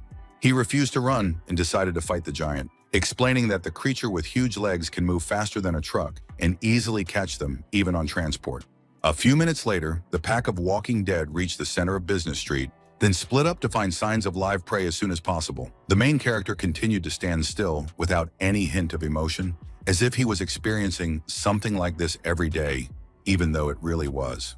Any ordinary person would have run and screamed in terror or hidden, desperately praying that the huge dead man wouldn't find him, but the youth just sighed wearily. This quiet sound was enough for the giant monster to detect the teenager, turn around with its whole body, and then grab the car lying nearby. In the dead giant's hands, the multi-ton and multi-meter-long machine seemed no bigger than a large piece of rock, and it landed a hair's breadth away from the motionless Jung. Realizing that the protagonist is not only alive and well, but also does not even plan to escape, The mutant growled in rage and rushed to attack, shaking the ground. Without even trying to turn around to face his companions, Joe ordered them to finally get out of the way, because any attempts to help him, on the contrary, will only create interference. Looking at his martial stance, which literally exuded unwavering confidence, Jean mentally admitted that even after all that he had seen, he had underestimated the main character. But he also cared about his own skin, so he quickly agreed with the protagonist and repeated that they should all jump into cars and step on the gas pedal. Han was painfully reluctant to leave Jasper Lord Joe to deal with this alone, but he was forced to accept their logic, and so he promised to wait for the youth. A few seconds later, both SUVs were packed to the brim with people and trophies, and they were kicking up dust on the asphalt, trying to get as far away from the fight as possible. The colossal zombie moved much faster and more nimbly than one would expect from a creature of its size and mass, and it even made a high jump. In response, the young cultivator simply leaped up like an attacking rat again and shouted to the so-called big guy that he was his enemy and he was right here. The difference in their height was ridiculously disparate, but the laws of physics had long since left this world, so Joe slammed into the target with great force and caused him to fall. Naturally, the departing adventurers looked on in colossal shock, trying to figure out what the hell a rank 3 warrior was capable of doing such incredible things. There was no way such a strike could harm the huge zombie on its own, but Zheng Yi didn't want to. He just needed enough time to scan its weaknesses. They turned out to be more than enough, and before the attack began, the protagonist allowed himself a banal joke, as if taken from a textbook on how best to sarcastic his enemies. The rotting giant might be an infected flesh eater, but it wasn't an idiot. Realizing the difference in speed, size, and distance, it tried to attack with its mace. But of course, the main character was no longer in place at this point, so he easily moved behind the enemy's back and used his favorite jump attack. After that, there was a small time skip for 10 minutes, by which time the members of Varhammer and Jun had long left Business Street and were waiting for the results in a safe place. One soldier doubtfully mumbled that their supermaster still hadn't returned after such a long time. Did that mean anything? But Han just ordered him to shut up. Strangely enough, Yi Jian supported him, calmly and even with a smile, stating that, as he put it, that crazy bastard was too strong to just die like that. The sentry, who was standing on the roof of the car with binoculars and desperately peering at the horizon, happily shouted that, yes, it was true, their master was coming back. The entire group squealed with almost religious delight at the sight of the protagonist completely unharmed, even though Zheng himself was looking at them with annoyance. He had a small blue crystal in his hands, but he casually tossed it into the hands of his closest companion, saying that if they were on the same team, then they had to share the loot. People were much more interested in the fact of his victory, and Zhou took great pleasure in letting them sing his praises while Shun pondered on the sidelines. All of a sudden, Han elbowed his subordinates aside to walk up to the young man and look him straight in the eye, earnestly declaring that from now on, he would only serve him loyally. This sounded so strange and wild that even the cultivator himself was taken aback and clearly looked for words to politely but adamantly refuse until another voice rang out. His source turned out to be John, who now stated that yes, he finally understood perfectly how powerful Big Brother Zheng was and bowed his head to him. The group would continue to pour out so many honey praises on the gamer that it would be enough to kill a diabetic, but they were interrupted in the most rude way by someone else's Jeep team. These poor idiots decided that a smaller group could be easily robbed without risking their own skins, and they didn't even have to guess at their ultimate fate. Xiao, to his credit, didn't go out of his way and calmly replied that their loot would indeed be better than that of the cowardly hyenas who chose to run away from the battlefield. The wounded soldiers, who were sitting quietly in the bowels of the truck and trying to make themselves as inconspicuous as possible, only shrank even more into balls from his reproaches. The leader of the Marauders, however, did not like the criticism, judging by the way the veins on his bald head bulged, and with what force he began to squeeze the barrel of the machine gun. The main character sighed very hard and wearily, not understanding why this world hates him to such an extent, why it does not leave a single moment for a break. Before he could rip their heads off with arrows and sit down to rest, Jean jumped up from his seat and asked very angrily who was looking for a fight. And his presence actually managed to frighten these jackals, because they didn't expect that these losers would allow themselves to hire a level 6 warrior to help them. There was clearly no one among them strong enough to even compare to Shun, so the bandits decided to swallow their pride and look for easier prey. As Jean continued to hurl contemptuous insults at their backs, the former gamer was shocked to realize that he would still have to raise his official rank for the sake of honor. 3 days had passed since then, during which time the main character hunted down powerful monsters living in the territories of Titan in order to quickly increase his warrior title. And he did manage to raise his level, but unfortunately only the level of the thief class, which has nothing to do with star power users. While he was thinking about how he should try harder to officially be ranked among the local elite, he was tracked down by another mutant who looked like a cat. The young man sighed, then slowly got to his feet, clearly glad that at least he didn't have to track down prey with a lot of experience points in the fields and woods. After that, the action shifted to a luxurious, white-walled cottage that stood surrounded by gorgeous green trees and a perfect lawn. People in expensive blue suits got out of their cars and very carefully placed the wheelchair and its occupant on the ground and confirmed that this was the right house. Junior Luo was the type of person who was easier to kill than to stop. Even after all that he had experienced, he was still looking for a conflict with the main character with maniacal persistence. Needless to say, the cultivator himself had easily finished off the giant cat during this time and was currently tinkering with its carcass, trying to find something precious. He quickly discovered a blue crystal of a very beautiful sky blue color, but then something strange happened. Not far from it, in a thicket, a white glow appeared. Cautiously looking over, he found a rank 7 cultivator who was emitting a white-green glow, surrounded by a pack of large and aggressive apes. The protagonist did not think long before drawing an arrow on the bow, because such a high-ranking warrior should definitely have a lot of useful acquaintances in Titan. The swordsman, meanwhile, was having a really bad time, because these demonic baboons surrounded him from all sides and attacked one after another without giving him a second's peace. Most of the time, he successfully managed to block the blows with his huge and wide sword, but then he was horrified to see a monkey sneak up on him from behind. It would seem that this would be the end of it, but suddenly a sharp, blue-glowing thing stuck into the stinking hairy tail, causing the baboon to squeal. The main character acted as an experienced hunter and professional. As soon as he released one arrow, he immediately reached for the second one, so that now he could finish off one of the mutants.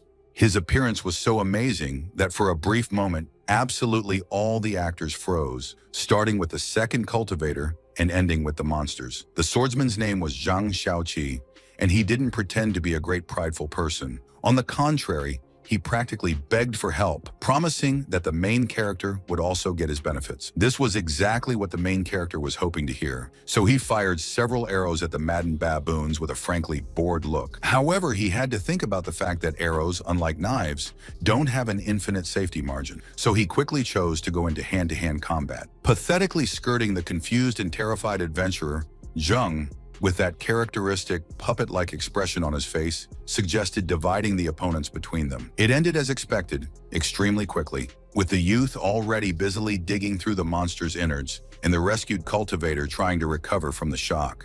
He couldn't understand what was going on, why a low-level warrior would kill them all so easily, until Zhou's deceptively calm voice reminded him of Zhang's talk of benefits. Since Xiaoqi was afraid of his savior, he paradoxically decided to take refuge in audacity, asking if Zheng himself was afraid of being stabbed in the back. The protagonist indifferently replied that he would not be able to kill him, and the man suddenly realized that yes, this little brat is really incredibly dangerous as it seems.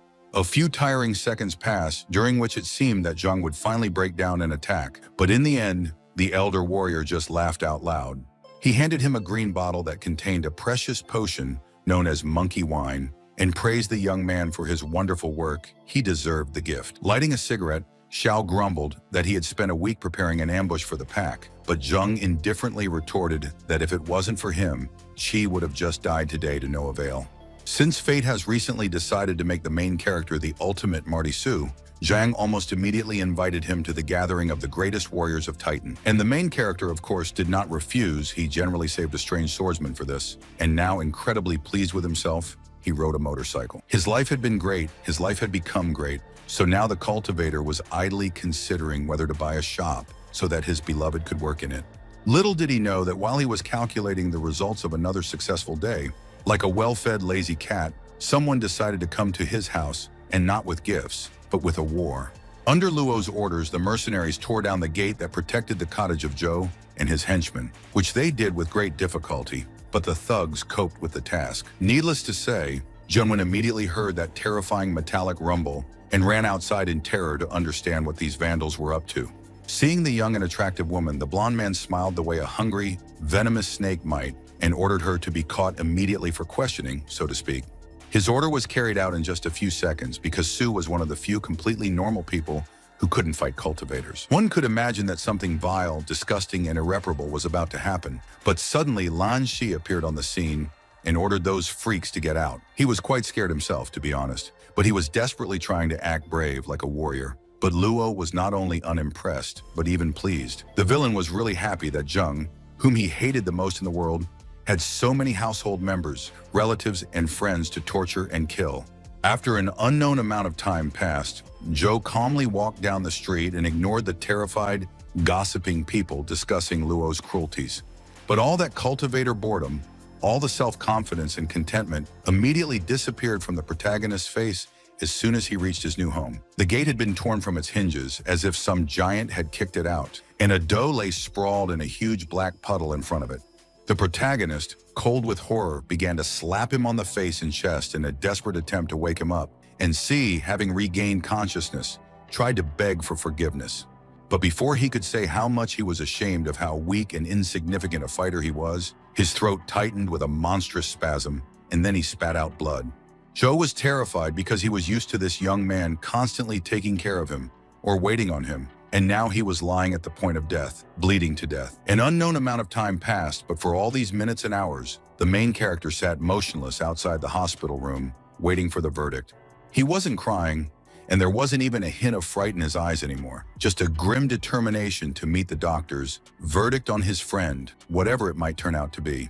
Eventually, the red badge above the doors changed to green, and the doctor who came out of the room gloomily admitted that Lan Shi would be alive, but he wasn't sure that he would be happy about it. When Yang himself entered the room and got a chance to see what one of his last countrymen had become, his mask of grim determination came apart at the seams. It was so terrible, disgusting, and unfair that he was on the verge of bursting into tears until suddenly memories flashed before his eyes.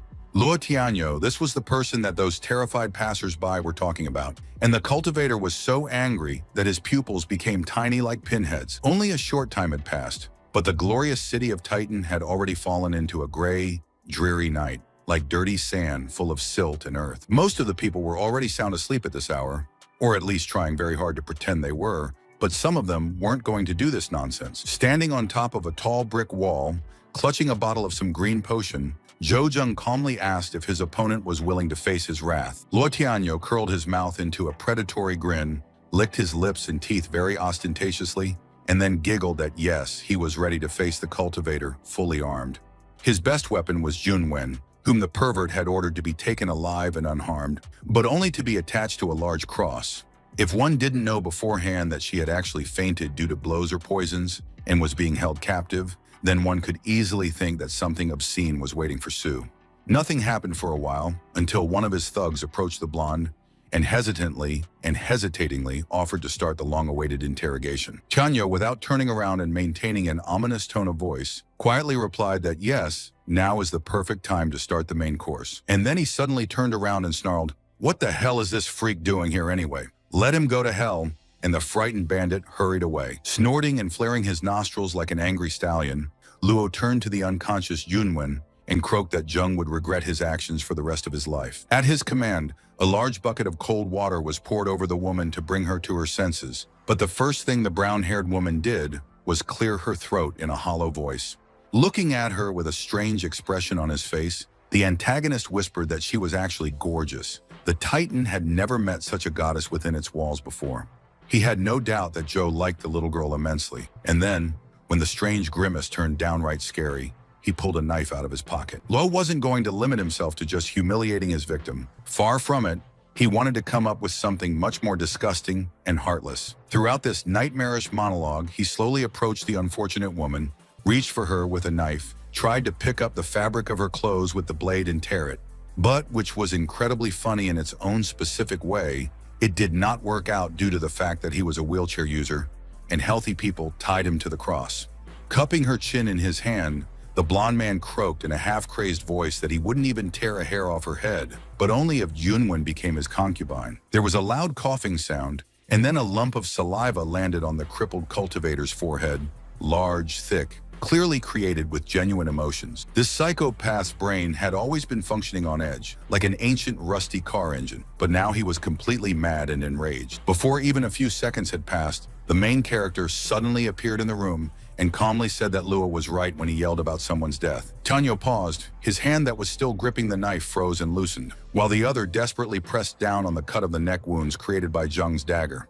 The dark-haired man slowly leaned close to the blonde's ear and whispered that he was the one who would die today, without any emotion, just as if they were discussing the clear weather. As for Sue, well, it was rare for a person to be able to keep a cool head in such a situation, but she couldn't, and so she began to sob bitterly now.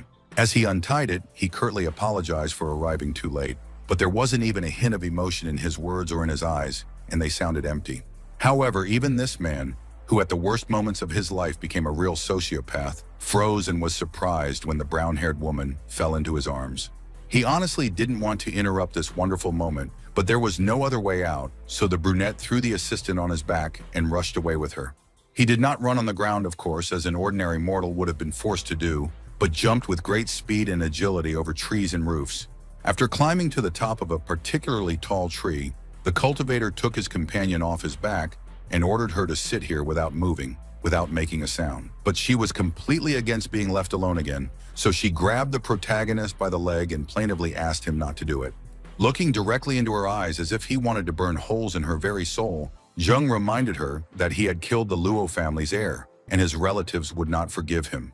That was why he was going to head back to that damn family's mansion and have a bloodbath while the woman waited outside. In the heart of the mansion, the clan patriarch grumpily asked his servant, Yi Bing, if his son went to look for Zhou today, and the warrior confirmed that he did, but Tianyo only found a girl. This evil old man, as expected, wasn't bothered at all by the fact that an innocent person had been abducted, only that his offspring could only think of girls. He was incredibly annoyed that out of all the possible sons, he got just such a son, but when asked to go and wake up the blonde, he grumpily refused. There was a faint rustle in the office, and while an ordinary person would not have noticed, the experienced cultivator Ah Bing immediately took up a fighting stance and drew out his weapon. Patriarch Luo was tellingly not surprised at all, because he had noticed the main character a long time ago. He admitted that he was good at hiding, but alas, his rank was too low. Nothing happened for a few seconds, and then a very familiar, boyish figure in plain black clothes stepped out of the shadows in the corner of the office. He had to deal with very difficult enemies, while Bin had a 6th level of martial prowess. Luo Guohai's rank couldn't be read at all. The protagonist's face remained an impenetrable mask, but he mentally thanked the heavens that he had already learned that the ancient warrior was actually level 8. In any case, the villains themselves were not going to talk for long, and the old man, taking an expensive cigar out of his pocket, simply ordered his thug to finish off the unexpected visitor. Bing used curved blades that looked like a cross between real swords and hooks, and with them, he charged at Zheng like a huge praying mantis. He swung his arm, ready to hook his prey, but the protagonist, as always, managed to dodge, move forward, and use a dagger in the back. Calmly letting out a whole cloud of smoke, Gohan admitted that Zhou was very agile. But it didn't really matter. His soldier was practically invulnerable. Bean bared his deeply scarred mouth in a disdainful grin as he confirmed the words, then raised his surreal weapon again to attack. But a second later, that grimace turned into an expression of fear, completely obliterating any signs of the mercenary's arrogance.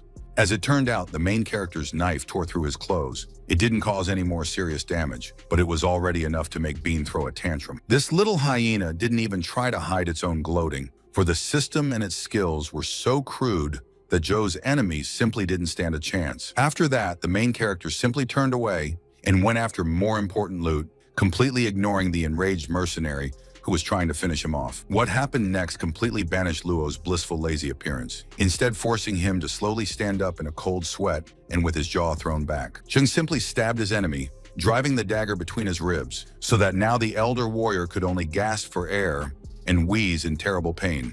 Soon after, the man died, but no one else paid any attention to him, because Zhou was preparing to slowly cut the throat of this old boar. Slowly getting to his feet, Gohan said in a low, hoarse voice that this young man certainly had a lot of potential and a lot of strange tricks. But he'd gotten too damn drunk, forgotten his place in the food chain, and Luo, wrapped in an eerie green fire, was about to remind him. From the power of the villain, powerful vibrations radiated in all directions, and the green glow was so strong that it was immediately seen by the guards outside, and they knew that trouble had happened. The guards dropped everything they were doing, left their usual posts and routes, and immediately ran to the mansion in the direction of their chief's office. None of them, of course, had any idea that Luo's new and latest toy was somewhere out there in the top of a tall tree. Junwen was so worried about her young master that she could put the best actresses in drama plays to shame, and her poor heart was very sore for Jung. The cultivators faced each other like angry roosters, and Gohan tried to explain to Joe that he had nowhere to run, but the boy only said that he had no intention of running. They could have exchanged even more barbs, but just then they were interrupted as the terrified guards burst into the room, shouting something about the young master. The old man immediately realized that the vile intruder had done something very wrong to his son, and he demanded with fear and excitement to know what he was talking about. Adopting the sugariest expression and tone of voice, the protagonist explained that he had killed the scumbag so that he could have fun with his dear daddy later. No matter how evil and rotten a person Gohan was, deep down, he really cared about his offspring, so this admission sent him into a deep shock. He would have liked to think that the cursed pup was deliberately deceiving him, but the guards, who were smoldering with fear, confirmed that it was true.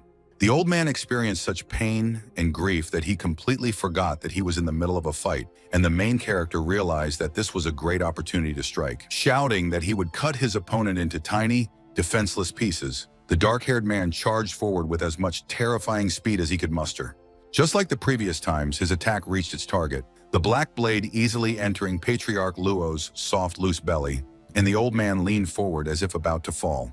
However, nothing happened. Even when Zhang yanked his weapon back with tremendous force, the elderly warrior remained standing, and not even a drop of blood was spilled. For the first time in a very long time, the protagonist felt fear and confusion on his own. Because hey, who even warned him that level 8 adventurers were so strong? Like an angry bear with a hunter's spear stuck in its side, Gohan raised his hand, ready to turn the boy's skull to mush in one crushing blow. His punch could have easily left a wet spot of the entire human body, making it look like the contents of a slaughterhouse, but Jung dodged once again. The man realized that this opponent was faster than him, so he immediately changed his tactics. Now he waved his energy blade very quickly, sending shockwaves. In any other situation, with a different enemy, this would have been more than enough. But Joe, of course, simply could not lose, and dodged even such a storm. He danced in the midst of that devastating green fire, like a bird landing repeatedly on the back of an enraged rhino, and calculated the best moment to counterattack. This moment came very soon, so that the young man actually turned his entire body into a kind of living rocket, sending himself flying. To do this, he used his new abilities as a bandit-class representative, closing the distance between him and Luo in the blink of an eye. It took less than 2 seconds for the knife, made of metal held together by a demonic web, to once again plunge into the body of the slow patriarch. There was still no blood, but this time the main character was trying to hit him. So not only did he not pull out the blade, but on the contrary, he drove it deeper. And for a moment, one might even think that this time, he actually succeeded, that the blade went through a layer of flesh and tore through the innards. But just a second later, the shocked and pained look on Gohan's face turned to fierce determination, and he growled that he didn't give a damn about these pathetic attempts. He himself had a blade in his hands, and with a terrifying speed that Jung was completely unprepared for, the old man stabbed it into the young cultivator's stomach, piercing right through him. Now it's time for the main character to feel the pain as his stomach turns into a bloody mess, and life begins to leave his body at the speed of water. Barely able to stop himself from laughing, reveling in the suffering of his son's killer, the man kicked him so hard that the brunette flew backwards to the other end of the room. In some other story, this would have been the end of it for the main character. But hey, he was a reborn cultivator. Of course, he laughed contentedly and calmly stood up. Ignoring the huge hole in his solar plexus, the young man, without even hoarseness, wisely quoted his father's instruction. The winner is the one who does not feel sorry for himself. In fact, this dim-witted old man had already lost the moment Jung's blade first entered his body, while the protagonist was lazily playing with a healing potion. It was at that moment, as if at the behest of an unseen director, that Gohan felt a shiver, heat, and cold sweat, and realized that the kid's weapon was poisonous. The same huge demonic spider that had once nearly finished off the main character had a rank 6, as well as a venom so strong that it could kill Cheers. It was true that the elderly antagonist couldn't fight like he had before, but the look in his eyes clearly said that this old bear was ready to fight to the last. Meanwhile, Junwen was already praying to a certain famous deity, begging him to come to her precious young master's aid and protect him from bad people. She was more than taken aback when a second later, Zhou Zheng himself appeared on the branch in front of her, and without further ado, ordered them to climb on his back so that they could escape. He helped the woman down, and then they ran along the ground in the usual way, because Gohan had managed to seriously injure the young man, and no potion could remove all the damage. This was clearly visible from the outside, even Sue, because now the young cultivator, who had once been rushing around at the speed of the wind, was drenched in sweat and running like a mere mortal. The dark-haired man tried to pretend until the last moment that the sea was knee-deep, that he was still the Great One who defeated everyone in Jung County, but after a while he let go of the brown-haired woman's hand. He let go of his hand and began to fall on his own, and in that instant his face looked not like a beautiful, pretty doll that women sighed for, but like a tortured ancient mummy. Jungwon was truly horrified by his fainting, because not only was the person she loved dying, but they were both in the heart of enemy territory. The latter was not said for the sake of beauty of speech, because from behind the thicket surrounding the Luo mansion, the angry voices of hunters and punishers, as well as the barking of dogs, could be heard. Some people would have just folded their hands and let fate control them, but Sue clenched her jaw until it hurt, and threw the unconscious Jung onto her back. Clenching her teeth, she swore that she would never, under any circumstances, allow anyone to harm her precious master, not a single living or dead soul. At the same time, it was revealed that the protagonist's attacks had reached their target. Luo Gohan one of the most powerful people in Titan, had turned into a bloated green corpse. Guards were already working around him, investigating crimes in the city of Titan, and the eldest among them, lighting a cigarette, admitted that their house had not known such upheavals for a long time. Somehow, miraculously, thanks to a rush of adrenaline, the brown-haired girl managed to escape from the chase and bring her heavy Jasper master to cover. But it was too early to be happy anyway, and she needed to find a way to stop the flow of blood, or else Jung would die a second time, and just as ignominiously. She was frantically turning her head around, looking for something that even remotely resembled a bandage, when suddenly her arm was touched and a faint male voice rang out. The main character regained consciousness with a heroic effort of will to mutter that he already had a medicinal potion and a bandage for wounds in his bag. Trying to stop her hands from shaking, Jinwen obediently followed the order, and indeed she found a small bottle of scarlet liquid in her bag. After that, she helped her master get rid of his outer clothing, removed the stopper from the vessel, and very slowly, carefully poured some of the liquid over his body. It didn't improve the situation much, because the wound left by that old rascal was so deep that even this miracle potion didn't work in its entirety. But there was at least one positive thing after that, and that was that the pain that was eating away at Joe's insides like fire finally subsided. And the main character once again began to lose consciousness, unable not only to respond to the words of his servant, but even to think about her suggestions properly. It was a great contrast to the general atmosphere of the outside world, where people were desperately fighting for their survival, the sun was shining in the sky, and birds were singing in the forest, and squirrels were eating dinner. The brown-haired girl must have continued to guard her master's sleep for a long time, as befitted a good housekeeper and nanny, but in the end, she also fell asleep. However, she immediately woke up as soon as she felt that her precious Jojung had also regained consciousness, as if through some sixth sense. If you didn't know in advance what terrible shit they both had to go through, you could easily have considered this scene an episode from a peaceful, happy home life. But in the end, fate once again smiled on them. The wound healed so well that there wasn't even a scar left on the cultivator's body, so as not to spoil his abs. The woman happily whispered that thanks to the healing potion with the protagonist, everything will be fine, and he replied that no, for this you need to thank her for her care. And she in turn took this compliment very much to heart, blushed deeply and noticeably, smiled shyly, and tried to hide the sparkling look. Alas and this wonderful romantic moment, which could easily have been followed by a real kiss, was spoiled by a very loud grumbling in Sue's stomach. After a while, they were sitting in a city cafe, fully dressed and clean, and while Yunwen ate noodles and ate herself, Jung listened to the current rumors about Luo's death. The humans were as agitated as bees with a rock in their hive, because nothing like this had happened in Titan for many years, and high-level warriors were almost never killed. When the protagonist heard that the local police were investigating such an unusual case, he let out a meaningful chuckle, as if he was already thinking about how to trick them into making a profit. The same smoker, who had supervised the collection of evidence and examination of Gohan's corpse, was now sitting in his office, casually crossing his legs as he studied the materials. The only thing that Titan guards could be credited for was their professionalism, and they quickly found out that the main character was to blame for what happened. Just then, The office doors slowly opened and a junior guard entered, notifying the boss that he had already finished interviewing the witnesses and suspects. Personally, he had no doubt that the incident was definitely on the conscience of this kid, who even in the photo managed to look disgustingly cheeky. Like many people before, the police chief couldn't understand what kind of stupid, twisted joke this was. How a warrior of only the 3rd rank could cause such a commotion. At the hospital, the main characters came to visit Lan Shi, who had regained consciousness, and Jungwon roared out loud because of how guilty she was, while the crippled warrior comforted her. But only because the young man genuinely believed that the fault lay with him, just because he was such a lowly weakling and allowed those villains to commit the crime. The young cultivator immediately tried to convince him that this was not the case, and he would definitely find a way to cure his injuries. But it was clear from his face that Joe didn't really believe in the latter. Lan, who had always been sentimental when it came to his master, and especially now, began to sob at how kind Jung was to him. Suddenly, the doors of the ward opened, and the same pair of guards who were going to ask the main character a lot of very important questions entered.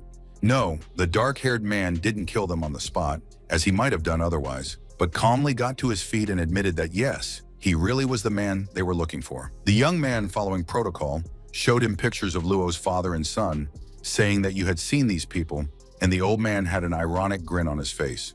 Joe quickly invited the guards to come outside for a productive conversation, and Lan began to worry, although Junwen quickly reminded him to trust their master. It was worded so strangely that Si immediately clarified what the woman was talking about, and Sue refused to answer him with a terrified face, further increasing her suspicions. It was possible that they had quarreled over this, but at the same time, Jung was mocking the confused police officers with a mocking smile, suggesting that they stop by again if they needed to. When the junior investigator was a good distance away, he asked the senior investigator why they hadn't arrested the guy, since all the evidence clearly led to him. Still chewing on his cigarette, the man calmly asked how it was possible to prove the fact of a lower 3rd rank warrior's victory over an 8th level demigod. No sane judge would believe such a thing, and the old officer simply didn't want to go into the details of what had happened. Gohan was already dead anyway, and he didn't care about anything. After that, the two of them walked away, and the old policeman promised that he would write in the report that Patriarch Luo had died in a ridiculously ordinary way after eating a poisonous vegetable. After an unknown amount of time, the protagonist was shown sitting in a shop while a large ball of cloth was checked by a local employee with a magnifying glass. As it turned out, this was still Jean's equipment shop, and now he was having great difficulty getting his tongue to work because there was so much mutated viper skin in front of him. He had some problems with money, but such an amount of expensive material could easily save him, and Jung kindly replied that he was always happy to provide him with such services. While the euphoric Chan was giving orders to the workers about the reptilian skin, the cultivator casually asked if he knew a good doctor in town. The artisan's good mood immediately gave way to deep terror, because a monstrous thought crept into his mind. Precious brother Joe was ill. No, the main character answered, hurrying to dispel his fears. It was even worse. His dear friend was injured, who literally broke his arms and legs. Hearing this, Jean was still extremely furious and swore that he would definitely find this stupid bastard and teach him how to respect decent people. Jung, with an embarrassed smile, urged him to calm down because he had already punished everyone involved fairly, and now he had to focus on helping. After calming down, the level 6 warrior thought deeply and then confessed that he only knew of one suitable character, the great and unrivaled Medicine King. The cultivator didn't know what it was yet, but its own hospital, decorated like an ancient palace, and the huge queue of petitioners spoke for themselves. The latter was a very unpleasant surprise for the main character, and John confirmed with a calm smile that yes, it would be very difficult for them to wait for their turn. Instead, they went to a room where there was another person, not the king himself, but only his disciple Wang, but he was also an expert in various types of medicine. The patient who was talking to him quickly got what he wanted and left, and then the main character took his place, walking inside with his head lowered respectfully.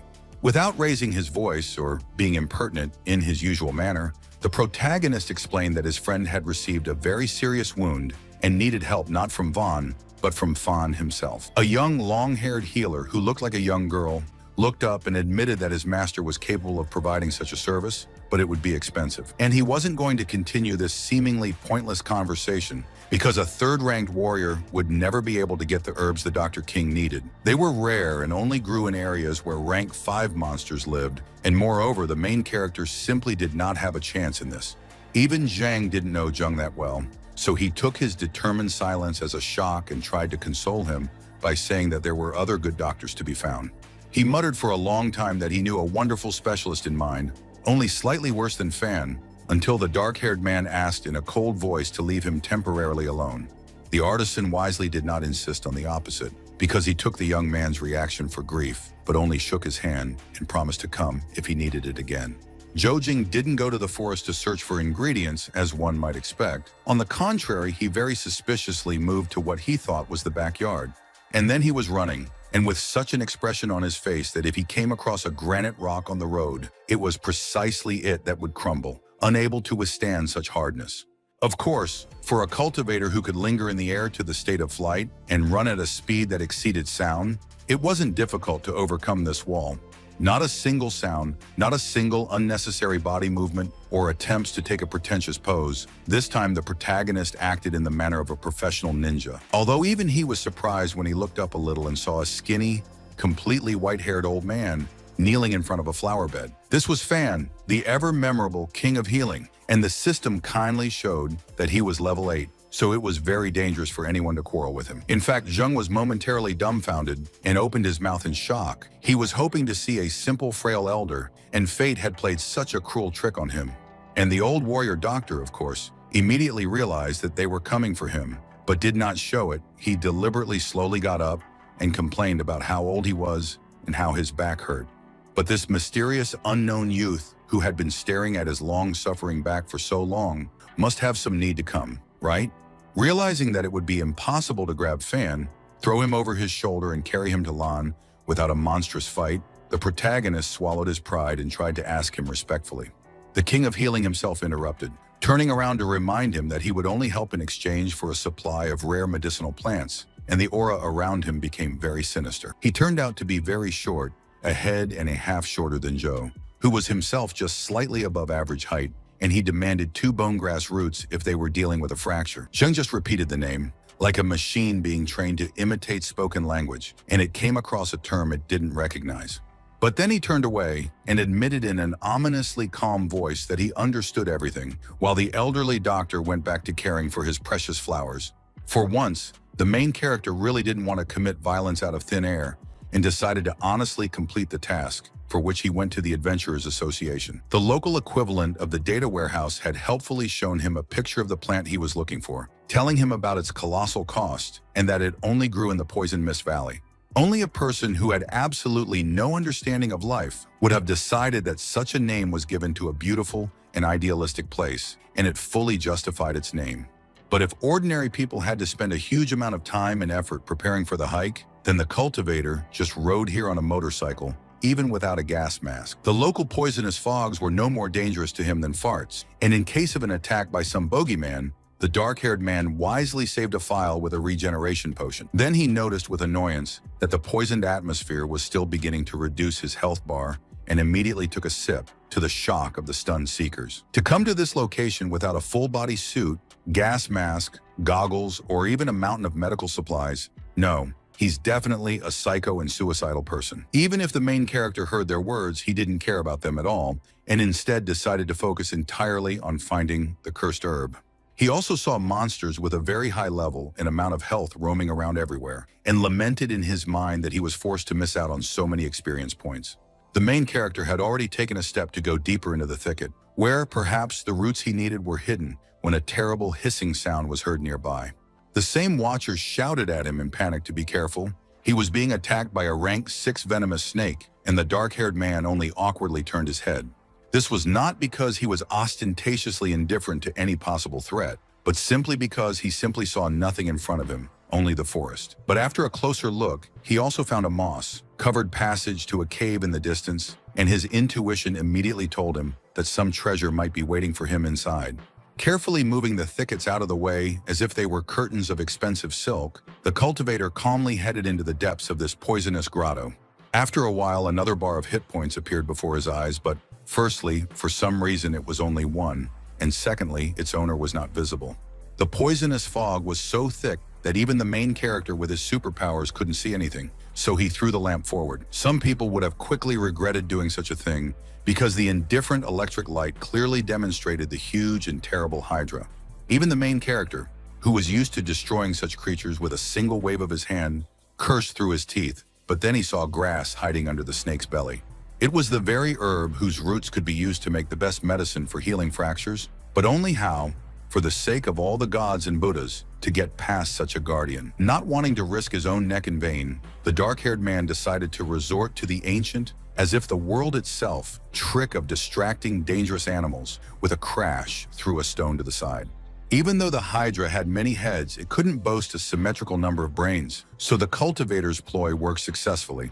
With incredible speed, he sped past the monster, stopped near the pale glowing plants, and was about to reach for one of them when it happened. The huge snake still wasn't as dumb as one might think. It left one of its heads to watch the treasure, and that head attacked Jung. The main character, of course, managed to dodge and jump into the air, after which he thundered that, okay, if the stupid reptile does not want to be nice, then they will do it in a bad way. In response, two heads immediately tried to crush him, as if with a huge vise, for some reason refusing to use their toothy jaws, but with the same result. This angered the venomous mutant enough that the third head, which happened to be close to the protagonist at lightning speed, still decided to use its fangs. But even that, of course, didn't change anything. The Hydra just clicked its jaws with a dull clack, while the cultivator continued to dance in the air like a drunken dragonfly. He slid down smoothly, preparing to soar up again and finally strike his own blow, until it dawned on him that it wasn't a cave, but a complete reptile. He had underestimated the size and cunning of his opponent, and he had paid dearly for it, for the monster's tail had struck the young man so hard that he had flown to the opposite end of the grotto. After such a slap, any ordinary person or even a martial artist would have died, but Joe remained alive and well, although he hissed in displeasure from pain. Meanwhile, the Hydra was fully focused on him, each head now either opening fanged mouths or glaring at him, as if inviting him to continue the fight. For the first time in devil knows how long, he felt almost the same as he had during the fight with that monstrous spider, and a sweaty Jung whispered whether it would be a bug in the game or not. He didn't feel like joking anymore, because this was no longer a situation where you can get away with making fun, and he decided to use all his trump cards, even his inventory. Putting 3 glittering arrows on the bow at once, the former gamer croaked that he really missed the days when he screwed up in MMO and used bugs to defeat opponents. There was a 3-hour time skip, by which time the main character was often out of breath, as if after a marathon run, but the monster also lay lifeless, studded with arrows. Arrows stuck out of its hide like artificial spikes, and it not only didn't move, it didn't even breathe, so it probably won this time too. But the fight was so difficult that the young man just couldn't stop laughing and stretching his mouth in a grin, so full of euphoria from his own success. There was a sudden roar that shook the entire grotto like an earthquake, but it ended almost as quickly and abruptly as it had begun. Jen reveled in absorbing the experience points, like a dirty, smelly person enjoying the warm water that washed away all the alluvial things from him. The system immediately raised his level as a bandit by 3 ranks, and he also found out that each head contained a precious green crystal. With that kind of money, one could live a luxurious life in the best neighborhoods of Titan for an unknown amount of time, but the most important thing was something else. The bone grass was what the main character had originally come to this place for, and now that no one was protecting it, there was nothing to stop it from being taken to Fang. In a very different area of the Poison Valley, a group of ordinary adventurers were desperately fighting a younger Hydra brother who only had 1 head and a snake body. But to ordinary cultivators, even such a monster was a terrifying enemy, and it proved this by easily ignoring all attacks and charging at people like they were mice. One warrior was particularly unlucky. The mutated snake was so fast that he did not have time to escape and ended up being caught between its teeth. This creature was called the Mutated Viper King, and even though it only had 1 head instead of a dozen, it already had a colossal 7th rank. The remaining adventurers, the same ones that the main character met, cursed fiercely because this cursed creature evolved right during the battle. None of them realized that they were making a loud enough noise to be heard even by a certain concerned herbalist. Carefully plucking the plant out of the ground so as not to tear it apart, Zhou Zheng hissed, "What is this devilish noise? Are there really other boss monsters in the local forest?" The duel between humans and the huge reptile continued, and the leader of this raid desperately tried to inspire people not to despair. They can still win. His speech was unconvincing, to put it mildly, because the Viper King literally swept his enemies like dry autumn leaves, putting them to flight. Even with their gas masks covering the faces of the survivors, it was clear that they wanted to see this quest, this monster and the rewards in the coffin. Their own skin was more precious to them. But one young man simply did not know how to stop. He shouted that the Viper was probably already half dead from fatigue, so let's go ahead and avenge her brothers.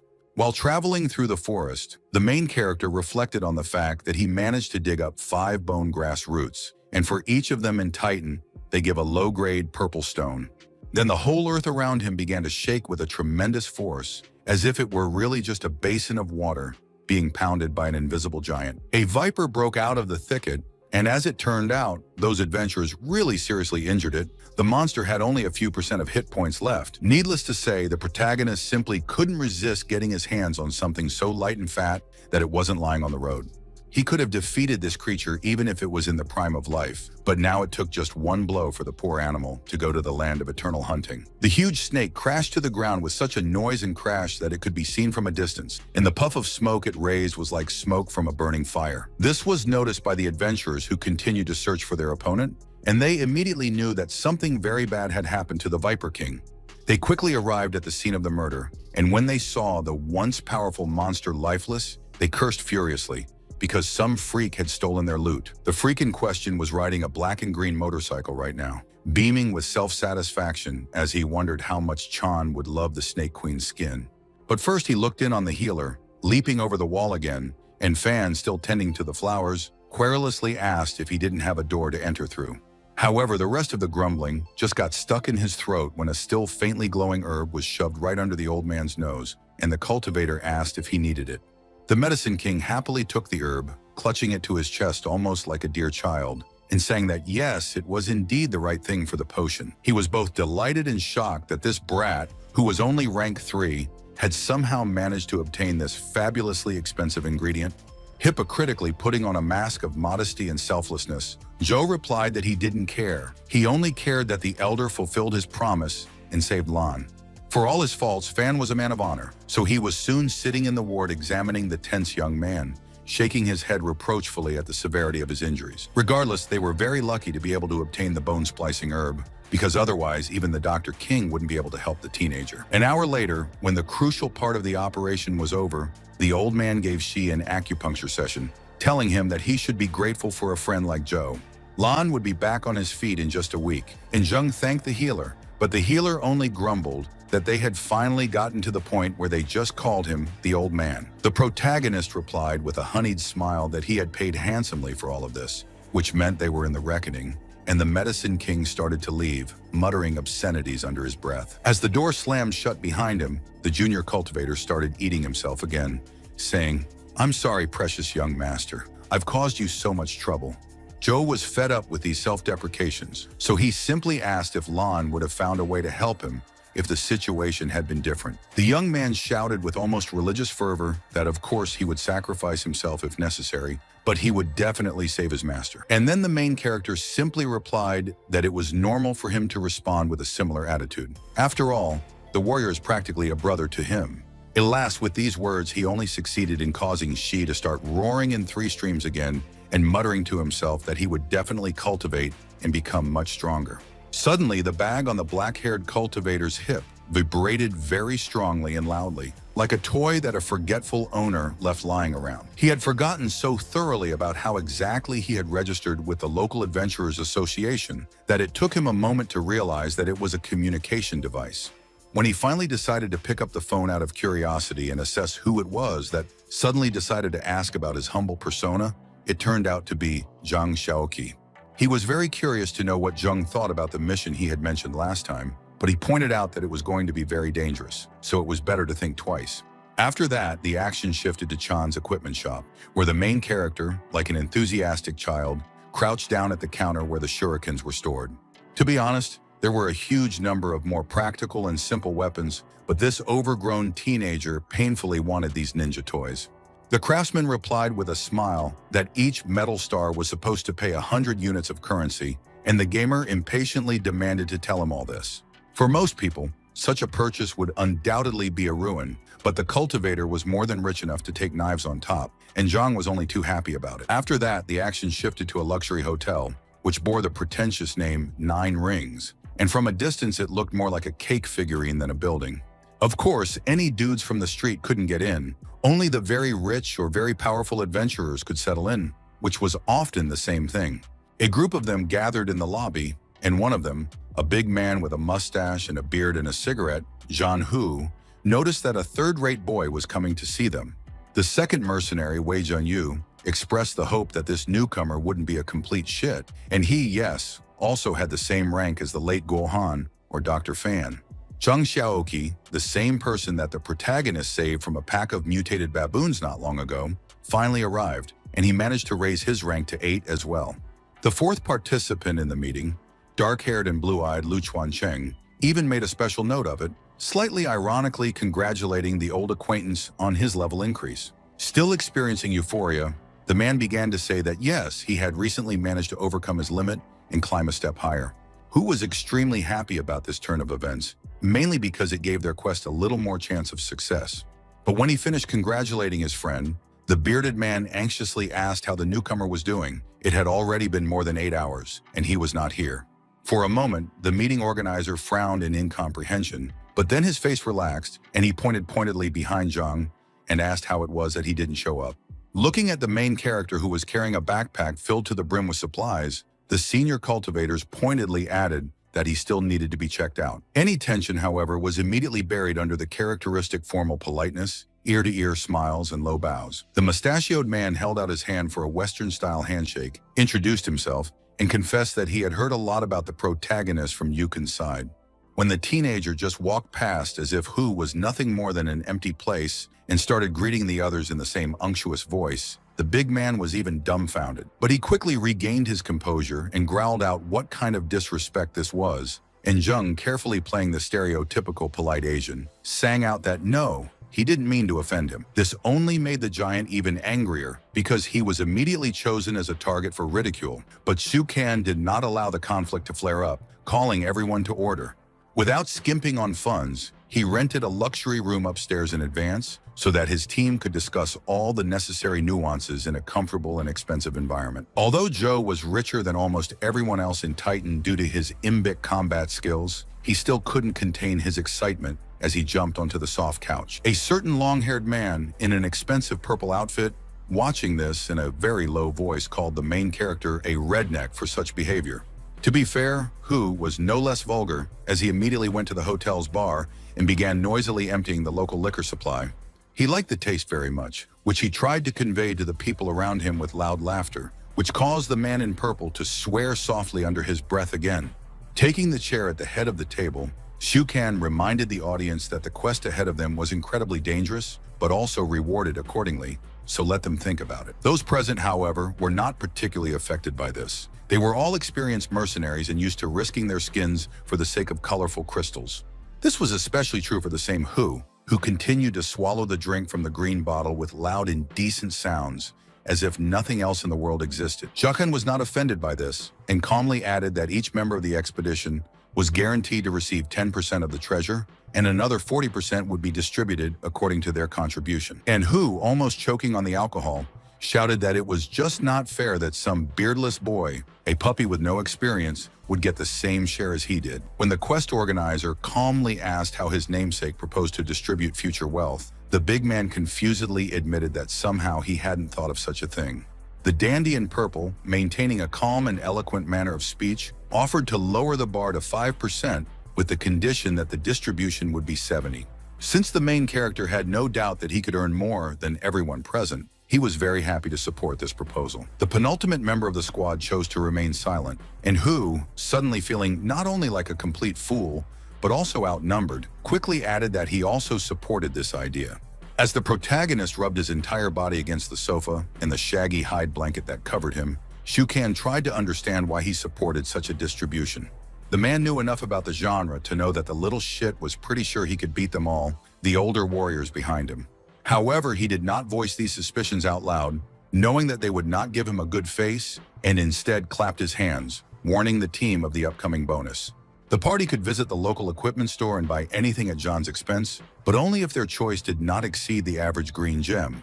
Yes, as it turned out, Chang's shop was far from the top of Olympus. There was also an insanely expensive and elite internet portal, only for cultivators of the 7th rank and above.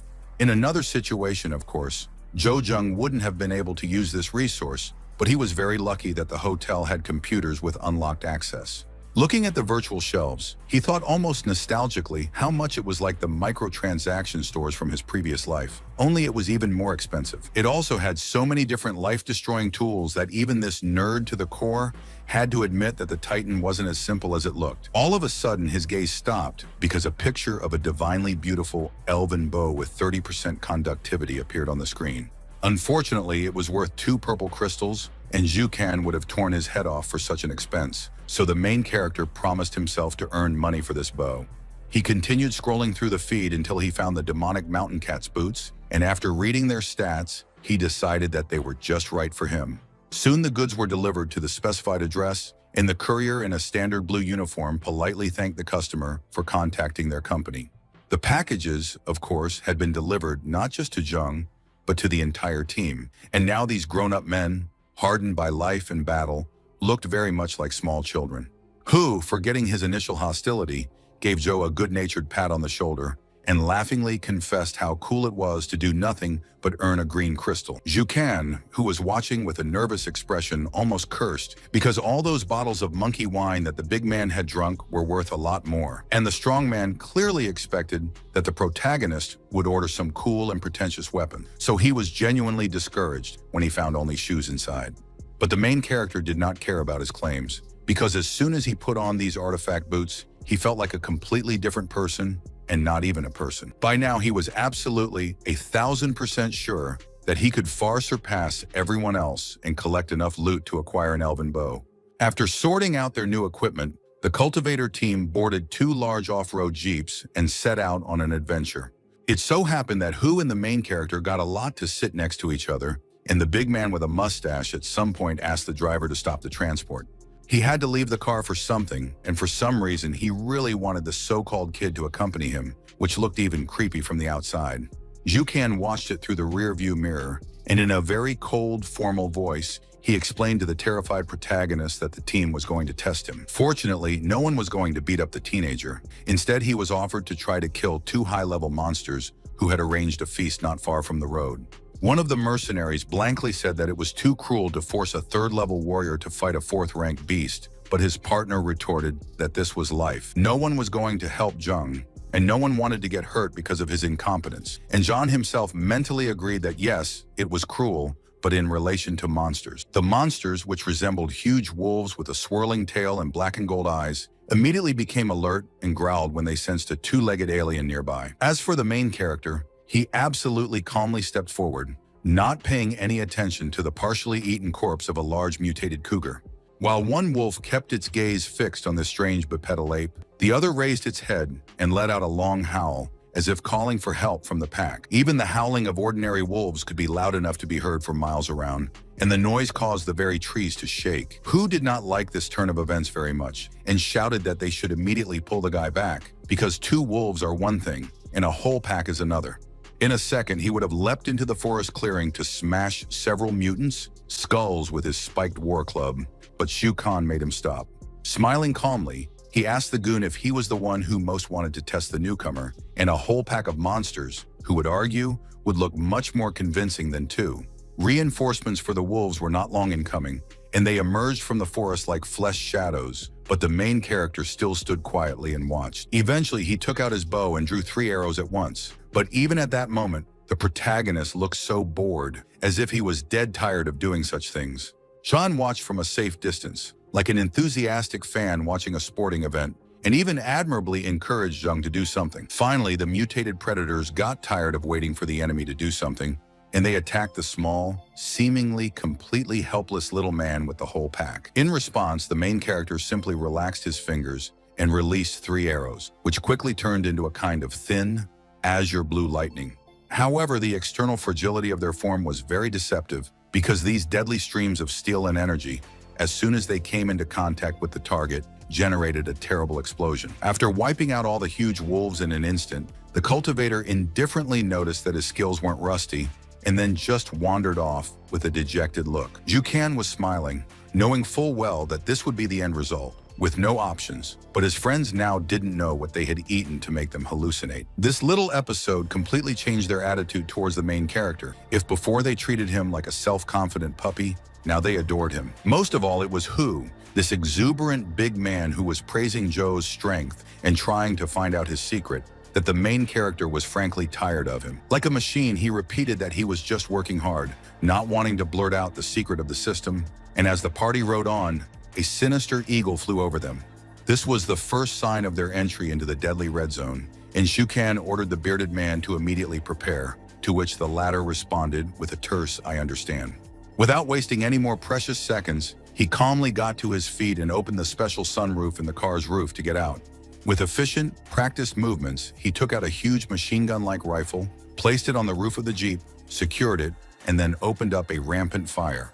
The target was the same red-eyed eagle, and every bullet hit its target. But what was strange was that the monster didn't show the slightest signs of injury. But even if the creepy bird wasn't actually hurt, it didn't like catching bullets on itself anyway, so it quickly turned around and flew away. As he continued to turn the steering wheel, Shukan took out a walkie-talkie from the lower compartment and warned all the squad members that they had finally reached their destination. The first thing that struck me when I studied this forest was how huge everything was, as if people had somehow strangely shrunk to the scale of insects. But the adventurers didn't have time to open their mouths and stare at the gigantic flowers or grass that was 3 meters high. They were still 50 kilometers away from their destination. Very carefully, looking around carefully every few seconds, they set off on their way until the giant's thicket gave way to a more normal environment. Jukan kept repeating that each of them had to be constantly on the lookout, but even he was taken aback when Jung suddenly raised his hand and warned about monsters nearby. The two men immediately formed a circle, covering each other's backs, but they couldn't see, hear, or feel anything, so they assumed that Joe was just delusional or joking. But the cultivator vowed to assure them that he wasn't making mistakes or trying to make faces. Right now, they were in terrible danger, and they shouldn't let their guard down. Suddenly, the entire forest shook with a monstrous, indescribable scream in its volume, and this scared everyone so much that even the protagonist from Fright released an arrow to the side. This cry was quickly repeated, enveloping the entire forest, and if there were normal birds nearby, they would definitely fill the entire sky with terror. The source of these demonic sounds finally revealed itself when a black shadow came out of the forest towards the humans, its eyes glowing red brighter than the lanterns. The huge creature's footsteps were surprisingly soft, barely bothering the ground beneath it, and if it hadn't opened up on its own, no one would have noticed this mottled pelt and tail. It was a mutated leopard, and it didn't seem all that scary from the outside. It was just big, with no extra heads or horns, but it was a rank 8 beast. Zhang, sweating from the exertion, ordered the team to be ready for every action of the predator, and the latter did not take long to wait. He jumped on them with his claws out. If this beast had targeted an ordinary person, or even a lower-level cultivator, there was no doubt that nothing would have saved the poor fellow. Fortunately, Hu was able to block the terrifying claw strike with his club, and he even shouted that if the vile cat wanted to kill someone, let it go through him first. Upon closer inspection, it was clear that the leopard was only the size of a large polar bear, smaller than the wolves Joe had previously killed, and while he was distracted, it was attacked. The team consisted not of newbies, but of heroes who had made it to the 8th rank on their own merits. And now, after fighting the first shock, they were acting very professionally. In less than a few seconds, 2 swordsmen rushed past the monster, raising their blades, and then it turned out that they had left a huge wound on it. The damage was so severe that even this creature, which could easily be compared to a solid rock made of steel in terms of strength, let out a terrible roar of pain, throwing its head back. However, it wasn't enough to immediately kill or even mortally wound such a creature, and the spotted monster gave the biting prey a furious look. He began pounding on the Hu club with all his might, hoping to break it into pieces, get at the soft human body, and then grab it with his fangs or claws. The pressure was such that the big man lost his balance, leaned back, and his head was only inches from the huge mouth filled with sharp teeth. That would have been the end of the great cultivator, but fortunately, he went to the red zone with his loyal companions, and Jukan blocked the bite with his own sword. While he was holding back the leopard's charge, driving it as far away from Hu as possible, the purple-robed warrior used his spear with a look of cold determination on his face. He drove the point deep into the demon cat's body, not far from the front paw, and such a blow was clearly much more dangerous than the deep cut on its back. This also didn't immediately kill off the level 8 monster, one of the most terrifying ones that now roam China, but it almost fell on its stomach from weakness. And by the time the leopard found enough strength to get up again, the vengeful Hu was already swinging his huge steel-spiked mace. Saying that it was just a return of damage for damage, taking an eye for an eye, he brought his weapon down on the mutant's skull with an incredible crash. Zheng had been calmly watching the fight from the sidelines all this time, and he mentally acknowledged that these guys were good. If they attacked him like this, even he wouldn't be able to escape. Thus the leopard went safely to the land of the wild hunt, and the adventurers were very pleased to extract from its carcass a good green crystal, a true treasure. Who, by right of the person who had dealt the fatal blow, had the most claim to the spoils from this cat, and so Zheng politely asked if he needed a corpse. The man calmly replied that no, he did not like to carry these disgusting things on his hump, endure their stench, and drive away the predators that constantly came running to the smell. None of the other cultivators showed any interest in this prey either, so Zhou only formally warned them that he was going to take the leopard's remains for himself. Oh ho ho, for the sake of buying that magnificent elven bow, the main character was willing to do anything mean, even become a despicable, dirty looter and scavenger. And while he tinkered with the inventory, cut out the most valuable organs of the mutated cat, and estimated their cost, the group tried to determine their route. They were already most of the way there, only 17 kilometers to go, but that was no reason to suddenly let down their guard. They had to keep their eyes open. The goon said in a dashing voice that once they completed this mission, he would be drinking heavily for a whole week out of joy, and the dandy with the spear just rolled his eyes in response. They should survive first, and then make plans for the rest of their lives, because they have to fight with a pterosaur, the wind god of the 9th dammit rank.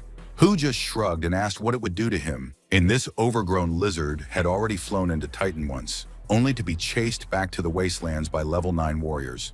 Throughout the entire conversation, the main character remained silent, preferring not to talk with his tongue, but to memorize useful information. But then he was pierced by a strong alarm. He turned quickly, saw some round gray objects in the grass that looked vaguely like rocks, looked at them carefully, and felt his heart skip a beat. It was human remains again, just like the time he had to fight the ghost spider, although this time there were still a lot fewer bones. The cultivator immediately understood what all this meant, and so in an uncharacteristic manner, he cursed loudly and profanely from the bottom of his heart. Then he yelled at the rest of the adventurers to scatter immediately, using his lungs and vocal cords, but unfortunately, he caught himself too late. Numerous tentacles easily grabbed the two men, bound their hands, and then lifted them into the air as if they weighed nothing, while the rest of the mercenaries stood there in shock. It just so happened that they had never had to deal with such a shifty and mysterious tentacled monster before, whereas it wasn't going to be limited to just two. Numerous nimble limbs lunged at the spearman, trying to knock the weapon out of his hands and immobilize him, but the dandy was already prepared for this. Who Mysterious Beast also didn't manage to be caught off guard, but he was currently desperately struggling to hold on to his favorite club and shouting what the hell it was. There was another voice asking for some of the dirty work to be left to him, and then a green arrow of pure energy flashed silently through the air. One of the swordsmen, who had managed to avoid the tentacles until now, hurried to help his brother-in-arms and released his mace with one sweeping blow. Like everyone else, this person was rank 8 and was practically a demigod, but even he somehow found it excruciatingly difficult to fight this unknown tentacle monster. He stood there for a few seconds, gripping his saber tightly, and then he saw something that scared him to the core and made him throw another broad blow with terrible force. Just a single swing of the sword, but the effect was stronger than if a whole battalion of ordinary swordsmen swung their weapons. All the creature's limbs were chopped up. This creature, whether it was a plant or a land octopus, was a hell of a fight, and Hu suspected that it was beginning to crush their friends. Literally, the two warriors who had been captured by the vines earlier were now cocooned from their shoulders to their heels, and the infernal plant was increasing its pressure by the second. The protagonist has not done anything yet, but only because he was trying to see the enemy's life bar, because if there is one, then there must be weak points. He activated scanning, one of his oldest skills, which had already brought him exceptional benefits many times, but so far he had only seen the hit point scales. Then he sort of saw the Achilles heal markers, but even they looked very strange, being pale red in color and pointing at a simple tree in various places. It looked too contradictory, as if this creature had a very weak and fragile main body, but the limbs were incredibly strong, fast and strong. In a different situation, the main character might still be puzzling over this mystery, but now there was no time for that. He just took out a bow and fired a bunch of arrows into the trunk at once. The rest of the warriors were also going to fight at any cost and in any way, but Jung had already activated the mood of the knight in shining armor and ordered them to save themselves. The two men slowly turned their heads around, thinking that they had misheard, because hey, they were rank 8 cultivators. They certainly didn't need to be protected like that. The protagonist still didn't have the time or opportunity to chew on his plan, so he just asked them to trust him without further ado. As he spoke, he grabbed a few more arrows at the same time and shot them at the trunk of the demonic plant with terrifying force, destroying it. The scale of hit points of this tree predator has almost come to an end, and one would even think that it finally died, became a simple, harmless tree. And as it turned out, so it actually happened. And the young man received a huge amount of experience points, such a rich loot he had not fallen for a very long time. From a bird's eye view, this thicket looked like the aftermath of a forest fire, and it was easy to assume that the death of one stalk had killed all the others as well. Pale smoke rose slowly to the sky, which from a distance could have been mistaken for the trail of a signal fire. And then from all directions, at a terrifying speed, moving vines reached out towards the young cultivator, seeking to entwine him, crush his insides, and break his bones. Chojing, as always, moved with unimaginable speed, easily dodging each attack while sending out arrows at the same time, so that even the spearman's mouth dropped open in shock. This was some incomparable martial skill, but they didn't have time to sing the praises of the main character. They needed to help their comrades get out of the trap. As soon as Yukon was free, he roared furiously, brandishing his blade, demanding that he immediately hand over these thrice-cursed vines. He would chop them all into lettuce. The purple-robed spearman, with his trademark deadpan expression, replied that it was unnecessary and then simply pointed to the side. The main character had already finished off all the plant monsters perfectly himself, so now the clearing really looked like a slightly restored fire site. And these trees did the protagonist an invaluable service because their deaths brought him a lot of experience points, and the system raised his rank to 34th. For a while longer, the adventurers wandered around this clearing, helping their wounded comrades recover, trying to find something useful, or just taking a break from the battle. Suddenly, there was another shout, not one of fear, but one of triumph, that Who had somehow found an artifact large ring with good star power conductivity here. It belonged to a man whom the mercenaries identified as Zhonglishi, and one of them confessed that he would never have thought that such a person could die here. The purple-clad dandy, looking unperturbed at the pile of rusting shields, axes, swords, and other loot, said that many dedicated dragon slayers ended up becoming fertilizer. Shukan used this as an excuse to once again praise the main character, saying that if it wasn't for the Jasper Lord Joe, then he too would have turned into compost. The second cultivator, who was also almost turned into a delicious, nutritious mess by the vines, immediately joined in with these praises. The young man just held out his hand for a handshake and replied that they were members of the same team, so helping each other is not a privilege, but a given. Who, taking the opportunity, crept up behind Jung, hugged him with one of his huge arms like the trunk of a young tree, and enthusiastically called him a good brother. And this time it wasn't just a matter of traditional politeness. No, now they had every right to call each other brothers sincerely, because they had been through life and death. In any case, the party continued on until they came to a very high and steep cliff, completely made up of sharp rocks of a dark red color. And on top of them was something that was now making a very loud and powerful sound that shook the stone and sent shards and boulders tumbling down. The men were still a long way away from the cliff, but even so, the sound made them clutch their heads and ears in pain, as if it were coming from a colossal monster. One of the cultivators looked ahead through the binoculars and saw a giant reptilian and bird-like creature slowly eating another monster. This was the ever-memorable divine pterosaur, and looking at it now, John recognized with a very nervous grimace that the intelligence service wasn't joking. Its wings were very dangerous. They looked as sharp as razors, but while the monster was busy stuffing its own belly, one of the adventurers wanted to try attacking the creature. Jukan approved of this approach and then laconically demanded that Who cover up, and the goon let him know that everyone understood their role in the plan and was ready for it. The namesake of the organizer of this quest was probably the most calm in this situation, and for good reason. He got a rifle of the most powerful and long-range caliber. He was more than confident that a baby like this would be enough to turn this giant chicken into a perfect roast, and soon the fateful battle for experience and loot began. The green aura swordsman charged forward like a living bolt of lightning, and he brought his saber down on the pterosaur with all his might, only for the monster to cover itself lazily with its wing. It made a clanging sound, like someone trying to break through a steel knight's shield with an ordinary kitchen knife, and the adventurer even forgot how important it was to look around. But Zhang did not forget or miss anything, and he opened fire at the same moment that the pterosaur decided to swing its huge tail. Bullets would explode when they hit the target, generating puffs of flame and weak shockwaves. But the main thing was that the terrified mercenary had a chance to escape. He was only a few steps away when the monster twisted its long, snake-like neck, opened its beak, and let out a heart-rending scream. An ordinary person would have been killed, or at least severely maimed by such a soundstorm, but a level 8 cultivator was only blown away. For him, the attack was no worse than a strong poke in the chest, and the pterosaur clearly understood this too, as he lifted his colossal body into the air. Like many flying predators in real life, this creature did not see the point of fighting a supposedly fair fight on the ground, especially when reinforcements came to the enemy. The dragon-like monster flapped its wings, moving in a different direction, but the mercenaries were not far behind. They chased after it and dodged its claws themselves. But they didn't have time to follow the tail. Even Hu, for whom it was a direct duty, only managed to see with shock how all this mass was moving towards him. Zhang was tough and strong, like Hercules, and easily withstood blows that could have killed a mere mortal, but this one drove him into the rock with terrible force. The pain was obviously terrible, but the experienced warrior did not show it in any way. On the contrary, he very quickly freed himself and got to his feet, clutching the rifle to his chest.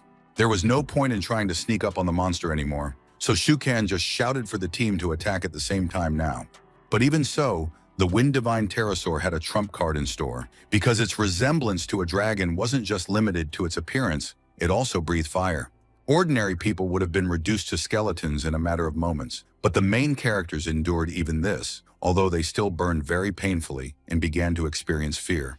They began to think that this flying monster didn't have any weak points, but Zhou Zheng, who had been standing in the corner all this time, could clearly see that there were some weak points.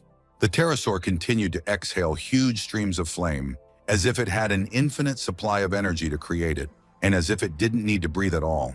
Huun took out a giant door-like metal shield from somewhere and used it to shield both himself and the spearman, while the latter shouted to Xiu Kong that it was impossible to approach the target. The man could see it clearly for himself, and he wondered aloud if they were just going to have to back off, give up everything they had hoped for, and waste their efforts. But the main character, calmly standing on the sidelines, still realized that this monster has one weakness. It uses its own life force to create flames, not gases. In addition, the pterosaur, just like the legendary Smaug, had one small gap in its generally invulnerable armored scales, revealing soft flesh. Shukan finally overcame his inner confusion and doubt and shouted that the team should retreat. No rewards are worth it for them to die now. The main character, as he knew best, completely ignored his warning, and with a cold, pathos-filled face, rushed forward at great speed. As the flying monster continued to pour endless streams of fire over the entire area, the cultivator calmly approached it from below and then jumped very high. He didn't just jump, he literally turned his body into a miniature meteorite and slammed into the pterosaur's stomach with such force that the latter's body shook noticeably. Needless to say, the main character did not miss and hit with perfect accuracy exactly at the vulnerable spot that opened up, driving one of his knives deep into it. Even a level 9 monster couldn't ignore such pain, considering how hard it shook its long-necked head and how it stopped exhaling fire. But it was still much tougher than any ordinary person, and even high-level cultivators, so it very quickly tried to launch a retaliatory attack. The warriors watching screamed in horror, because they knew that no matter how fast their new friend was, he couldn't escape such a swift attack. And even Zhou himself was scared, because he knew that he was now forced to dance on a string drawn over a fiery abyss, but he had no other way. After waiting for the very last second, when the monster's beak was only a few meters away from its body, the cultivator used the attack ability from behind and hit the back of the creature's head. This successfully took down a full quarter of the winged monster's health, so that the main character instantly perked up, confident that he could now win through his plan. And this last blow of his was so strong that the flying giant's entire body abruptly went limp, and then he began to fall like an ordinary shot duck. The roar and cloud of dust that this multi-ton carcass raised as it crashed into the cliff face could easily have put small meteorites or bombs to shame. But that wasn't the end of the fight, as Jung shouted at the team to keep firing, not letting the creature get any closer while he continued to hit it in close combat. The adventurers just continued to stare at him with big, round eyes and slack jaws, until Hu scratched his head and repeated that he was a psychotic demon. But Shukan was the first to recover, reaching for his automatic rifle with a nervous, almost psychotic grin and shouting out what they were all waiting for. It was time for mass fire. After that, they all started shooting with all the guns they had, but even then, they never stopped admiring the protagonist's immense strength. Unlike Joe's blows, the bullets didn't cause any significant damage to the giant mutant, at most just irritated, but then the creature threw its neck back. Most likely it was planning to sacrifice some of its life force to breathe fire again, or at least scream, but then a rocket hit its head. Hu, clutching his favorite machine gun rifle in his hands, shouted with a happy and slightly crazy smile, saying that he had allowed this creature to spit flames. No. The enraged monster hit the annoying two-legged bug with such force that it broke the rock surface with its beak, causing it to become covered with large cracks. Of course, he missed once again, and Jojung took advantage of this to easily jump over the entire body onto the monster's back and hit it on the cross-shaped mark. Looking at all this, the man in purple stopped firing for a moment to ask in a weak voice where their leader had found such a thug. Putting on a very pretentious face, putting a cigarette in his mouth and lighting a match, Shukan began the story in the voice of an old bard with how he went to get monkey wine. Looking at the battle in front of him, Hu suddenly asked if Jean was willing to kill him for putting him through such a test, and another cultivator once again noted Jean's strength. Joe was sitting on top of the pterosaur's head and stabbing at it with his daggers with insane strength and speed, trying to injure the brain, and the damage was such that the monster had little health left. One would have thought that after this, the monster would finally be defeated, that they would get the long-awaited loot and get rich, but then the lizard man raised his head. Wu sensed that something bad was about to happen, so he threw out all the pretense and ran for his life, shouting to his comrades to save themselves as well. Standing up on its hind legs and spreading its wings, the flying predator curved its neck in an even steeper way and shot a large column of flame into the sky, as it had done before. And he began to shake his head from side to side, burning everything around him, beating with sharp wings, claws, and tail. So enraged was he by his wounds and pain. As for the humans, they were safely hidden behind the rocks, and Jung warned that the monster would soon die of blood loss, but this lasted more than an hour. Hell, it had taken an hour for an already mortally wounded monster to spend all of its remaining hit points and then just drop dead. And immediately after that, the main character received another level up. Now he had the 35th level as a bandit who does not use star power. Oblivious to the fact that he wasn't standing alone, the dark-haired man started flipping through the only interface he could see to buy a new skill as soon as possible. Now he could completely hide from the enemy's perception for a few minutes. Although, of course, he could easily do this before. Now it just became easier. At this time, the rest of the gang was organizing the evisceration and dismemberment of the pterosaur carcass. They needed to have time to do this before the appearance of various uninvited guests. And that was a problem, because the scaly hide of the monster was still so strong that knives made of hardened metals could easily break on it. Hu, who had been the first to do the dirty work, was now staring in blank shock at the broken piece of what had been a magnificent and obviously expensive blade just a few seconds ago. The other mercenary had simply advised him to use star power, and there was a good point in his words because he was doing well. The energy-charged blade easily sliced through flesh. Catching himself, the bearded man did just that and joined in the butchering, almost drooling at the thought of how rich they would become with such trophies. Each piece could be sold for a green crystal, but one cultivator shouted that he didn't care about these pennies. After all, he had carved a purple gem out of the corpse. Jukan, sitting on the monster's wing, confessed that he would never have believed that a third-level warrior could defeat a dragon, and Joe laughingly said that he was just lucky. Another warrior simply asked him to finally stop playing the humble maiden, because even a blind person could clearly see that the protagonist's body had a huge potential. Anyway, after that, they loaded everything they wanted into their cars and drove to the hotel, where they organized a meeting to decide who would win and how many trophies. Jung Hu, with a satisfied and relaxed smile, suggested not to puzzle over it, but just to exchange all the fragments of the pterosaur's body for star crystals. Another person suggested that they might share the remains among themselves, but the main character, characteristically, remained silent throughout this time. Shukan noticed this and suggested that he, who was rightfully the most useful member of the group, give the verdict, to which the cultivator confusedly told everyone to do as they wanted. However, he wouldn't rush into selling the scales because a certain feeling told him that this material might cost a lot more than a couple of pathetic greenstone. Previously, the mercenaries might have ignored him or even made fun of him, but now, after all they had experienced, they were willing to believe his every word implicitly. Moreover, in his worship of Joe, John went so far as to be willing to give him 35% of the free share, and everyone else agreed with him. However, the protagonist himself hinted that since they now see him as an idol, what about the idea of taking these scales to one small shop with very good prices? No one objected to this either, unless Shukan decided to put aside one particular scale to take it to the Adventurers Guild and receive an honorary badge. When he actually took this thing to the headquarters for evaluation, the local official slowly and quietly admitted that such a product really deserves respect. It wasn't even an official, but the head of the organization, Shen, and he was incredibly happy and intrigued that someone had actually defeated a level 9 monster. Talking to the team representative, he couldn't help but laugh happily, very much like a good-natured grandfather who praises his grandchildren for various sporting achievements. As the old man took out the badge that Shuzan coveted, he admitted that he not only officially expressed his appreciation to the team, but also increased the awards by as much as 10%. As a very nice bonus, the entire squad got the title of 10 stars, and even the badge showed these 5-pointed figures in the right amount. This achievement was so significant that it literally hit screens all over the guild, which raised a stir from the realization that someone managed to do such a thing. When John and Joe's team arrived, they were all greeted with awed whispers, because the Titan hadn't known such heroes in years, if ever before.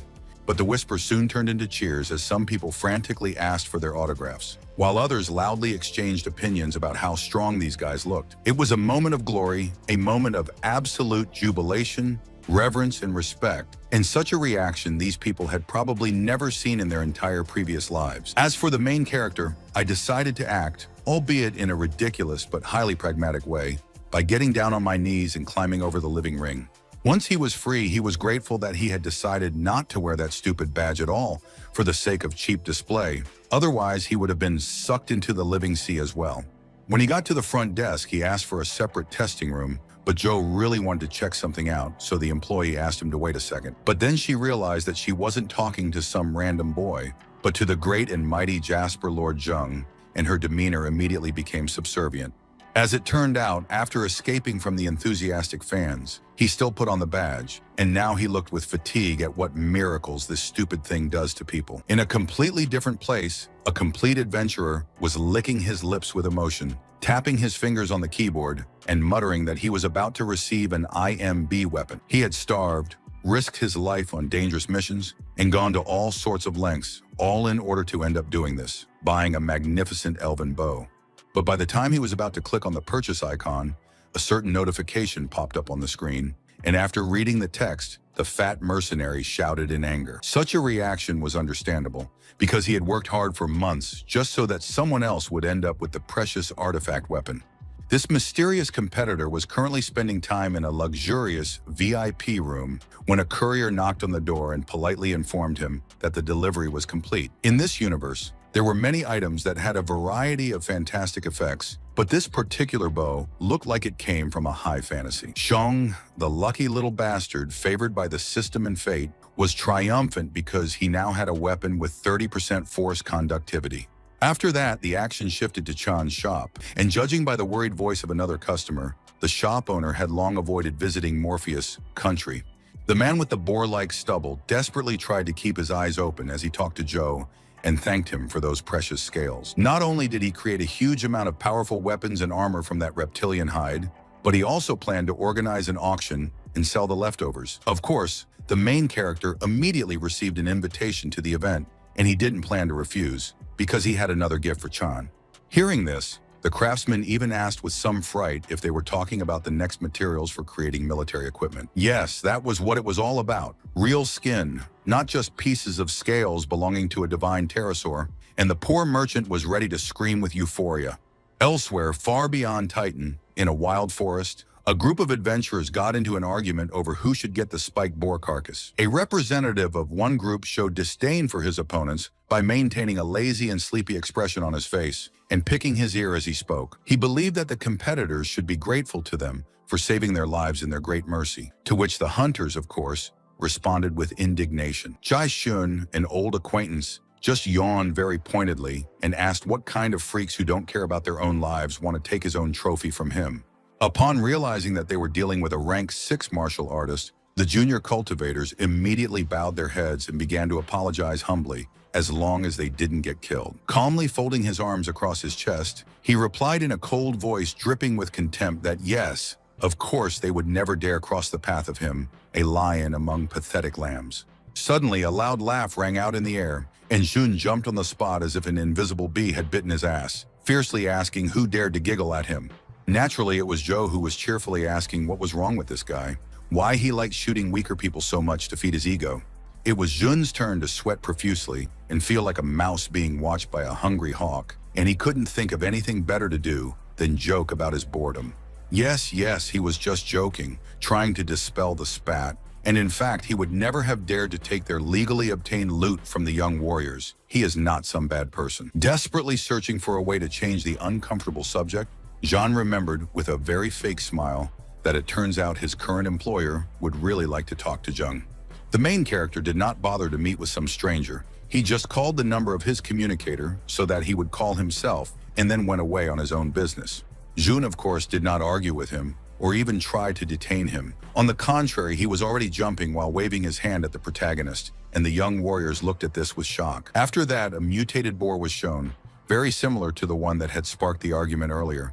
And the funny thing was that it only had thorns growing out of its butt. The huge animal began to move its heel very quickly, sniffing the air with it and shaking its head from side to side, clearly sensing the approach of some threat. But before the poor creature could get into a fighting position or, more logically, attempt to escape, Joe cut its throat. As he stared at the fresh carcass, he noticed that this mechanic worked just like in the game. All he had to do was learn to hold his breath to be invisible. And the best place to practice would probably be, yes, the Black Monkey Forest, located just a few kilometers away from this thicket. But then it showed some people gathering vegetation near the edge of the forest, while armed guards scowled at them. Unlike ordinary employees in real life, these people hardly talked to each other, did not joke, and did not distract from the task assigned to them. Jojing looked at this with a huge shock, because hey, he was going to the wild forest to see the bloodthirsty mutant monkeys. And here is some private field.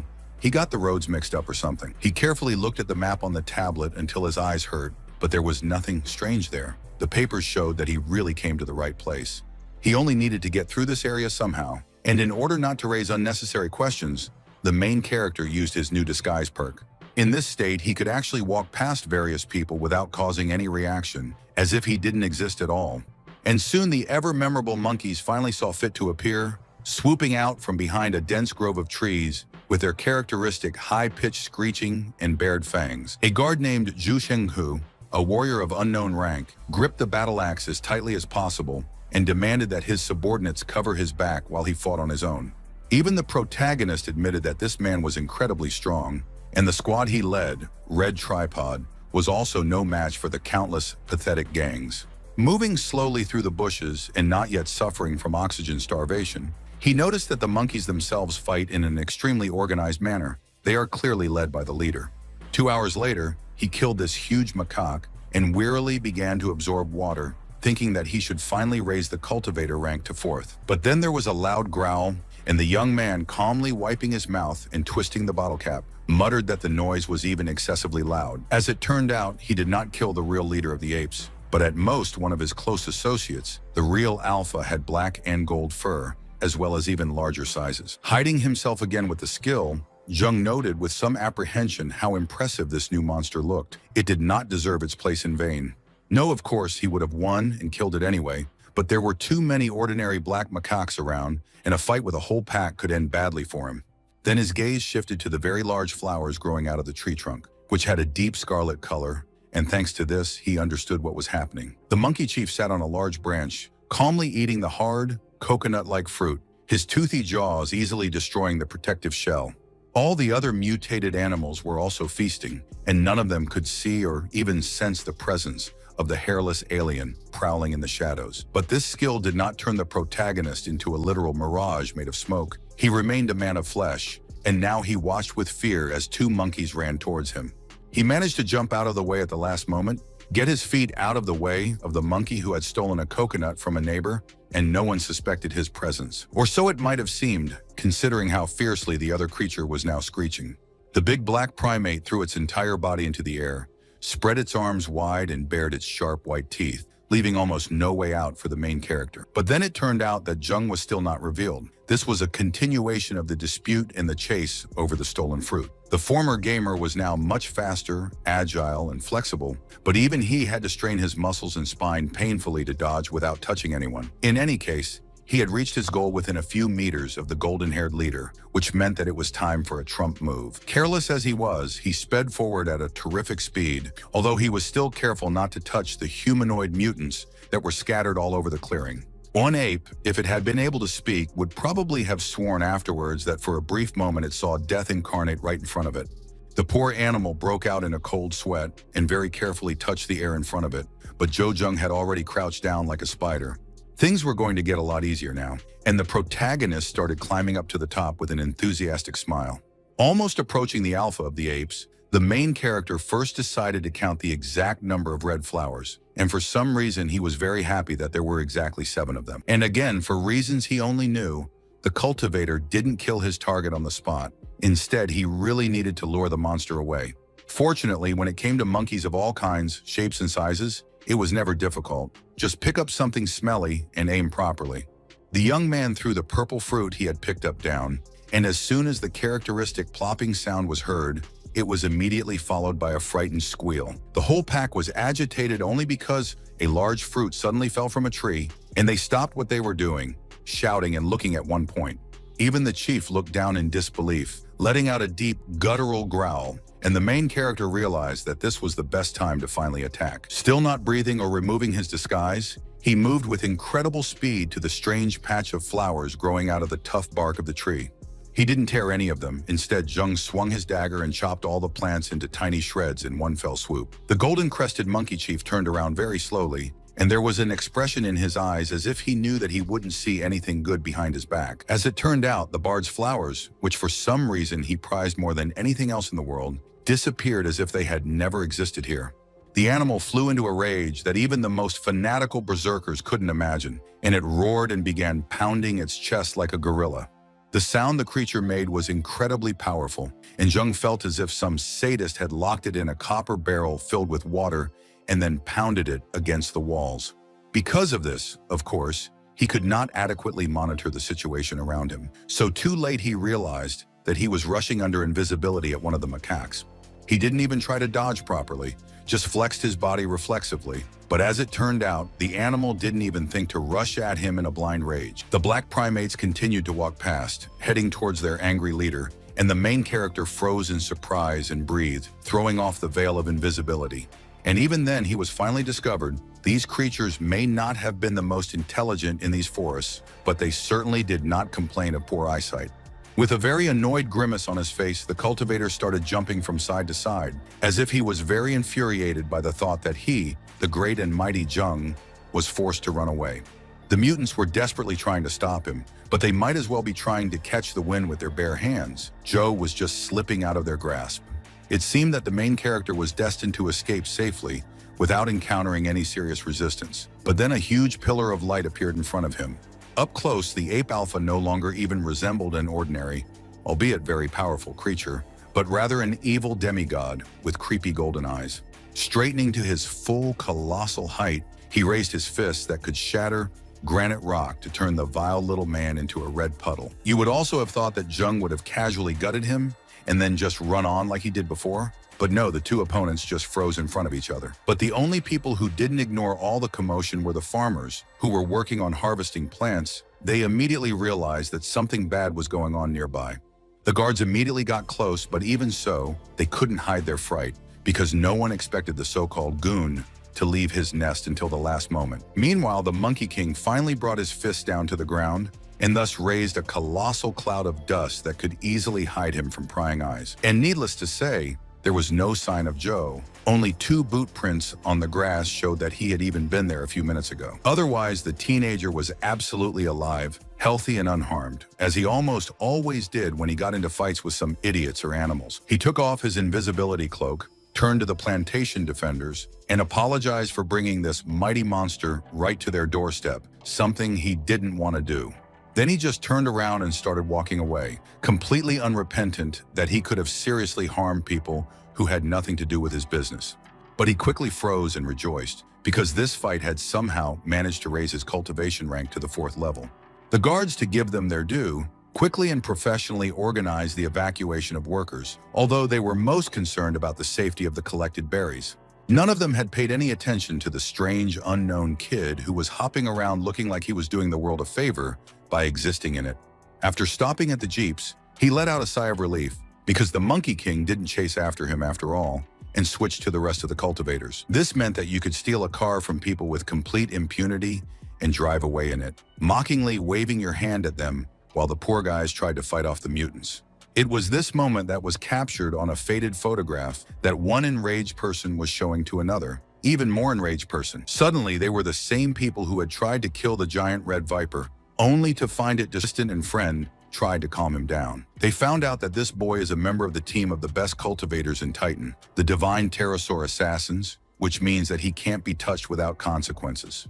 However, the man in response simply threw all the things from his desk in a hysterical rage and shouted, "What then happens? His loyal and good people died just like that." However, the spy still had one more piece of good news. He managed to find a certain person who could help them solve this small, disgusting problem. But the image he showed was nothing but solid darkness and a purple shape that looked like a blade, along with the inscription, "Dark Shadow." After that, the essence of those red flowers was finally revealed. They were called blood orchids and had powerful regenerative properties. If such an artifact fell into the hands of an experienced doctor and alchemist, there was no doubt that he would have the most expensive product in Titan on his hands. Well, Jung was very lucky to have an uncle from a car rental company who knew a lot about medicine. A short time later, this man was already sitting in a room of a luxurious restaurant, looking at the fabulously expensive dishes in fright and trying to understand what it all meant. The cultivator started the conversation by apologizing for not knowing anything about the man's name until now, to which the latter pointed out with a nervous laugh that Joe was a psycho to him. They introduced themselves, shaking hands in the European style, and it turned out that the mechanic's name was Wan Ji-kun, but he didn't mind being called the same as before. And when the exchange of pleasantries came to an end, the main character finally decided to get down to business, for which he originally organized this meeting. A blood orchid, completely intact and only neatly cut off at the root, and Juan was so surprised that he couldn't help but start stuttering and shouting instead of speaking normally. But he, of course, did not refuse to accept this plant for himself, and who in his place would refuse an item that was equivalent to a huge diamond. Looking at the orchid with a mixture of regret and strange respect, G whispered that this was the first time in his life that he had ever touched a real blood plant. But to the surprise of the main character, he actually tried to abandon this analog of a diamond, because if it is seen by outsiders, a bloodbath will occur. Previously, before becoming an ordinary car salesman, he was a high-ranking employee in a pharmaceutical company, and then he would definitely have bought an orchid. But those days are long gone. He's stuck in the lower strata of Titan society, and even in the Cultivator Guild, he's not able to show off his achievements, so to hell with this flower. Throughout this speech, the main character remained as unperturbed as possible, and now he clarified with a relaxed smile that he did not need an estimate of the loot value. He needs someone who knows how to create medicines and all sorts of related bureaucratic nonsense to work together on this orchid. This already made Kun change his mind instantly, even though he quickly clarified that it would take an unimaginable amount of money to create his medicine. Looking at him like a hunter-poacher who has noticed an exceptionally rare animal, Jung croaked that he didn't give a damn about it, only he would take care of such matters. Hearing that the most difficult and unpleasant work was being taken off his shoulders, Juan breathed a sigh of relief, and nothing stopped him from clinking glasses with Joe. Sometime later, in the main character's house, a nervous and startled voice asked if it was really about becoming a shop director. The protagonist calmly said that yes, he was going to turn Yunwen into a shopkeeper to sell equipment, medicine, and other nonsense, despite her protests. Lanxi replied in a disgustingly relaxed tone that there was nothing to worry about. She would get used to this job, and he would make sure that no one dared to let go. In any case, the protagonist was more concerned with the realization that he would need a computer to open such an enterprise, and they were used even after the end of the world. However, he quickly swallowed all visible doubts, took out his communicator, and with a significant grin, said that they would need to properly gather their strength to start. It had only been 5 days since the refugees from the destroyed colony in Wan stood in front of the newly opened shop, but it was, to put it mildly, completely unimpressive. To be honest, this building was more like a large and old graying cinder block, but Jung was optimistic about introducing Kun to the new headmistress Su and head of security Lan. The man remained unimpressed because, seriously, what kind of safety can you talk about when it comes to puppies with cultivator rank 4 and 3? They will be devoured. Of course, the mechanic didn't say it out loud, instead deciding to carefully straighten Joe's brain in the future, and for now the two of them were looking at the road.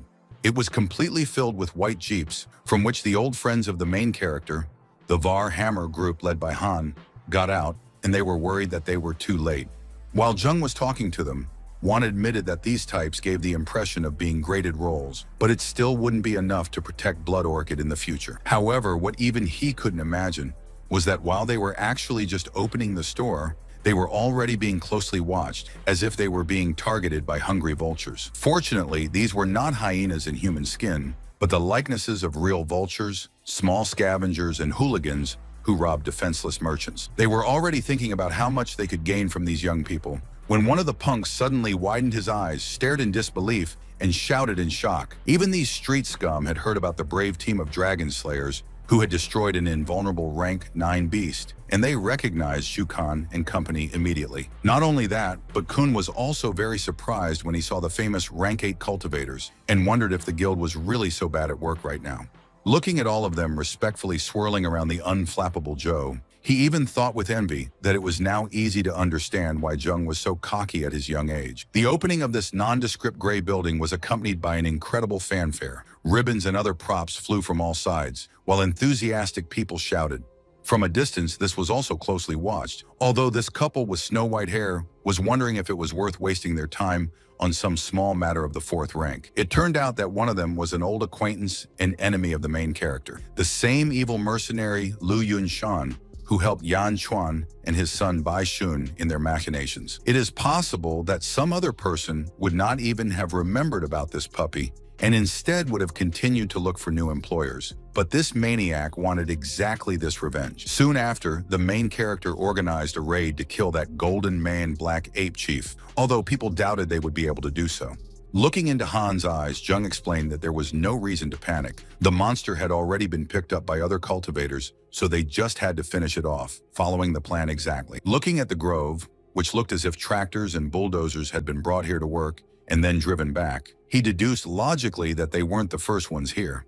As for the Monkey King himself, he was still alive, and oh boy, if rage could be ignited, then everything within a radius of hundreds of meters would turn to ash. He and his pack were still fighting endless streams of greedy adventurers, but both factions looked very exhausted and weakened after all that they had experienced. When the mutated beast had finished growling to scare people away, it suddenly grinned, revealing a palisade of sharp, uncharacteristic primate teeth. With disdainful ease, he swung his massive body into the air, and the cultivators who continued to fend off the rank apes shouted in dismay. But it was too late. The monster had already slammed into one of them and hit the man with such force that the poor guy flew back like a ball from a pirate cannon. There was no doubt that if it were an ordinary person, this poor guy would simply break in a dozen places at the same time. Such a terrible blow turned out to be.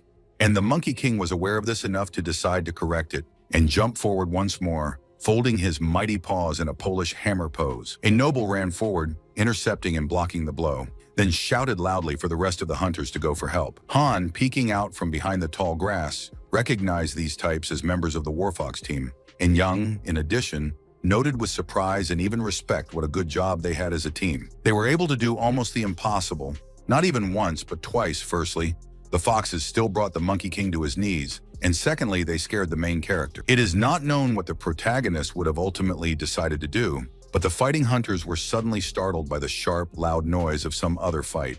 Then men came out from behind the trees with hideous, arrogant grins, and it didn't take a prophet to know right away that these scavengers were here to steal. If you looked at it from the outside, this situation was even ridiculous since the golden maned primate was still alive, and all these guys were going to share his skin without finishing him off. One of Warfox's followers announced with a nervous smile to the ever-arriving purple troops that they would definitely invite them to the feast when they were done. The leader of these thugs, throwing up and catching the dagger with amazing dexterity, asked if the respected Captain Yang really believed that they had come for this. The head of the hunters, with a frightened look on his face, croaked that this Yu Yuanjun had better be prudent and not create future enemies out of thin air. Before he could finish speaking, a dagger thrown by the villain scratched his face, and then the head of the Purple Army said with a terrible smile that these poor devils would have no future. The War Fox leader fearfully called out to a certain Xiaoye, but there was no reaction after that, as his men continued to stand with their mouths open in surprise. Taking out many more knives, Jun gave orders to his servants to attack, and while one group would kill the monkey, the other would slaughter every last member of the War Foxes. Han, watching from his hiding place, clicked his tongue without much regret and admitted that he even felt sorry for these adventurers who were so viciously stabbed in the back. He probably wanted to add that this turn of events was actually good for them, but he could only pop his eyes in shock when he saw the protagonist's reaction. The reborn gamer charged forward without even bothering to disguise himself, and without paying attention to the new competitors, there was nothing to worry about now. Of course, in such a turbulent pile-mail, he regularly came across various thugs on the road, but the main character dealt with them in a very fast and effective way. Meanwhile, the giant ape continued to fight back with a ferocity that only a frightened, injured, and cornered animal could have. One of Jun's henchmen, while raising his body in the air, saw one of his colleagues just standing there without any movement, and he even asked him why he was dumbfounded. There was no reaction, but the big man with the shaved head just stood there, looking ahead of him with big, gradually reddening eyes. And then it crashed down, showing Zhou Zheng with drawn daggers, dancing and kicking his legs in the air like some kind of psychedelic praying mantis. There was no way the purple faction could ignore such an outrage, and now they were all staring in the direction of this vile pig that dared to kill one of them. They were, however, so astonished by this upstart's audacity that they didn't even do anything to him. They didn't try to destroy him on the spot, and they didn't even shout. But the main character was not such an idiot, so he immediately began to hit the tired monster, stabbing and cutting its flesh at an insane speed and releasing blood. It happened so fast that the fighting factions didn't even have time to understand anything. It's just that one moment this furry giant is standing, and the next it falls. Slowly approaching the now cooling carcass, one of the purple ones was shocked to discover that the newcomer had not only killed the monkey, but also pulled out its teeth for sale. Then someone realized the true scale of what had happened and let out a loud, furious roar as a happy Zhou Zheng ran off into the woods with a giggle. Jun, beating up his own men as punishment for failing the task, growled at how blind morons it would take for 3 guards to miss a single thief. As for the members of Varhammer who are still in hiding, they just once again convinced themselves that the protagonist is a god and you should kiss the ground on which he walks. The main character, although he hid in a tree from the vengeful hunters in purple clothes, did not really plan to run away. He had enough of the story with Luo.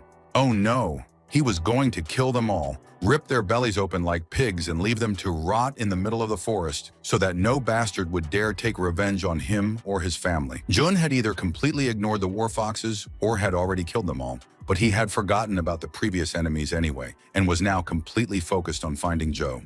However, no matter how evil the antagonist was, he was far from underestimating the person who killed a level 6 cultivator in a second and pulled out the monkey's teeth. But even he couldn't believe his ears when the subordinate admitted that the main character was only rank 4. He was just a small fish.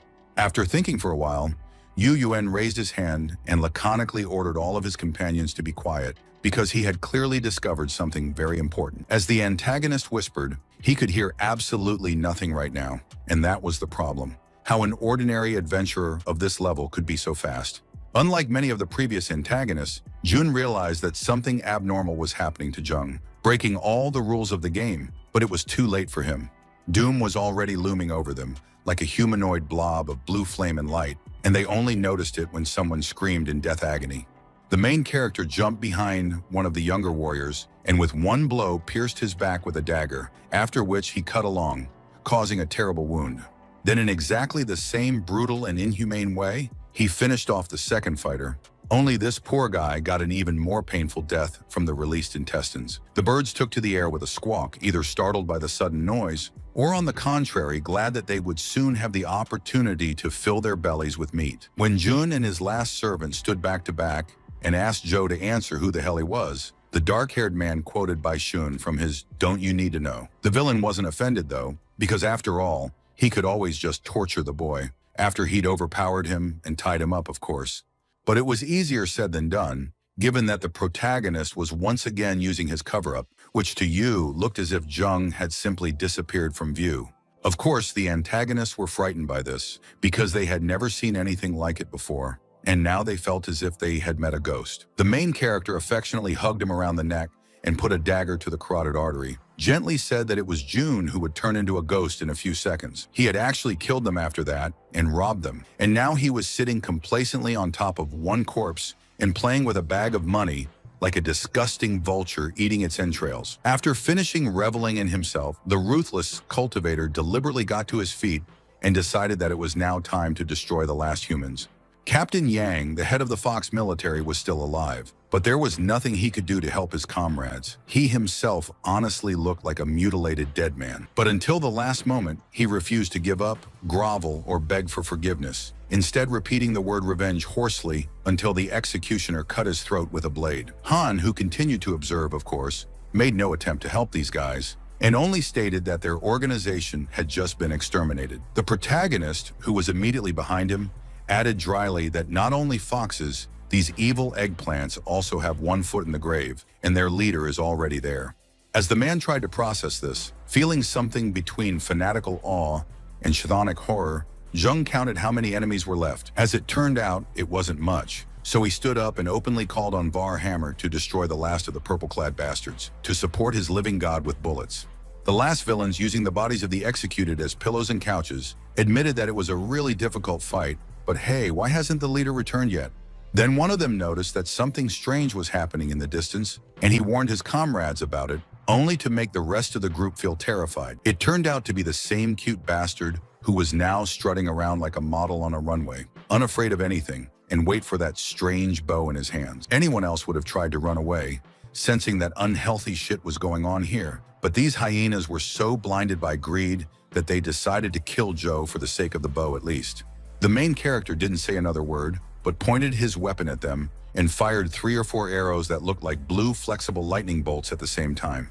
Because they were supernatural weapons, the projectiles did not behave at all like ordinary arrows, but like missiles that automatically aimed even at moving targets. Someone shouted for his comrades to take care of themselves and run away, but it was no use, because these terrible blue lightning bolts had already pierced the bodies of the victims. Another fighter with a long sword in his hands lashed out at the cultivator in blind rage, yelling that the asshole had mistakenly thought he was dealing with weaklings. This berserker froze in fright when he realized that a stream of fire was heading straight for his face, ready to turn skin, flesh, and bones into steaming mush. However, the big man's reflexes did not fail, and at the last second, he raised his shovel-wide blade and used it to block the other's attack. Looking around for at least a few more surviving brothers in arms, he shouted at them to stay alert. This little bastard also has friends. Jung was incredibly pleased with how well-coordinated his work with Varhammer had turned out, and Han admitted with equal enthusiasm that he had long dreamed of killing these assholes. In a very different place, the white-haired brothers were preparing their weapons calmly and methodically, and while one was hesitant to follow the others, the other didn't see the point. Then Yu noticed the targets coming toward them, and his new partner, with a bloodthirsty grin, twitched the bolt of his rifle and asked him to leave it to him. The main characters walked to the cars carrying packs that were bigger and heavier than themselves on their backs, and ordinary mercenaries never tired of singing praises in honor of Jung. Han calmly admitted that they had achieved a lot thanks to the protagonist and signed a very lucrative contract, and the teenager wanted to praise them in return. But he cut himself off because, thanks to his heightened senses, he saw something very wrong in the distance, and, as a result, dangerous. Without saying anything, he once again turned into a purple, invisible man, and then rushed at the bewildered man with outstretched arms to knock him to the ground. It was damn timely because, just a second later, a huge tree that stood where these people were passing was torn to pieces by a weapon. It didn't take a tactical genius to know that someone unfriendly was watching their progress, but Joe still advised them to keep their eyes peeled. The twin with the sniper rifle, who had previously seemed so calm and collected, now cursed furiously, not understanding how he could have missed out on the loot. As for Lu, he looked rather thoughtful because he was beginning to guess that there was more to this boy than anyone could possibly imagine. After getting rid of the pack of hunting loot, the main character warned followers that he would deal with everything on his own again, and they didn't mind this time. The main character moved as Quicksilver can move, so fast that from a distance he could appear as a solid and shapeless blue spot. One assassin noted with anticipation that he was walking directly towards them, to which another quizzically asked if Jung was a complete idiot who wanted to die. But while his brother was fumbling in the weapons drawer, clearly trying to find more powerful bullets or a faster-firing cannon, Lu jumped down without further explanation. The gunslinger had made the same mistake that countless cocky antagonists had made before, thinking that Zhou was some lowly jerk who had just been lucky so far. So now he was eager to show this puppy what a real killer with big letters is, and he also jumped down, running through the dense grove. Comfortably ensconced in one spot, like a tiger waiting in ambush, Yunshan quietly said that if Zheng liked to show off so much, then let him come to him first. The main character, meanwhile, took up a position at the top of a tall tree, and even he was surprised to find that he would only have to deal with 2 people. Then his face twisted into the hideous grin that a viper might give if snakes only knew how to smile, and he covered himself with a shadowy concealment. The sniper, having abandoned his rifle in favor of a machete, continued to wander through the forest and turn his head in bewilderment, saying that this asshole should be here somewhere, but he wasn't. Looking up at this Xiaojin eerily, the cultivator admitted that he, with his 6th rank of strength, had reason to be overconfident, but he was unlucky enough to meet him. He was clearly going to crack the victim's skull open with a single hard blow, releasing the brains, but then a bar of hit points with a familiar name caught his attention. As soon as he read it, his entire body felt like it was electrocuted, because this wasn't some random thug. This was the ghost of the past at its worst. Flashbacks flashed before his eyes, one after the other. The terrible encounter in the forest, the self-sacrifice of his father, his hometown engulfed in a nightmare of flames and besieged by zombies. Previously, when he was weak, Zhou Zheng was very afraid of this assassin, but now he was perhaps the strongest person in the world, and he was going to take revenge on him tenfold. Xiao Zhang was still searching for his target among the bushes and undergrowth when a strange feeling suddenly shot through him, and he froze, his eyes wide. The gunslinger shook his head sharply from side to side again, trying to figure out what was causing this strange change in his soul, but he couldn't see anything, as if he was hallucinating. Watching them with a grimace, as if he had encountered a disgusting pile of shit on the road, the cultivator swore to himself that he wouldn't kill them right away. It was too easy. Instead, he would humiliate them as cruelly as possible, drive them to distraction, and only then cut their throats. And with such thoughts, the young man simply walked out of the camouflage twilight. He pretended to sneak from tree to tree in an attempt to hide from the mysterious hunter, prompting Xiao to throw caution to the wind and get as close as possible. The antagonist at least partially fell for this bait, grabbing the machete with both hands and rejoicing that one more step was enough to cut off the guy's head. However, not long after, the young adventurer stopped completely in order to provoke the opponent to reveal himself and expose himself to the attack. This also worked because with every passing second, Zhang was getting more and more angry at how stupid his prey was, even if it wasn't capable of walking into a trap normally. He was taken aback when Zhang looked him straight in the eye with a very bold expression, grinned mockingly, and beckoned the assassin with his finger as if to tell him a secret. But the antagonist was not angry, but scared, because what kind of hunter would even want the victim to see him? If the situation had been different, he might even have decided to run away rather than face this little psychopath. But that wasn't the case, so the mercenary still went on the attack. There was no composure, no experienced, well-honed movements, and well-thought-out strategy. He just swung his sword wildly, destroying everything within a radius of tens of meters. Of course, with an opponent as fast and agile as Zheng, this would never work, and the protagonist quickly launched a counterattack, terrifying Xiao. There was a huge burst of blue energy, and then the main character jumped to the side, squinting one eye hard, as if the glow blinded even him. It should be noted that even the reborn gamer, who was very confident in his strength, did not expect that he could literally bring Gio into death's door with just one blow. And he certainly didn't expect this man, a grown man, an experienced assassin and soldier, to just curl up and start screaming like a wounded pig. But that wasn't the end of such a wild performance. The platinum blonde grabbed his head, pulled his knees closer to his stomach, and rolled around chaotically on the ground, never shutting up for a second. Some preferred to die or go through unimaginable tortures rather than lose their pride, while Xiao, on the contrary, easily threw it away and begged not to kill him. Yunshan, who had been watching carefully, this bastard who he had once chased down with the same ease as a cat chasing a mouse, had now literally fatally wounded a rank 6 cultivator with a single blow. As for Zhou himself, he stared at the corpse for a few minutes before turning around to speak to Lu, and very characteristic wrinkles formed around his eyes.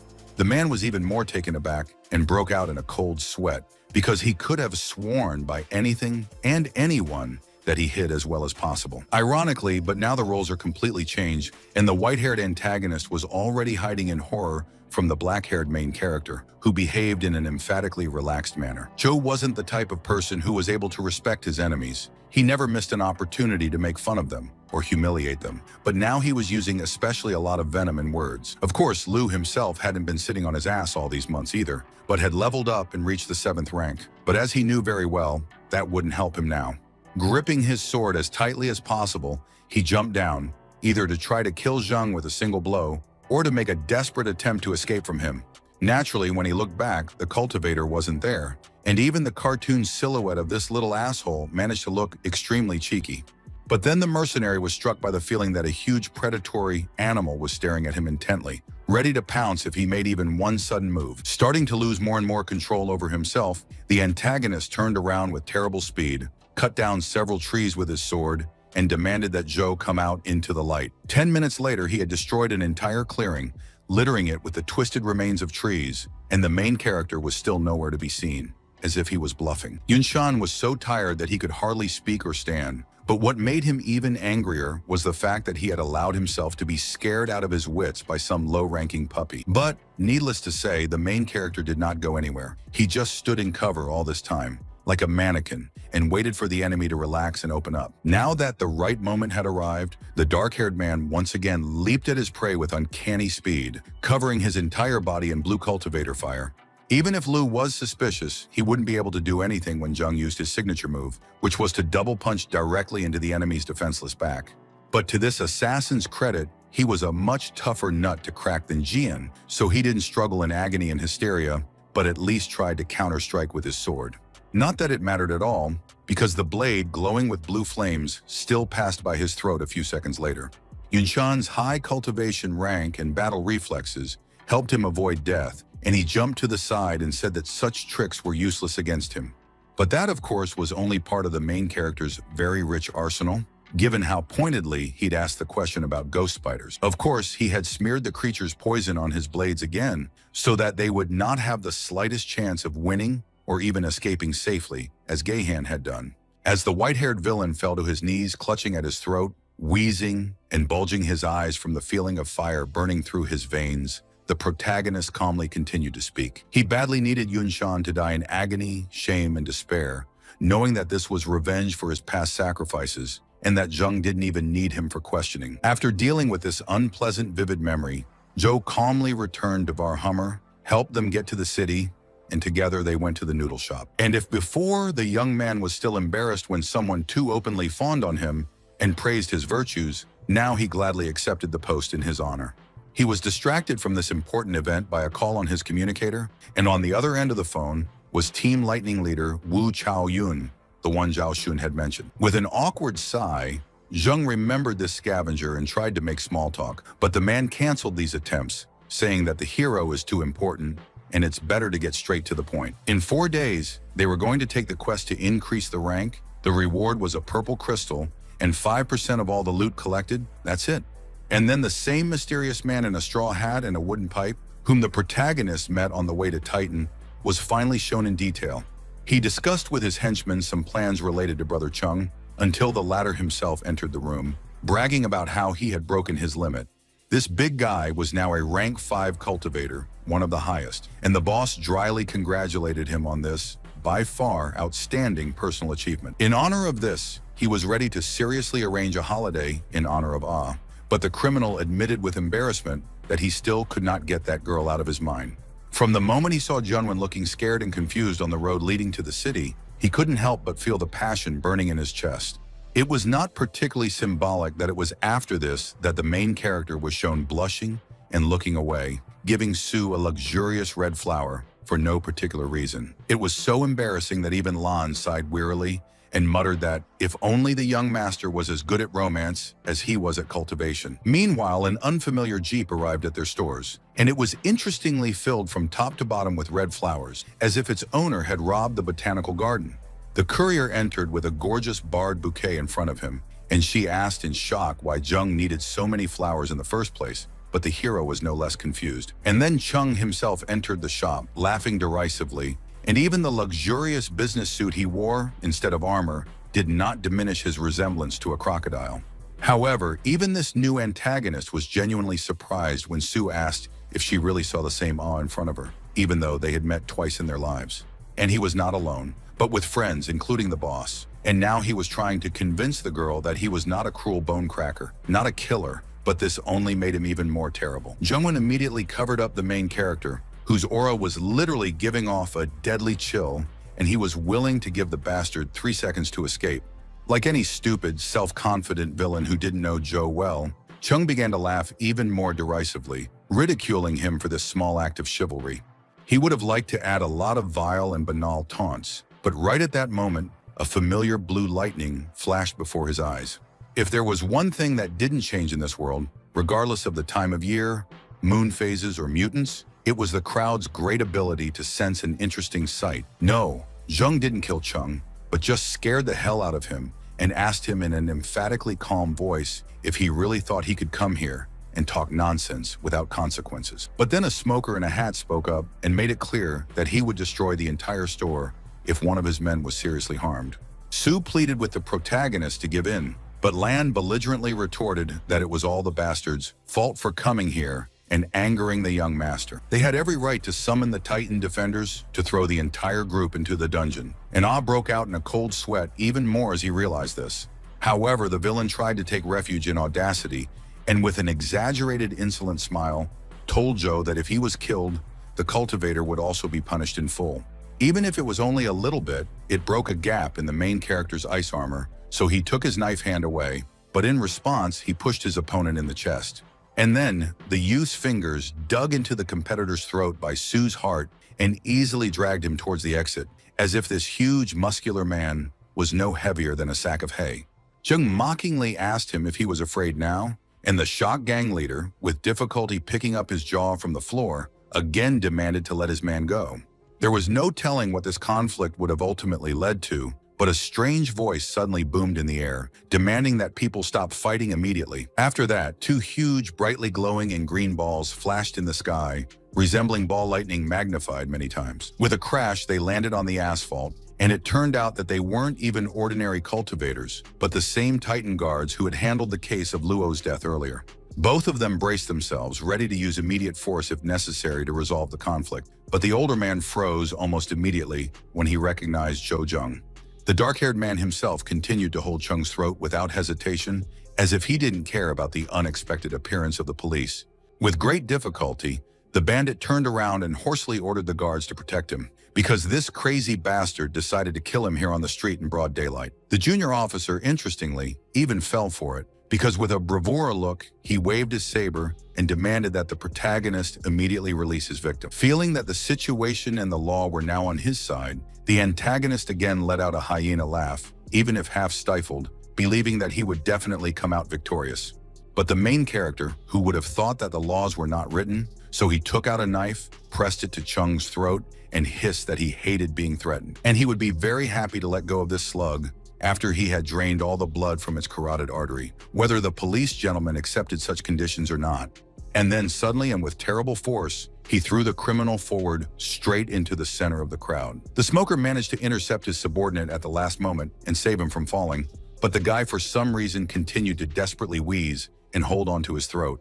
Then he died because the main character actually carried out his threat, was not afraid to kill a person for relatively minor reasons in front of the guards. And when the boss realized that one of his teammates had left irrevocably, he could only scream with unimaginable anger and grief, cursing Jung with the choicest curses. In exchange, the protagonist stretched his mouth to his ears like a snarling viper and declared that this scum had died in the hands of his boss and he had nothing to do with it. The man snarled like an angry bear and swung his weapon arm to smash the boy's head in, but the older guard shouted the command to freeze even louder. He quickly stopped his partner, who also really wanted to rip open the disgusting asshole's belly, because, as he put it, even the police couldn't ignore the laws.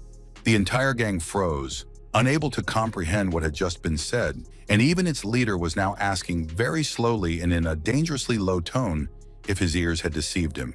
Jung, still talking smugly and smiling every second, said that if they just didn't try to mess with him, then he wouldn't kill anyone else. And the captain suddenly shouted whether the men wanted to stay here and die ingloriously, and the leader of the party, frightened by the change, agreed to retreat into the shadows. When the atmosphere with their departure was somewhat relaxed, the cultivator with the most sugary voice and expression asked the brave officer if he would like to come for tea. The man in white just made a coughing sound, filled with disdain for both the whole situation and Joe personally, before turning around and walking away. The ordinary townspeople, in turn, were discussing in shock what the hell they had just seen. Since when did the guards grovel like that in front of someone, and all that? But then some genius came to the conclusion that they must just be patronizing the store, which means that the goods in it are gorgeous, and the whole crowd ran inside. They literally laid siege to the only counter, behind which was a confused and terrified Yunwen, who simply did not have time to remember and complete all the orders. But in the end, all she could think about was the young master, who had become stronger than she could ever have imagined, and now there was no need to worry about him.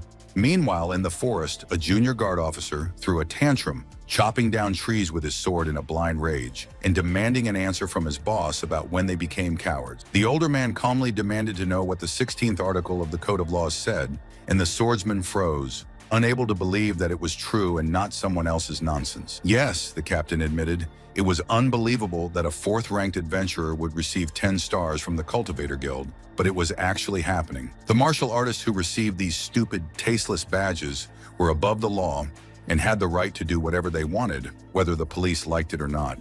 After that, a distinctive white Jeep was shown, which even from the height of a bird's flight somehow conveyed the rabies of its driver. One of the mercenaries asked the captain very cautiously if they were really going to let Jung get away with it so easily, to which the man just chuckled dryly. Needless to say, he was going to take revenge in the most cruel and inhumane way, so that this arrogant puppy would end up begging for a merciful death. But as they were leaving the city limits, they passed for a brief moment a carriage with a very familiar shape and a horned steed in harness. This was the same old man who had once brought the 3 main characters to the city, and now Joe was telling him to follow the white pickup truck with a maniacal expression on his face.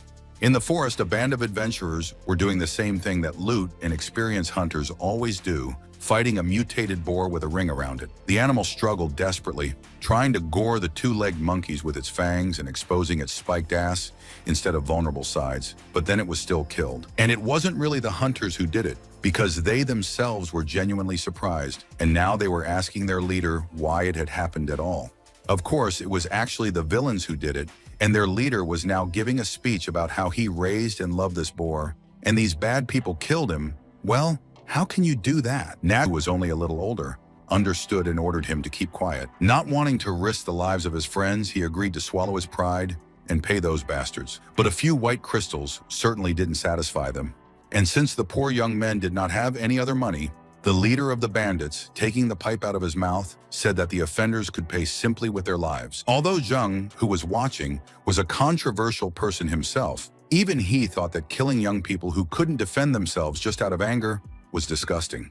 And he didn't just sit there and watch these bastards spill blood, but instead attack their cars, setting off a very loud and spectacular explosion with a fire. The gang leader thought that some idiot had started shooting without orders and thus damaged their own transport, but people immediately began to deny this.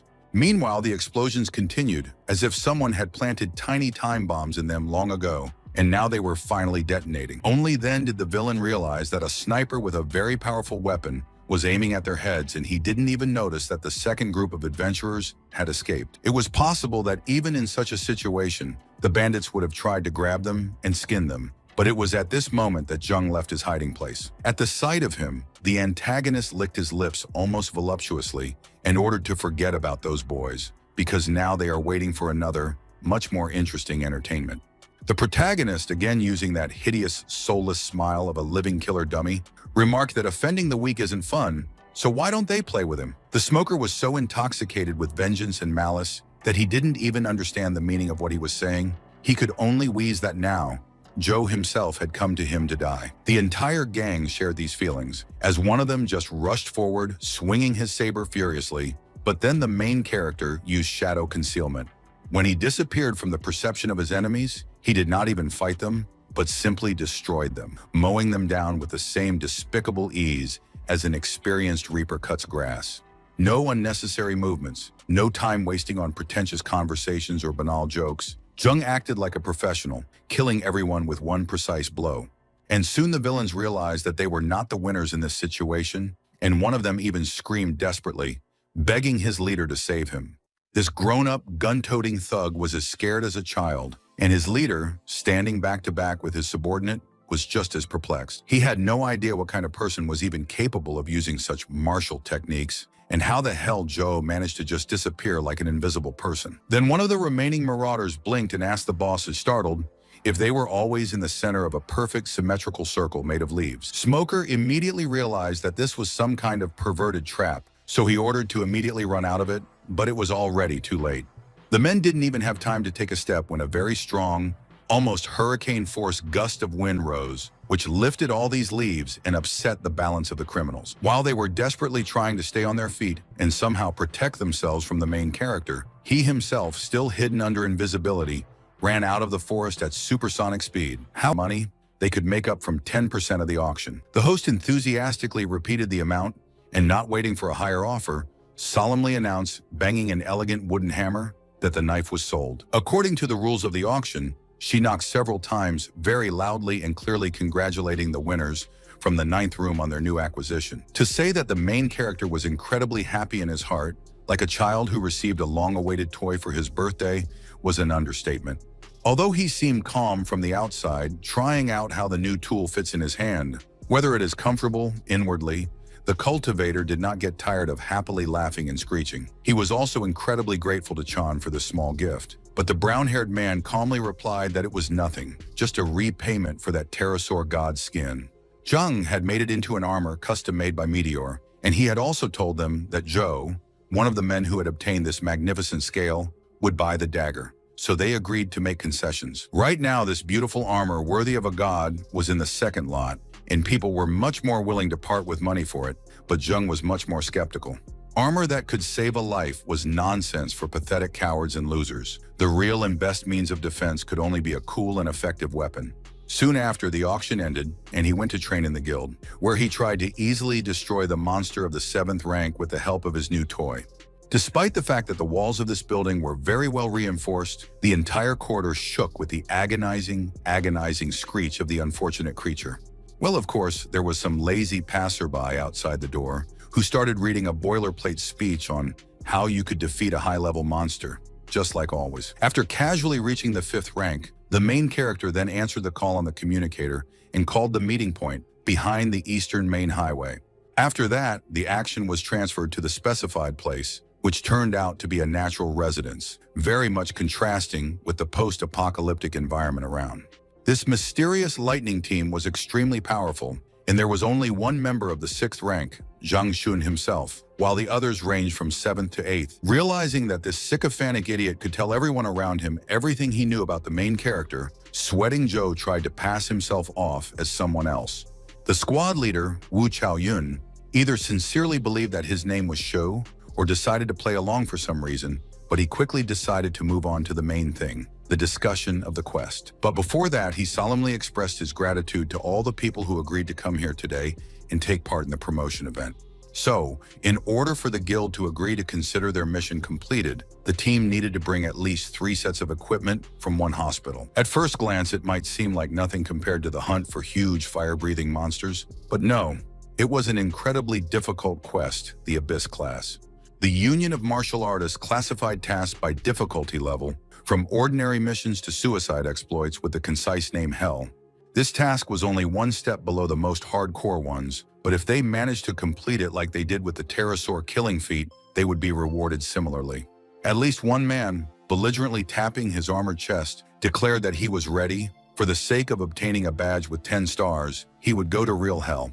And if there's a cowardly wretch in this room who's too afraid to risk his pathetic hide for a glorious cause, then please get lost to mommy. Of course, this accusation led to a furious argument in exchange of accusations, although the commander tried to calm him down, assuring him that he sincerely respected everyone's choice. Then that belligerent thug with a giant hammer asked what the so-called Shu thought, and Zheng already choked on the water, so suddenly did it happen. Forcing his lips into a calm smile, the protagonist quietly confirmed that he would go, because he had given his word, and a real man must keep it. Otherwise, what is it? Delighted with this response, he began to cheerfully slap the teenager on the back, and each such slap seemed to poor Joe the equivalent of hitting a huge sledgehammer. Then gently placing his huge and heavy hand on the protagonist's shoulder, the hammer fighter declared himself his elder sworn brother, as well as a devoted protector. The main character seriously thought about how much evil he had to do so that he would constantly come across such fanatical fans of beating people. But soon people, one after another, started shouting that they would go too. They were not afraid of anything, and those who would come out through that door were just pathetic slugs. Ugh on them. It goes without saying that after such a bullying, even those who would like to leave the building did not dare to do so, and the head of the team sincerely thanked everyone for their participation. And so as not to waste precious time, he decided that they would go to that hospital immediately, without even giving those who wanted to buy supplies a chance. When they arrived at the right section of the ruins, they were first forced to wait while Chow checked the information on the map and gave orders to clear the path and establish a strong point. The big guy with the mega hammer immediately decided that the main character must follow strictly behind him. Because there are so many zombies ahead, he can get hurt. He didn't say no, because that, after all, relieved him of the responsibility of carrying out all this dreary routine, and he didn't regret his decision. As he watched with some embarrassment as that bully Xing sent the dead flying into the sky, he decided to admit that his real name and surname was Zhou Zheng, not Gao Shou.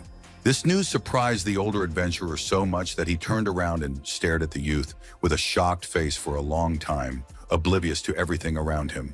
A particularly sharp and leaping zombie was about to sink its teeth into its neck, but at the last moment, its rotting head was blown to pieces by a shot of blue flames. Having thus made sure that the protagonist can stand up for himself and not just sit on other people's necks, Sin said without the slightest offense that he forgives him for this attack. After dealing with all the walking dead within a radius of several hundred meters, Chow Yun allowed his party to stop for 10 minutes. Then they would continue on their way. One cultivator wiping the stinking green blood from poisonous, especially dangerous zombies. Another, brandishing a saber to train his hands, bluntly stated that for a low-ranked warrior, this quest was suicide, and it would be better for Joe to just leave, not drag them all down with him.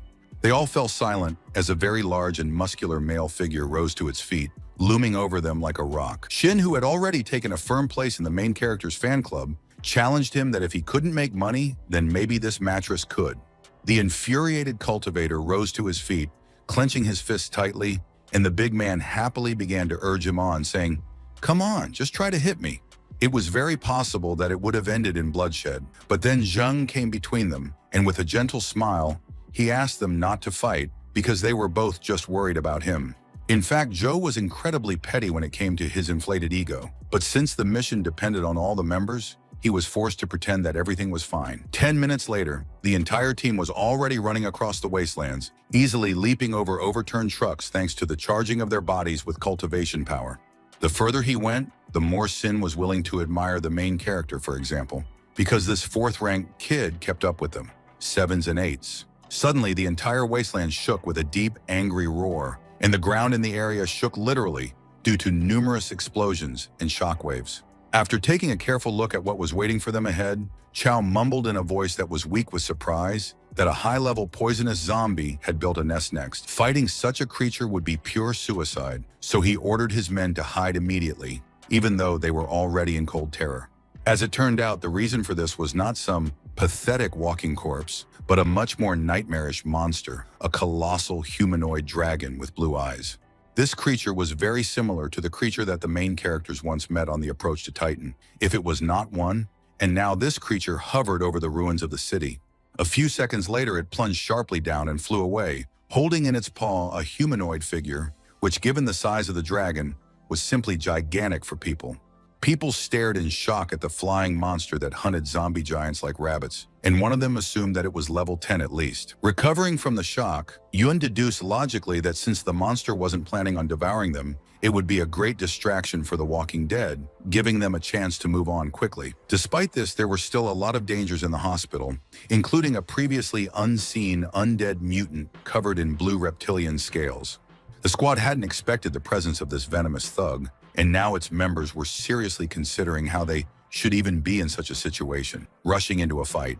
Someone had assumed that there was a purple crystal hidden inside this thing, but it would certainly be incredibly difficult to get it. But his thoughts were interrupted by Joe's quiet voice. He was genuinely surprised to learn that there were particularly clumsy subspecies among the zombies, which were mostly slow and clumsy, but Chow immediately confirmed this. After hearing this, the main character stated without ambiguity that he fully supports the opinion that it is necessary to destroy this creature. I liked the main character very much and showed it all the time, but now even the big guy said that Joe must have eaten too much henbane to think so. The protagonist with a smile told him that, of course, he has a framework, and mentally gloatingly added that just he has a chance to win. He is an imbia with a huge damage. The same swordsman with a constantly relaxed and calm face asked if it was within Zheng's scope to send people to be slaughtered, but the goon fiercely demanded that he be silent. But Wei Hung did not remain silent. On the contrary, he continued his speech on the topic of what the main character can do. He can destroy the zombie scales with just a bow and arrow or something. Everyone fell into a tense silence, even the usually aggressive Xing, until Zhou calmly confirmed that this kind of armored beast couldn't be harmed by shots. But as a final word, he just took out two of his daggers, one old and weaker, and the other new one with higher star power conductivity. The rest of the team immediately recognized the second dagger, as they were also present at the auction, and then wondered who was even able to buy it. The hammerhead was also shocked, but Wei, not wanting to back down, repeated that Zhou was only a 4th-ranked zombie. With such a difference, he wouldn't do anything to a 9th-level zombie. Grinning defiantly, the main character repeated that he could kill the big guy. He just needed a little help cleaning up the rest of the dead. Let them believe him. Needless to say, the first believer was Shin, and under his unspoken pressure, the other team members began to insist that they were obeying Zheng. When a huge monster that looked like a blue and rotten Hulk came close to the building they were hiding on, the cultivator excitedly thought that it was time for fun. A few minutes later, it was shown how the main character, in his usual manner, ran at an insane speed, transferring from one zombie to another and killing them. Despite his overall relaxed appearance, he didn't try to play with his prey as he would in other situations, and he quickly destroyed every walking dead with a single blow. But at one point, when the protagonist went from the back to the next opponent, the walking dead suddenly turned sharply and tried to grab him by the head with his hands. It might even work with a different person, since this monster was clearly a high-ranked one, but he was dealing with Joe, and he never lost. That was a cold, unshakable fact. The remaining members of the Lightning Squad, like many characters before them, watched with open mouths in the realization of how much they had underestimated the newcomer. And then what the main character had been waiting for all this time happened. The giant Poison Scale King zombie noticed him and ran to attack, ignoring everything around him. He was no stranger to fighting these giant, thick-headed mountains of meat, all the crushing but slow punches he got away with reflexively. Then he lifted his body into the air like the legendary mutated Cassador, the most terrifying creature that could be found in the wastelands. Even though the giant tried to hit him with something like a hook, aiming to send him flying far away in a fatal way, it was even easier for Zheng to make a counterattack on his arm. Despite his outward indifference in his heart, the cultivator was surprised at how strong this Colossus' natural armor was. It wasn't for nothing that it was a top-grade blue crystal. Someone else might have given up and retreated to safety, but the main character only performed a steep somersault without touching the ground to avoid being slapped. The older adventurers weren't joking. The scaly undead was very slow even compared to its lower clansmen, not to mention the ever-memorable pterosaur god. Xing, who had finished destroying the rank-and-file opponents by then, slammed his hammer down on the back of one of the poisonous zombies and grumbled that little Joe was very fast. Wei Hang, who could slaughter monsters in packs without even looking, calmly but disdainfully retorted that without the ability to injure the enemy, flexibility was useless. Another cultivator, who was fighting with two blades at the same time, like the greatest samurai of ancient times, ordered the others to hold on to make time for the hero. 2 hours had passed, but nothing had changed in that long period of time, as zombies still flocked to the battlefield from all over the city, trapping the living. The Lightning members formed up in a semicircle, preparing to fight to the last, but Hang grumbled even then that the damn boy was just looking for a way to send them to their deaths. They trusted him, trusted their lives to his plan, and gave him a chance to prove himself, only to have this crazy moron foolishly jump and roll like a monkey. Chao Yin hated to admit that the greatest young martial artist of Titan might actually be a fool, but he was already close to it. All of a sudden, the huge blue zombie knelt down and vomited out a veritable stream of blue vomit with a disgusting sound, as if the poor guy was violently throwing up. Everyone's eyes were immediately glued to this sight, because people couldn't understand how the protagonist could do such a thing, and he didn't even leave a scratch on the enemy's body. As for Shin, who had been swinging the hammer in concentration all this time, he just shouted to see if others didn't care about such details. He simply repeated with the fervor of a fanatic that they must trust their brother in arms if they were to succeed. Whatever the boy did to the giant, it was still alive, as far as the term undead could go, and it was still trying to crush the annoying little man. As it turned out, Jung didn't give a damn about his teammates, and he was worried about how hard it was going to be for them. He just didn't think that the fight would take so long. But then he grinned, showing a row of perfectly straight and white teeth, as if he hadn't spent his entire life in a post-apocalyptic environment. He took a deep breath, straightened his broad, muscular chest heroically, and then bravely turned his back on the big man and ran away from him so that his heels smeared. Someone else, intelligent or even alive, might have guessed that this was an obvious trap, but zombies had no brains of their own, and their existence was based on eating other people's brains. So this mountain of blue meat obediently ran after the cultivator, who jumped over the multi-story building and buried itself under the multi-ton rubble. While the huge dead man was tossing and turning clumsily, trying to free himself from the rubble, the protagonist called for the help of his new brother Sin so that he broke the giant's legs. The experienced warrior didn't need to repeat his orders twice, and in just a moment, he lifted his huge muscular body into the air, swinging the hammer over his head. If this picture was seen by a particularly impressionable audience, they would probably feel a terrible spasm of phantom pain covering their own heels. But the undead didn't feel anything. Their nervous system had only been working properly since rising from the grave, so the scaly monster went on the offensive very quickly. From the outside, it looked even ridiculous, because as soon as the giant turned around, hoping to catch the vile insect with his hand, the man had long since run away to the distance. The dragon-like undead, for obvious reasons, could no longer chase after him, and then the main character again decided to join the action, warning about himself by shouting. This scenario repeated itself again. The big dead man tried to grab the opponent and crush him with his rock-crushing fingers, but the cultivator easily dodged to the side, shouting so that it could be heard from any distance. Joe warned his partner that he would continue to distract the monster so that the hammer fighter would break its bones. The rest of the Lightning members were all staring at him, wondering how anyone could have thought of such a simple thing, and one of them even noticed that it was just like in children's games. Half an hour passed, and during this period of time, the hunters not only immobilized the dead giant, but literally tore off his lower limbs and fatally wounded him in the process. Yixing would never give up his prey to anyone, so he jumped on the monster's chest himself, slicing through its scaly flesh to finally kill it. A couple of them. The undead did nothing but travel aimlessly from one end of the building to the other, but that was only as long as the living ones didn't appear in their field of perception. One such ghoul smelled the distinctive smell of warm flesh with hot blood running through it and turned around, only to have its rotted head pierced. The main character's archery skill was still second to none, and every time he picked up an arrow and pulled it on the string, it would invariably hit the target. The rest of the team preferred to fight close up, destroying enemies at an insane speed, because they needed to steal medical equipment as soon as possible. They quickly cut their way to the room they were looking for, and one by one they began to walk out of it with mechanisms and screens in their hands, while a bored Jung watched the situation. Then it was time for the sentry's shift, and Joe joined in the hauling job, delivering several large devices to the waiting trucks outside. Chow, sweating profusely from the weight of the load, nevertheless urged his team on, because if they got it over with as soon as possible, they would be home by lunchtime. And so, for a brief moment, one would have thought that everything would be fine, that they would be able to carry out this order quickly and cleanly. But then there was a very suspicious sound. It sounded like countless zombies were heading their way again, and the sniper left to watch the approach to the hospital had his face twisted in mortal terror. The man had no idea what was going on, but all the poison walking dead, no matter how many of them were left in the city, were heading towards this ill-fated clinic right now.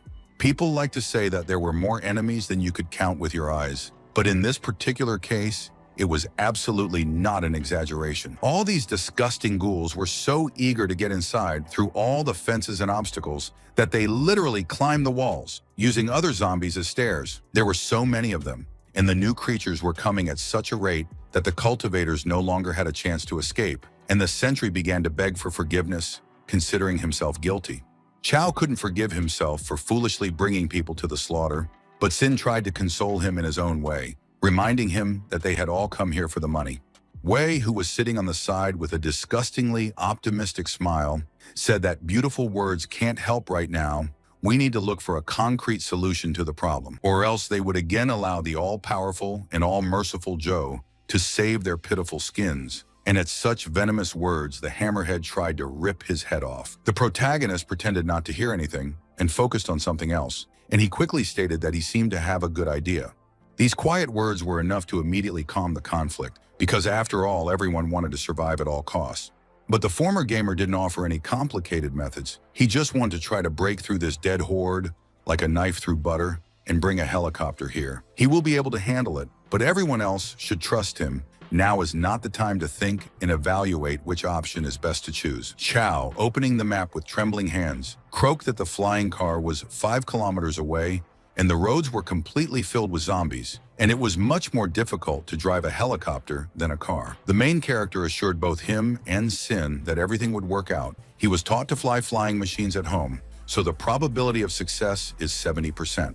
Thus, the only thing that was required of all the other cultivators was simply not to die before he returned, and after that, Jung took to flight. Of course, when he was out of sight and people started enthusiastically sharing that they now all thought of him as a brother, Hang asked with an innocent smile if there was any guarantee that they wouldn't be abandoned. Chow got fed up and promised that Wei would be fired as soon as the mission was over. But the brown-haired man flippantly waved his hand and promised that he would leave right away. But, he said with a bloodthirsty and malicious grin, he was even sorry that all these poor fools were simply not destined to live until Jung's return. The others clearly wanted to know what the hell he was talking about right now, but the antagonist didn't give them that opportunity, instead quickly jumping to another roof. He paused beside a large ventilation pipe, its protective grating already removed, revealing a dark passage that looked like a toothless mouth. He had a large hang glider hidden there beforehand, and before taking off on it, Hang added with a mocking grin that he didn't have time to die here. Everyone knew it wasn't safe on the roof either, because the local Walking Dead were smart enough to easily climb ladders and kick down doors. Although cultivators were naturally very afraid, they were also warriors with great supernatural powers, and they were going to sell their lives dearly. But that didn't change the fact that they were in one of the worst situations imaginable. Even down below, the undead were crawling towards them, stepping on their kindred shoulders. As for the main character, all this time, he kept running like an invisible shadow, not stopping for a second, even to fight someone. He could now hold his breath much longer than the best professional swimmers, walking lightly through the living sea of ghouls like the wind in a forest. And he really liked what he saw, which was a gradual decrease in the number of the Walking Dead, which meant a freer path to the helicopter. He soon found a building that had a large concrete platform attached to it, clearly built to allow flying vehicles to land. The protagonist was about to take his lightning-fast start, only to be on it in 5 seconds, when he saw something that made him freeze. A zombie was walking towards him, barely limping along, and when it got close to the invisible youth, something very strange happened, and it was cut in two along the entire body. Responsible for this was a small but deadly monster called the Black Armored Rat. This nightmare rodent had a 7th-rank threat. At first glance, it didn't seem all that scary due to its size, so it was easy to think that any ghoul passing by would eat it. But in reality, everything turned out to be on the turn. The rat shot out a red laser beam from its pointed tail with such power that it tore the opponents to pieces. The main character looked at this with bulging eyes because, of course, he managed to get used to a lot in his life, but such a small pest that destroys zombies. Even for him, this was something new, and he definitely didn't want to get into a fight now, when every second could be fatal for the remaining squad. Cho Ching decided to just skip past this little thing, leaving it to feast on a pile of rotten meat before it swung its deadly tail at him. The main character is so used to the fact that his concealment makes him completely invisible to any enemies that now only reflexes saved him from a humiliating death. Shedding his now useless illusionary veil, he frantically tried to figure out how this vile mutant had discovered him, if it was the smell. And then he realized that there was a small bloodstain of the blue-scaled zombie on his body, which was the reason why the dark-haired man himself had been smelling a strange stench all along. His thoughts were interrupted in the most unceremonious manner. The monstrous rodent swung its tail again, hoping to chop off its prey's legs, but the cultivator leaped into the air. A moment later, he struck the monster, using his favorite and most effective move, a backstab, and the magic metal thudded against its carapace. But it didn't do much damage to the little monster, and the protagonist quickly realized that it would take at least 10 minutes to dig through its natural armor. Oh, in another situation, he would have liked to carve this monster and sell its organs, but Joe didn't have any extra time, so he tore off a piece of his sleeve. With a high-pitched, drill-like squeak, the armored rat tried to chop the man to pieces again with its tail. However, the only thing that she achieved was a crushing blow to a completely empty section of road, over which a piece of gray cloth floated. The hero was once again rushing towards the target at an incredible speed, under invisibility, and his grim face clearly showed that he understood the sarcastic irony of his position as a rat runner. But whatever it was, whatever goals he had to fulfill for this, he had successfully achieved the most important thing, and now the helipad was just around the corner. The car was exactly where Joe expected it to be, and a couple of zombies blocking the bridge to the helicopter didn't even seem like a funny obstacle to Joe. As he poured a pre-prepared canister of gasoline into the intake port, he silently prayed that the thing could actually fly after all this time. Upon closer inspection, it became clear that the flying mechanism was not going through the best of times. Its body, if not covered with rust, was close to it.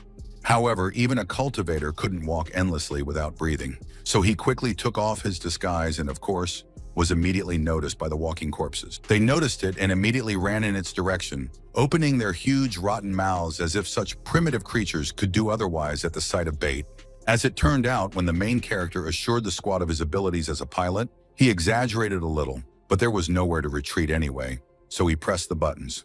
Fortunately, luck did not leave the young man this time. Instead of ignominiously slamming the helicopter into the roof with its nose, he correctly started the engine and other mechanisms. As it turned out, about 20 minutes had passed, and the people from Team Lightning were still alive, but even their stamina and hope had certain limits. However, Chow was a truly worthy leader in the sense that he did not allow them to indulge in despondency, evenly feather in their direction, one after another. When the helicopter and the car took off, all the characters were filled with a kind of furious, exuberant laughter. Such are the consequences of the adrenaline and joy of saving their lives. The feeling that they were flying, feeling the wind on their faces, and that their team, despite all the circumstances, completed the most difficult task, also brought everyone to delight. Sin, despite his appearance and typical rough-ass mannerisms, best expressed the overall experience. He thought it would be the last time he would see the sun. Yuan, on the other hand, clenched his fists and growled in animal rage because he had guessed correctly that this whole disaster was all Hang's fault, and he wanted to chop him to pieces. But his wish might come true even faster than he had hoped, because one of the mercenaries suddenly pointed out that the bastard seemed to be flying right ahead of them. We knew perfectly well that he had been spotted, and that he was now in the position of a small trout caught right in front of the nose of a hungry white shark. Team Lightning often quarreled over small things due to the fact that they were mostly recruited from random people, but now they were all unanimous. It was necessary to kill this creature. In another situation, Jung would have been the first to suggest this option, but now he reminded him that this was not the right time and situation, and it was better to push Hang into a corner first. The protagonist had his faults, but the habit of throwing words to the wind was not one of them, and he began to pursue the antagonist like the same shark swimming after a shoal. The two-faced cultivator was naturally horrified when he heard the mocking shouts of "run faster," and then turned around to see his former comrades. Sin, gripping the shaft of his trusty hammer very tightly, promised in a mock-friendly voice that they would all wait for this dear friend of his ahead. And then Joe, figuratively speaking, stepped on the gas pedal, causing the helicopter to make a sharp leap forward and leave Hang behind by a significant margin. At the same time, the rear blades of the car damaged the wing of his hang glider, thereby disrupting Wei's balance in the air and forcing him to desperately try to gain altitude. In another situation, it would have been a ridiculously harmless punishment, but the action took place over an area that, thanks to the antagonist, was swarming with hungry undead. Numerous ghouls immediately reached out with their hands for the panicked and falling man, who screamed in fear for them to get away and leave him alone. One would expect the main characters to allow this slug to become food for the walking dead, as he himself tried to do with them. But no. Wei couldn't believe it, but it actually happened. They saved his life by destroying those monsters that were already about to sink their teeth into his leg. But not for any noble purposes, of course not. They simply wanted to personally dismember this two-faced creature. Such an honor they will not honor brainless zombies. This was confirmed by the fact that the arrow fired by Zhou Zheng pierced through Hang's hang glider and passed just inches from his face, ripping off a tuft of hair on his head. Time seemed to have stopped for a few moments, and only the walking dead continued to flock to their new potential victim without thinking about anything else. This was more fitting than ever, because the explosion caused by the humans destroyed all these creatures in one fell swoop, without the need to destroy them one by one, like frightened rats. Looking at this with an impressive white-toothed grin and a bloodthirsty glint in his eyes, the brunette beckoned the brown-haired man with his hand and ordered him to come here. It was time to settle some scores. Of course, Wei wasn't going to do that, and he couldn't, so Team Lightning stopped and went back to fighting the hordes of walking corpses, chopping and crushing them. It wasn't just that the schemer himself had reached a high cultivator rank, even though he was tired and scared, but all the monsters that approached him were simply vaporized into nothingness. When the main characters got close enough to him, Shin slung his trusty hammer over his shoulder and asked very amiably how Hang would like to die. Looking at them with a strange grimace that combined fear, pleading, and mockery in a strange way, the traitor barked that they simply couldn't kill him.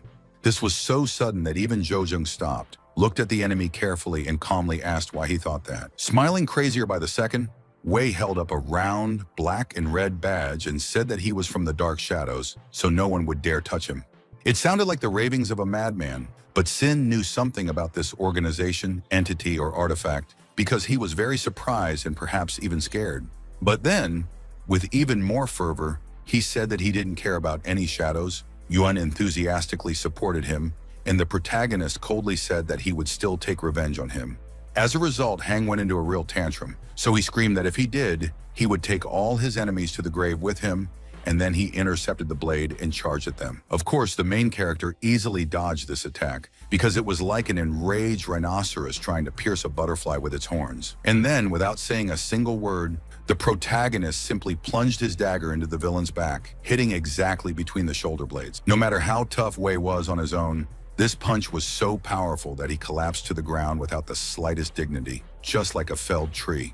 But unlike low-level cultivators or monsters, he was strong enough to survive this blow, although, to be honest, he wasn't happy about it right now.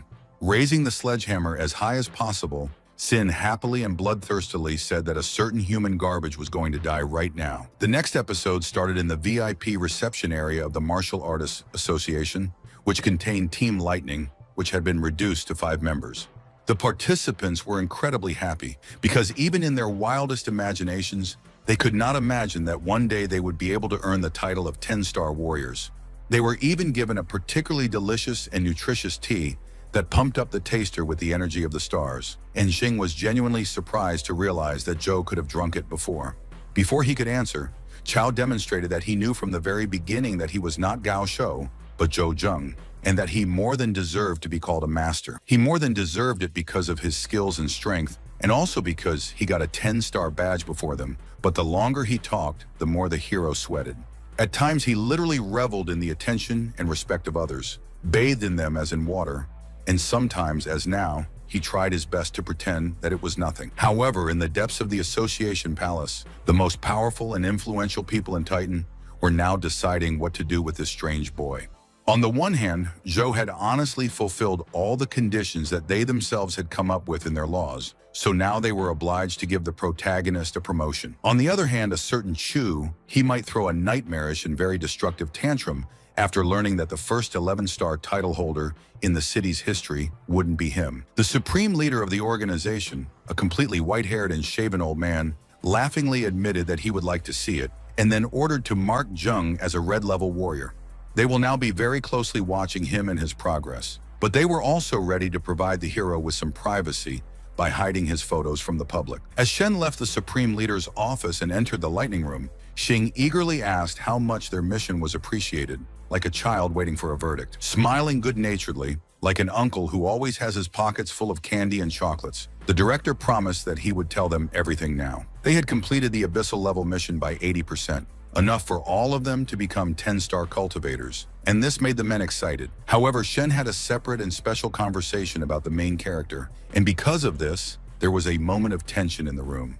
The old man handed him a new membership card, which was decorated with a double purple star enclosed in a circle of Ouroboros, the legendary snake that eats itself. Looking at how much fun they were having, Shen thought with strange emotions that in such a short, record-breaking period of time, he had to raise so many warriors. And each time, Zhoujing had the most direct connection to it, which of course could be just a coincidence, but incredibly strange and far-fetched, however.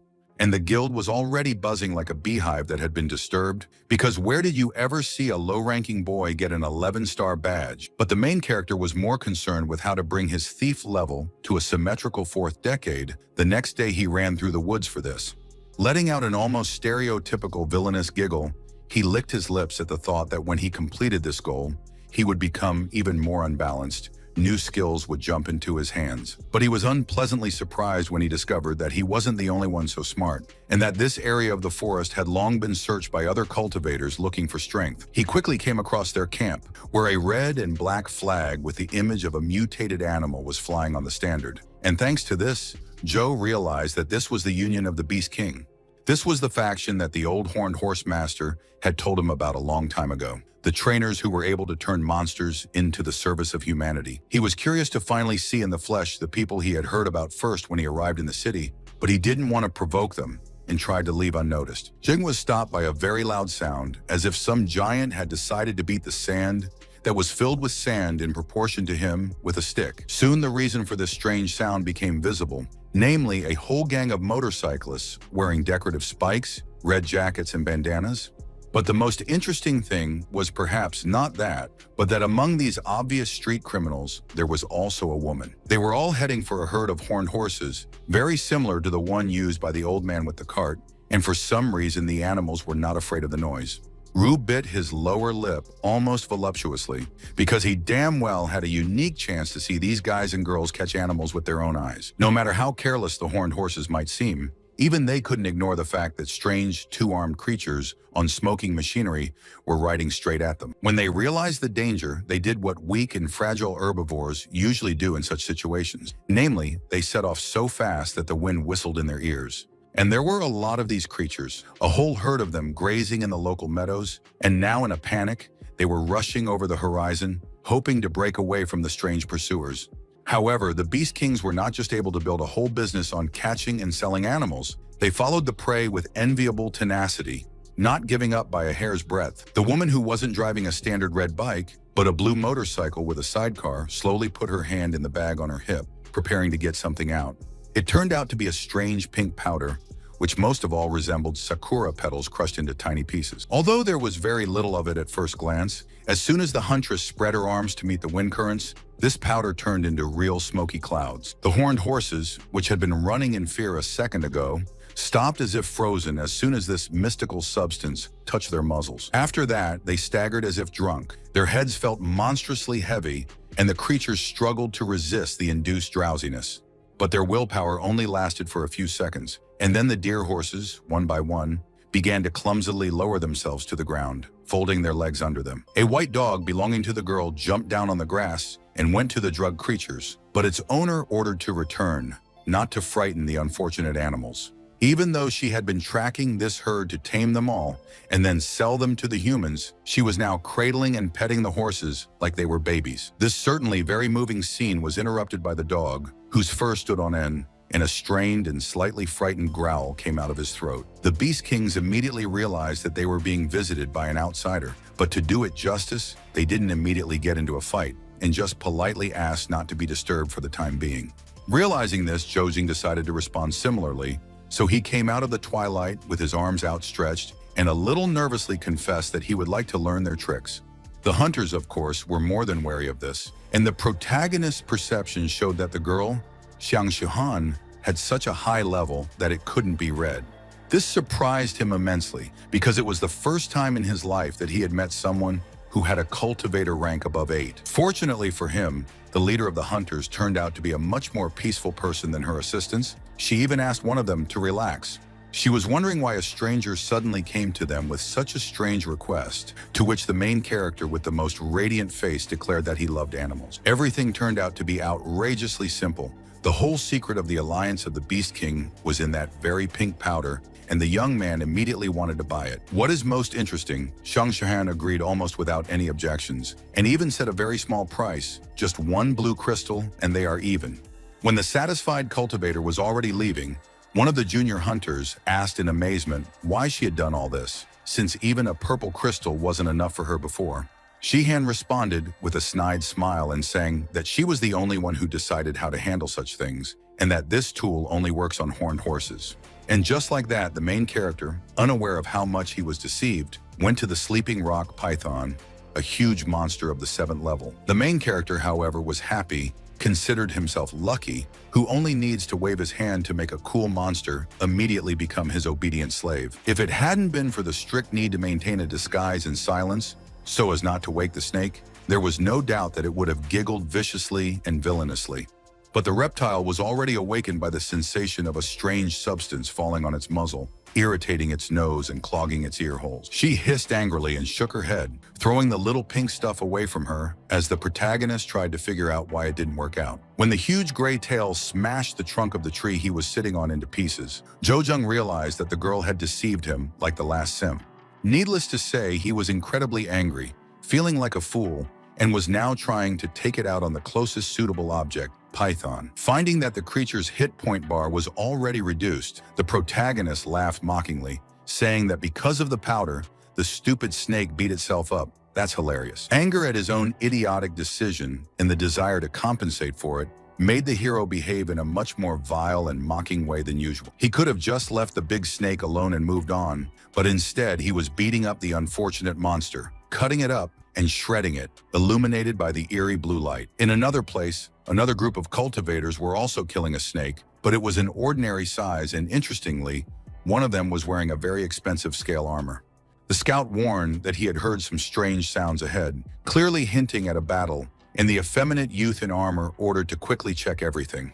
He was suffering from allergies, and he was still complaining about how an old man had killed a certain girl he had gotten for himself, and now the War Master wanted retribution. When the hunters found the monster they had killed, they muttered in shock that whoever had done such a thing must have been at least rank 8. Petulantly holding a handkerchief to his mouth and nose, the head of the squad demanded to finish checking as soon as possible. Otherwise, this place, you see, simply stank of blood. The soldier tried to explain that they were ensuring the safety of their young master. That is, this very teenager in armor. But he irritably ordered everyone to go ahead. And they were heading, it should be noted, not to the resort at all, but to the red zone, the very one where the most powerful creatures that could only be found in the vicinity of Titan lived. For many adventurers, traveling here would be suicidal, but Jo-jung, thinking back to the experience of killing the python, was just happy.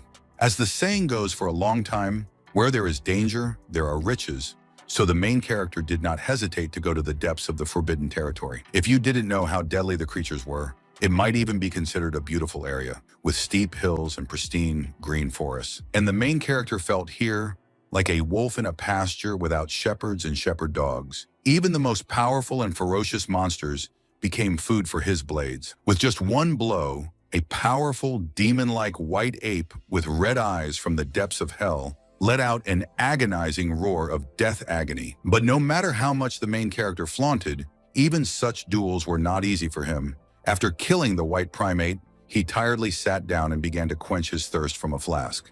It would seem that now he will be able to rest for a few minutes before continuing his hunting trip, but his hopes were not fated to be fulfilled. Some unknown bastard with a rifle shot a stream of flame and plasma in the direction of the dark-haired man, and if Joe had been even slightly distracted, he would have been left without a butt. The good news was that this wasn't just another mercenary or vicious scavenger cultivator, but the bad news was that the protagonist was being attacked by a whole pack of white monsters. They roared furiously, snarled, and bared their teeth, and one monkey even deliberately pointed a finger in the direction of the young man, as if to say to the others, "Here he is, the killer, beat him."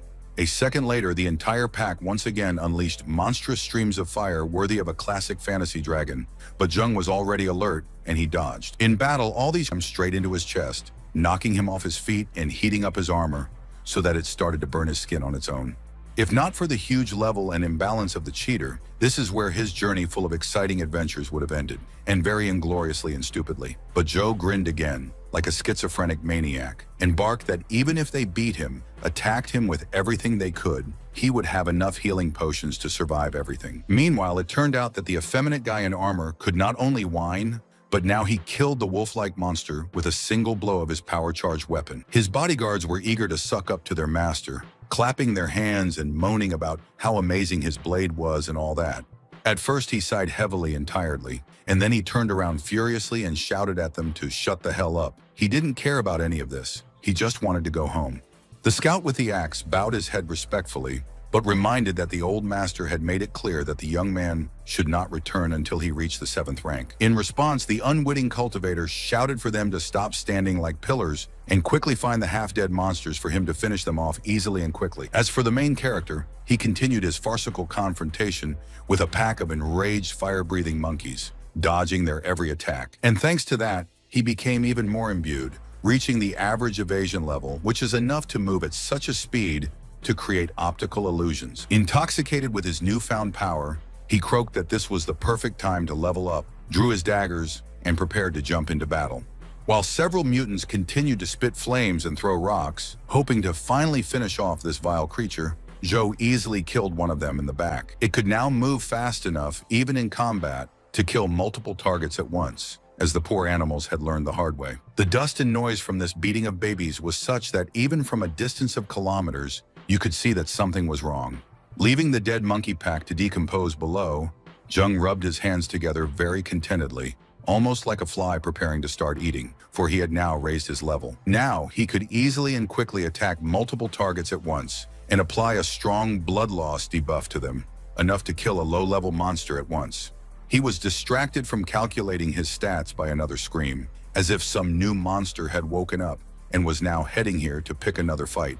So it was, a few more great white monkeys raced along the branches of trees, hoping to avenge their fallen relatives. But the main character was only on hand. He hurled one of his blades in their direction, and at first glance you would think that nothing much had happened, and the blade passed by without hitting anyone. 9 whole days had passed since then, during which time the protagonist continued to grind, and now he was happily extracting the crystal from the monster's corpse. He just couldn't get enough of his new shooting skill, and thanks to it and some other factors, he was improving his stats much faster. The animal's cry rang out again, and it was so powerful that even Joe covered his ears with his hands, then gritted his teeth in discomfort and anger. The alpha of the apes himself, the supreme ruler of all the monsters in this light gold-furred forest, was in an unimaginable rage and was now rushing to punish the vile killer. He didn't waste any time playing games, but as soon as he saw Jung, he immediately hit the ground with such force that he created a real explosion, with flames and shockwaves. In the past, the main character would have run away from such an enemy, leaving a foul-smelling brown trail behind, but now he was happy to gut it as well. As the group of cultivators and their pampered, lazy master continued to wander through the forest, the guards showered the youth with praise and he responded with curses. The one-eyed axe-wielding warrior in the lead raised his hand and signaled the squad to stop, because there was clearly something dangerous going on up ahead.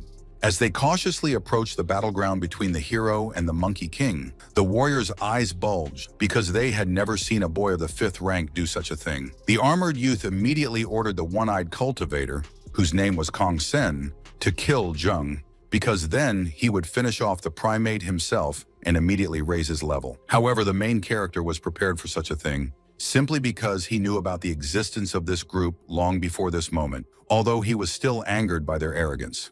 As he pranced through the air, looking for an opportunity to deliver a final blow to the already weakened monster, several people were already pointing crossbows at Joe. They were all high-ranked martial artists, so they weren't shooting trivial pieces of wood and steel, but projectiles charged with the power of stars. The main character easily dodged each shot, and also gave the unfortunate fools such an evil look that he even stopped looking like a human.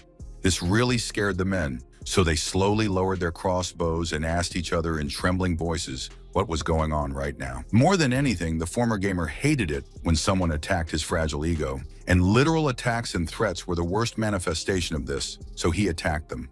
Forgetting everything, even the fact that he was still fighting the half-finished and still dangerous Monkey Chief, Jung swept past the archers, slashing their necks. For the first few seconds, nothing happened. So the antagonist said with nervous laughter that it was nothing, just a small broken knife. And it was after that that they felt the full effect of the damage, as if they were suddenly kicked in the chest by some invisible giant wearing steel boots with spikes.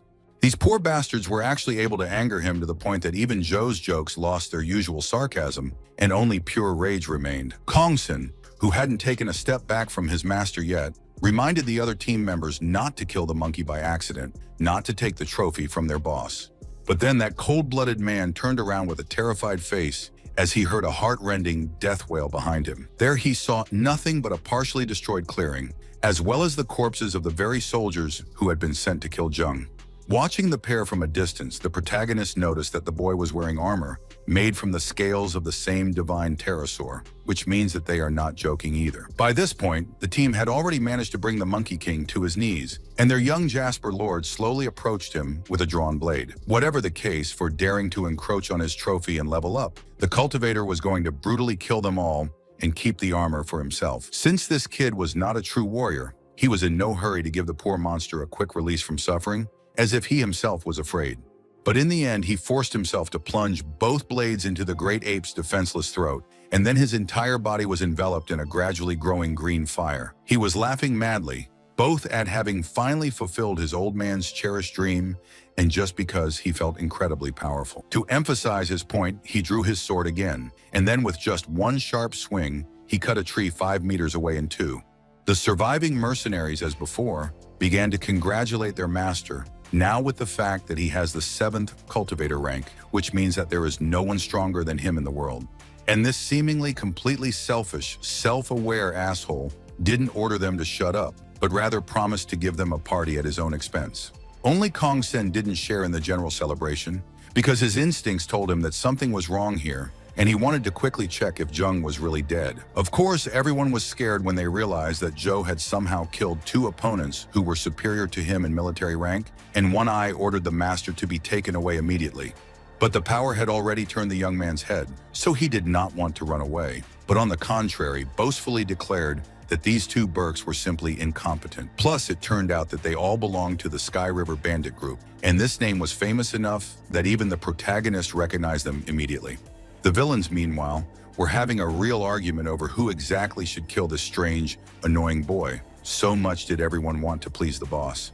Plus, they showered Sen with a whole waterfall of ridicule, and it was enough to make the most cool-headed and collected mercenary think that yes, Zhou is just an insect. In order to regain his face, he agreed that it was better for this little freak not to show himself in front of them again, not suspecting that the hidden Zheng was standing right in front of them. As they drew level, shoulder to shoulder, the young man's face took on that trademark grin of a hungry, venomous viper to the tip of its tail, and it didn't bode well for Khan. However, the Priv easily killed them all at once, but instead decided, as he put it, to let them steal a few more monsters, and a lot of health bars appeared in the frame. Numerous monstrous wolves had chosen this edge of the forest as their lair, and of course they were wary when some bald ape approached them. But they didn't attack. The villains settled down in the cave, hoping that they would be able to safely wait out the night. Although the young man did not even now tire of shouting how shameful it was to die at the hands of a lesser warrior. Then they were all startled by the unmistakable sounds of gunfire, and their master asked in surprise who was hunting at all at this time. Sen, as usual, went first to investigate, but he couldn't figure out what kind of idiot would even wander around the red zone in the dark. It was almost certain suicide. The main character, coming out of the darkness without any disguise, answered in a cheerful and friendly voice that he had prepared a gift for them. And then behind him, pairs of huge glowing blood-red eyes began to open one by one. After giving Khan the most disgusting and mocking grin he could muster, the protagonist once again applied concealment and disappeared from perception. The one-eyed cultivator wanted to tell him what he thought about it, but he didn't have time. He had much more pressing problems. The brown red-eyed wolves pounced on him the way dogs do best, while one individual distracted his attention and others tried to flank him.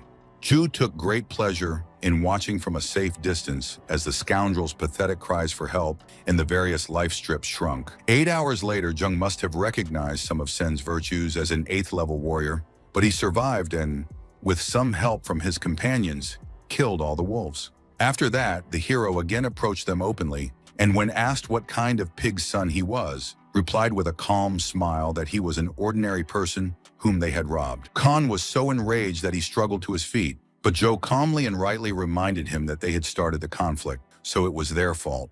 The boy, having escaped from the cave to the horror of his bodyguards, tried to save his own skin by reminding them that he was from the heavenly river. They were incredibly rich and influential, but the main character only covered himself with purple flames with a satisfied smile, admitting that he still thought to spare the kid, but now he changed his mind. Even when he was scared, this overgrown, spoiled brat kept repeating like a broken car how cool his gang was and what terrible problems Jung would have. He didn't care. He was even happy to clear the city of such parasites, to which Sen angrily shouted that they were not ordinary criminals, but in fact, part of the Titan government. But each of their threats was met only with the mocking sneer of an all-powerful, invincible being who knew perfectly well that he would have been pursued in any case. Feeling his very teeth grow cold with fear, this mafia prince in scaly armor ordered the strange freak to leave for the last time, to leave Titan itself. Naturally, this was met with another sarcastic phrase, followed by an uncompromising and disgusting massacre. Although as a massacre, the term meant at least some prolonged beating, while the infinitely intensified Joe killed everyone except the boy with a single blow. After that, the action shifted to some office where there was a cup of tea on the table, and it cracked in two halves, as if from a blow from some invisible person. The head of the Heavenly River refused to let his subordinate go to deal with the problem, instead demanding that all the high-ranking cultivators be summoned first. He, a rank 9 warrior, had an extremely bad feeling, and looking at that damn broken cup, he began to guess that something had happened to his boy. The next day, all of Titan was buzzing with gossip, because both Sky River and the trade union were somehow taking a huge number of people out of Titan. One onlooker confessed that he had heard that a rank 11 royal lizard, a monster of great power and value, had taken up residence in the forest. As for the main character, after killing everyone once again, he calmly returned home and now scrolled the tape in the warrior's reception room. He never had enough power, and he was constantly looking for new ways to increase both at any cost, like right now.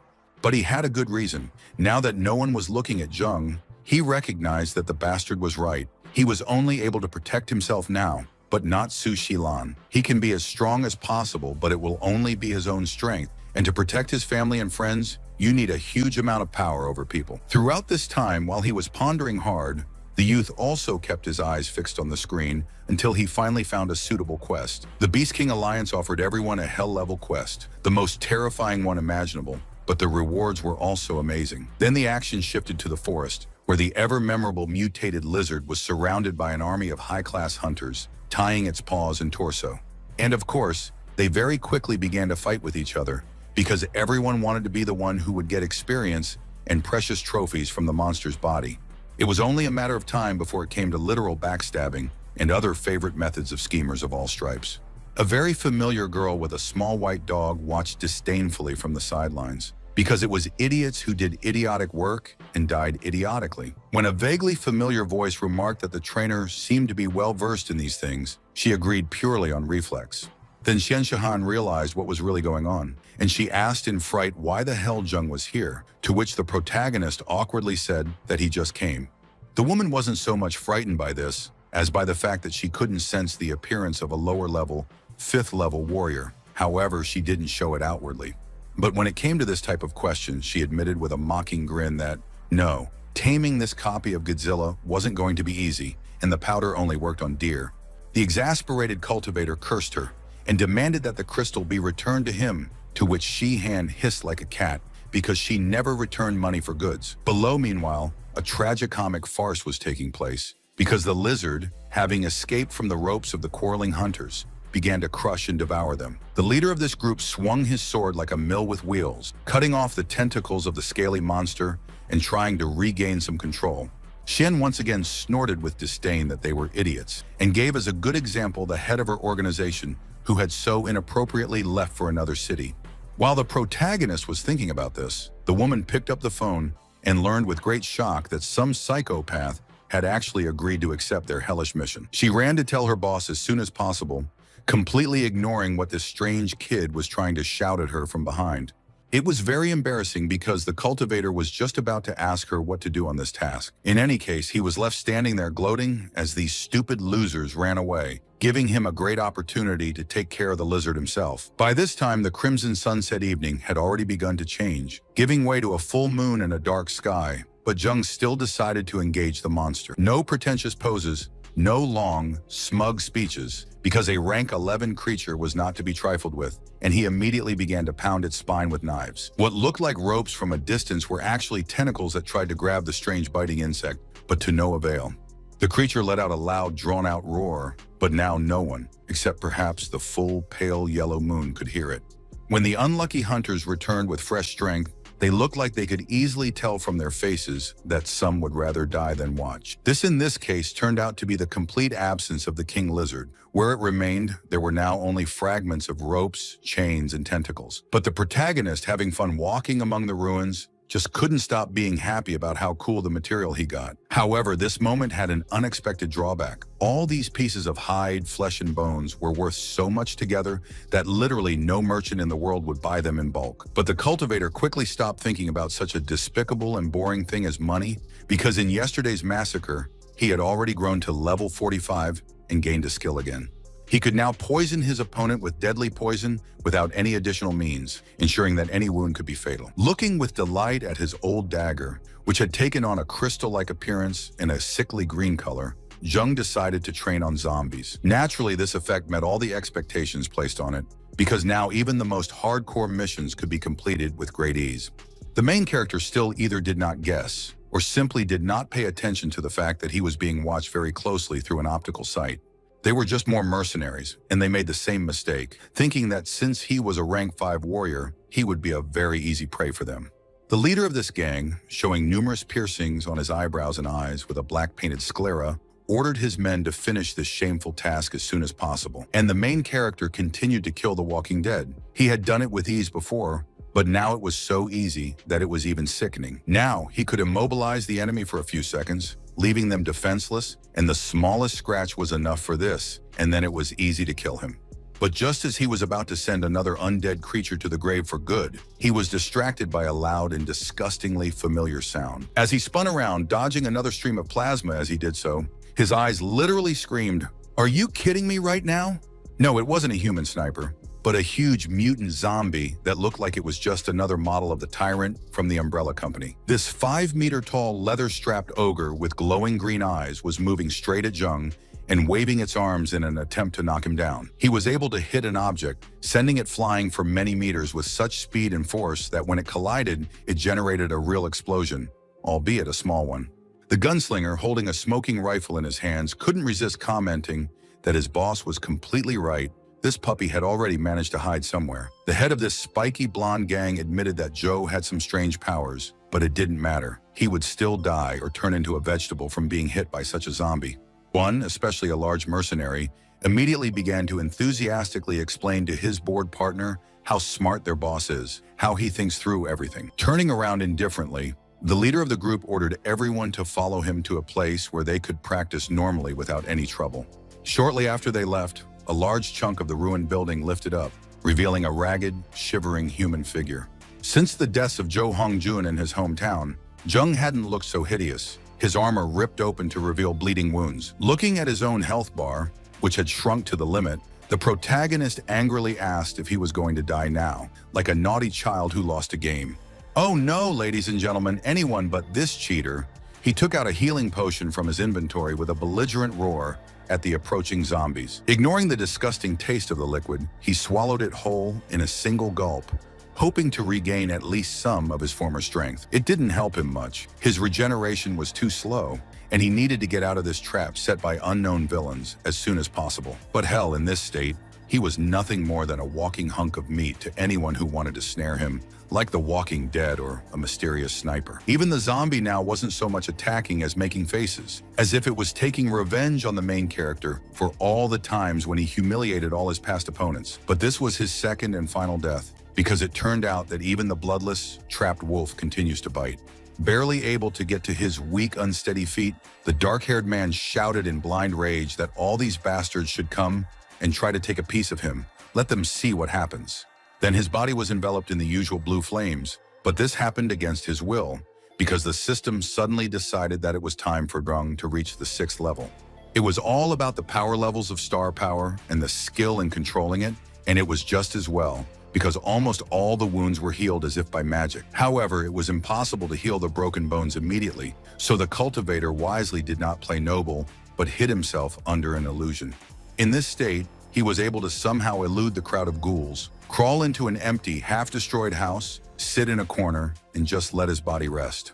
He really didn't want to resort to such a remedy, but there was no other way out. In order to heal completely as quickly as possible, he would have to drink this monkey wine, which contained cosmic energy concentrates was usually reserved for warriors of the 7th rank and above, but in this situation, there was no need to choose. But a single serving was enough to make the young man instantly drunk, pink as a pig, and begin to rock in a half-doze. Hiccuping and grunting, he muttered that by the time he woke up, all those bastards would be sorely sorry, and they shouldn't even try to run away from the punishment they deserved. The hitmen, however, had enough to worry about without him. Right now, they were enthusiastically cutting through the undead horde like a drill through soft rock. Although they fought like professionals, there were simply too many walking dead, which was why some of them managed to sneak up on the blondes. But when it happened again, the man and the walking corpse were separated on different sides by a small but powerful explosion.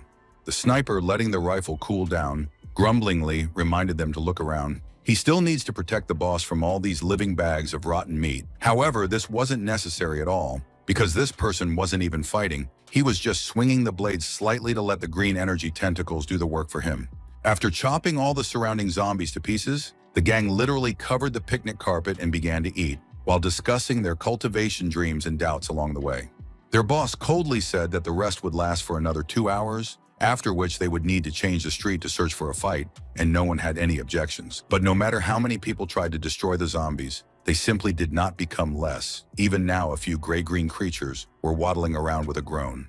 When the protagonist awoke, he was admiring his healed body, how it sparkled with the power of the 6th level, and after all this progress happened in one evening. However, he was actually on the verge of death. His armor made from the scales of the royal viper was torn when it was hit by that damn giant zombie. But that was nothing because he had an extra set of clothes just in case. And after changing, Jung was ready to visit new enemies. There were only 5 of them, but each of them was a warrior of the 8th rank, and the leader was probably only a hair's breadth away from reaching the 9th level. No matter how much the protagonist craved retribution, he wasn't an idiot to rush such a strong force without preparation. He spent several days watching them. However, they didn't do anything that any other adventurers wouldn't do, destroying the undead, trying to earn experience. He ended up venturing close to one of their temporary camps while listening to one adventurer bicker with another about their achievements. Under stealth, he watched as they jokingly insulted each other, affectionately patted each other's shoulders and hair, and generally behaved like a great friendly team. But that immediately stopped the moment one of them sensed an outsider in enemy presence. The others immediately got to their feet and grabbed their weapons, ready to meet any unfriendly and uninvited guest. The sentry soon confessed that he hadn't noticed anything in particular, just that he had a strangely strong feeling that someone else was looking at them right now. Anyone else would have listened to his 6th sense, but these guys immediately relaxed and said that the poor guy should just rest more. As for the main character, he immediately hid behind the wall and swore in his mind that he would kill them all as soon as these blonde thugs dispersed. The next day, the blondes, as before, left this sniper to cover them from a height while they were busy exterminating zombies, and he grudgingly agreed.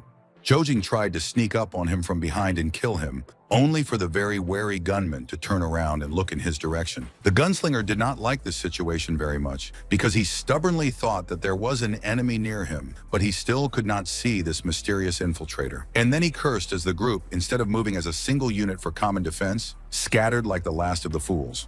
He was distracted enough for the protagonist to approach him from behind for a successful attack. The cultivator decided to act for sure, so he struck out with all his monstrous strength and used the poison dagger. However, the blonde didn't die immediately and found the strength to roll to the side. He was green and stiff from the poison, so he could only barely move his tongue. The protagonist didn't wait for his muscle control to return and quickly hit to kill. The other members of his team, still unaware of anything, calmly fought with the zombies and discussed where they should go to level up. The main character crept up on them like an animated shadow, preparing to quickly kill 2 opponents at once. After waiting for the right moment, he aimed his bow and fired several blue energy-charged arrows at once. They plunged into the body of the huge walking dead, immediately drawing its attention in monstrous rage. After one dead giant, others appeared, all of them running towards the main character so that the ground shook. The young man prepared to run away immediately, but before he did, he fired a few more arrows to ensure that his clever trap would work. He was giggling like a mean little girl as he watched a whole squad of walking dead the size of a multi-story building marching down below.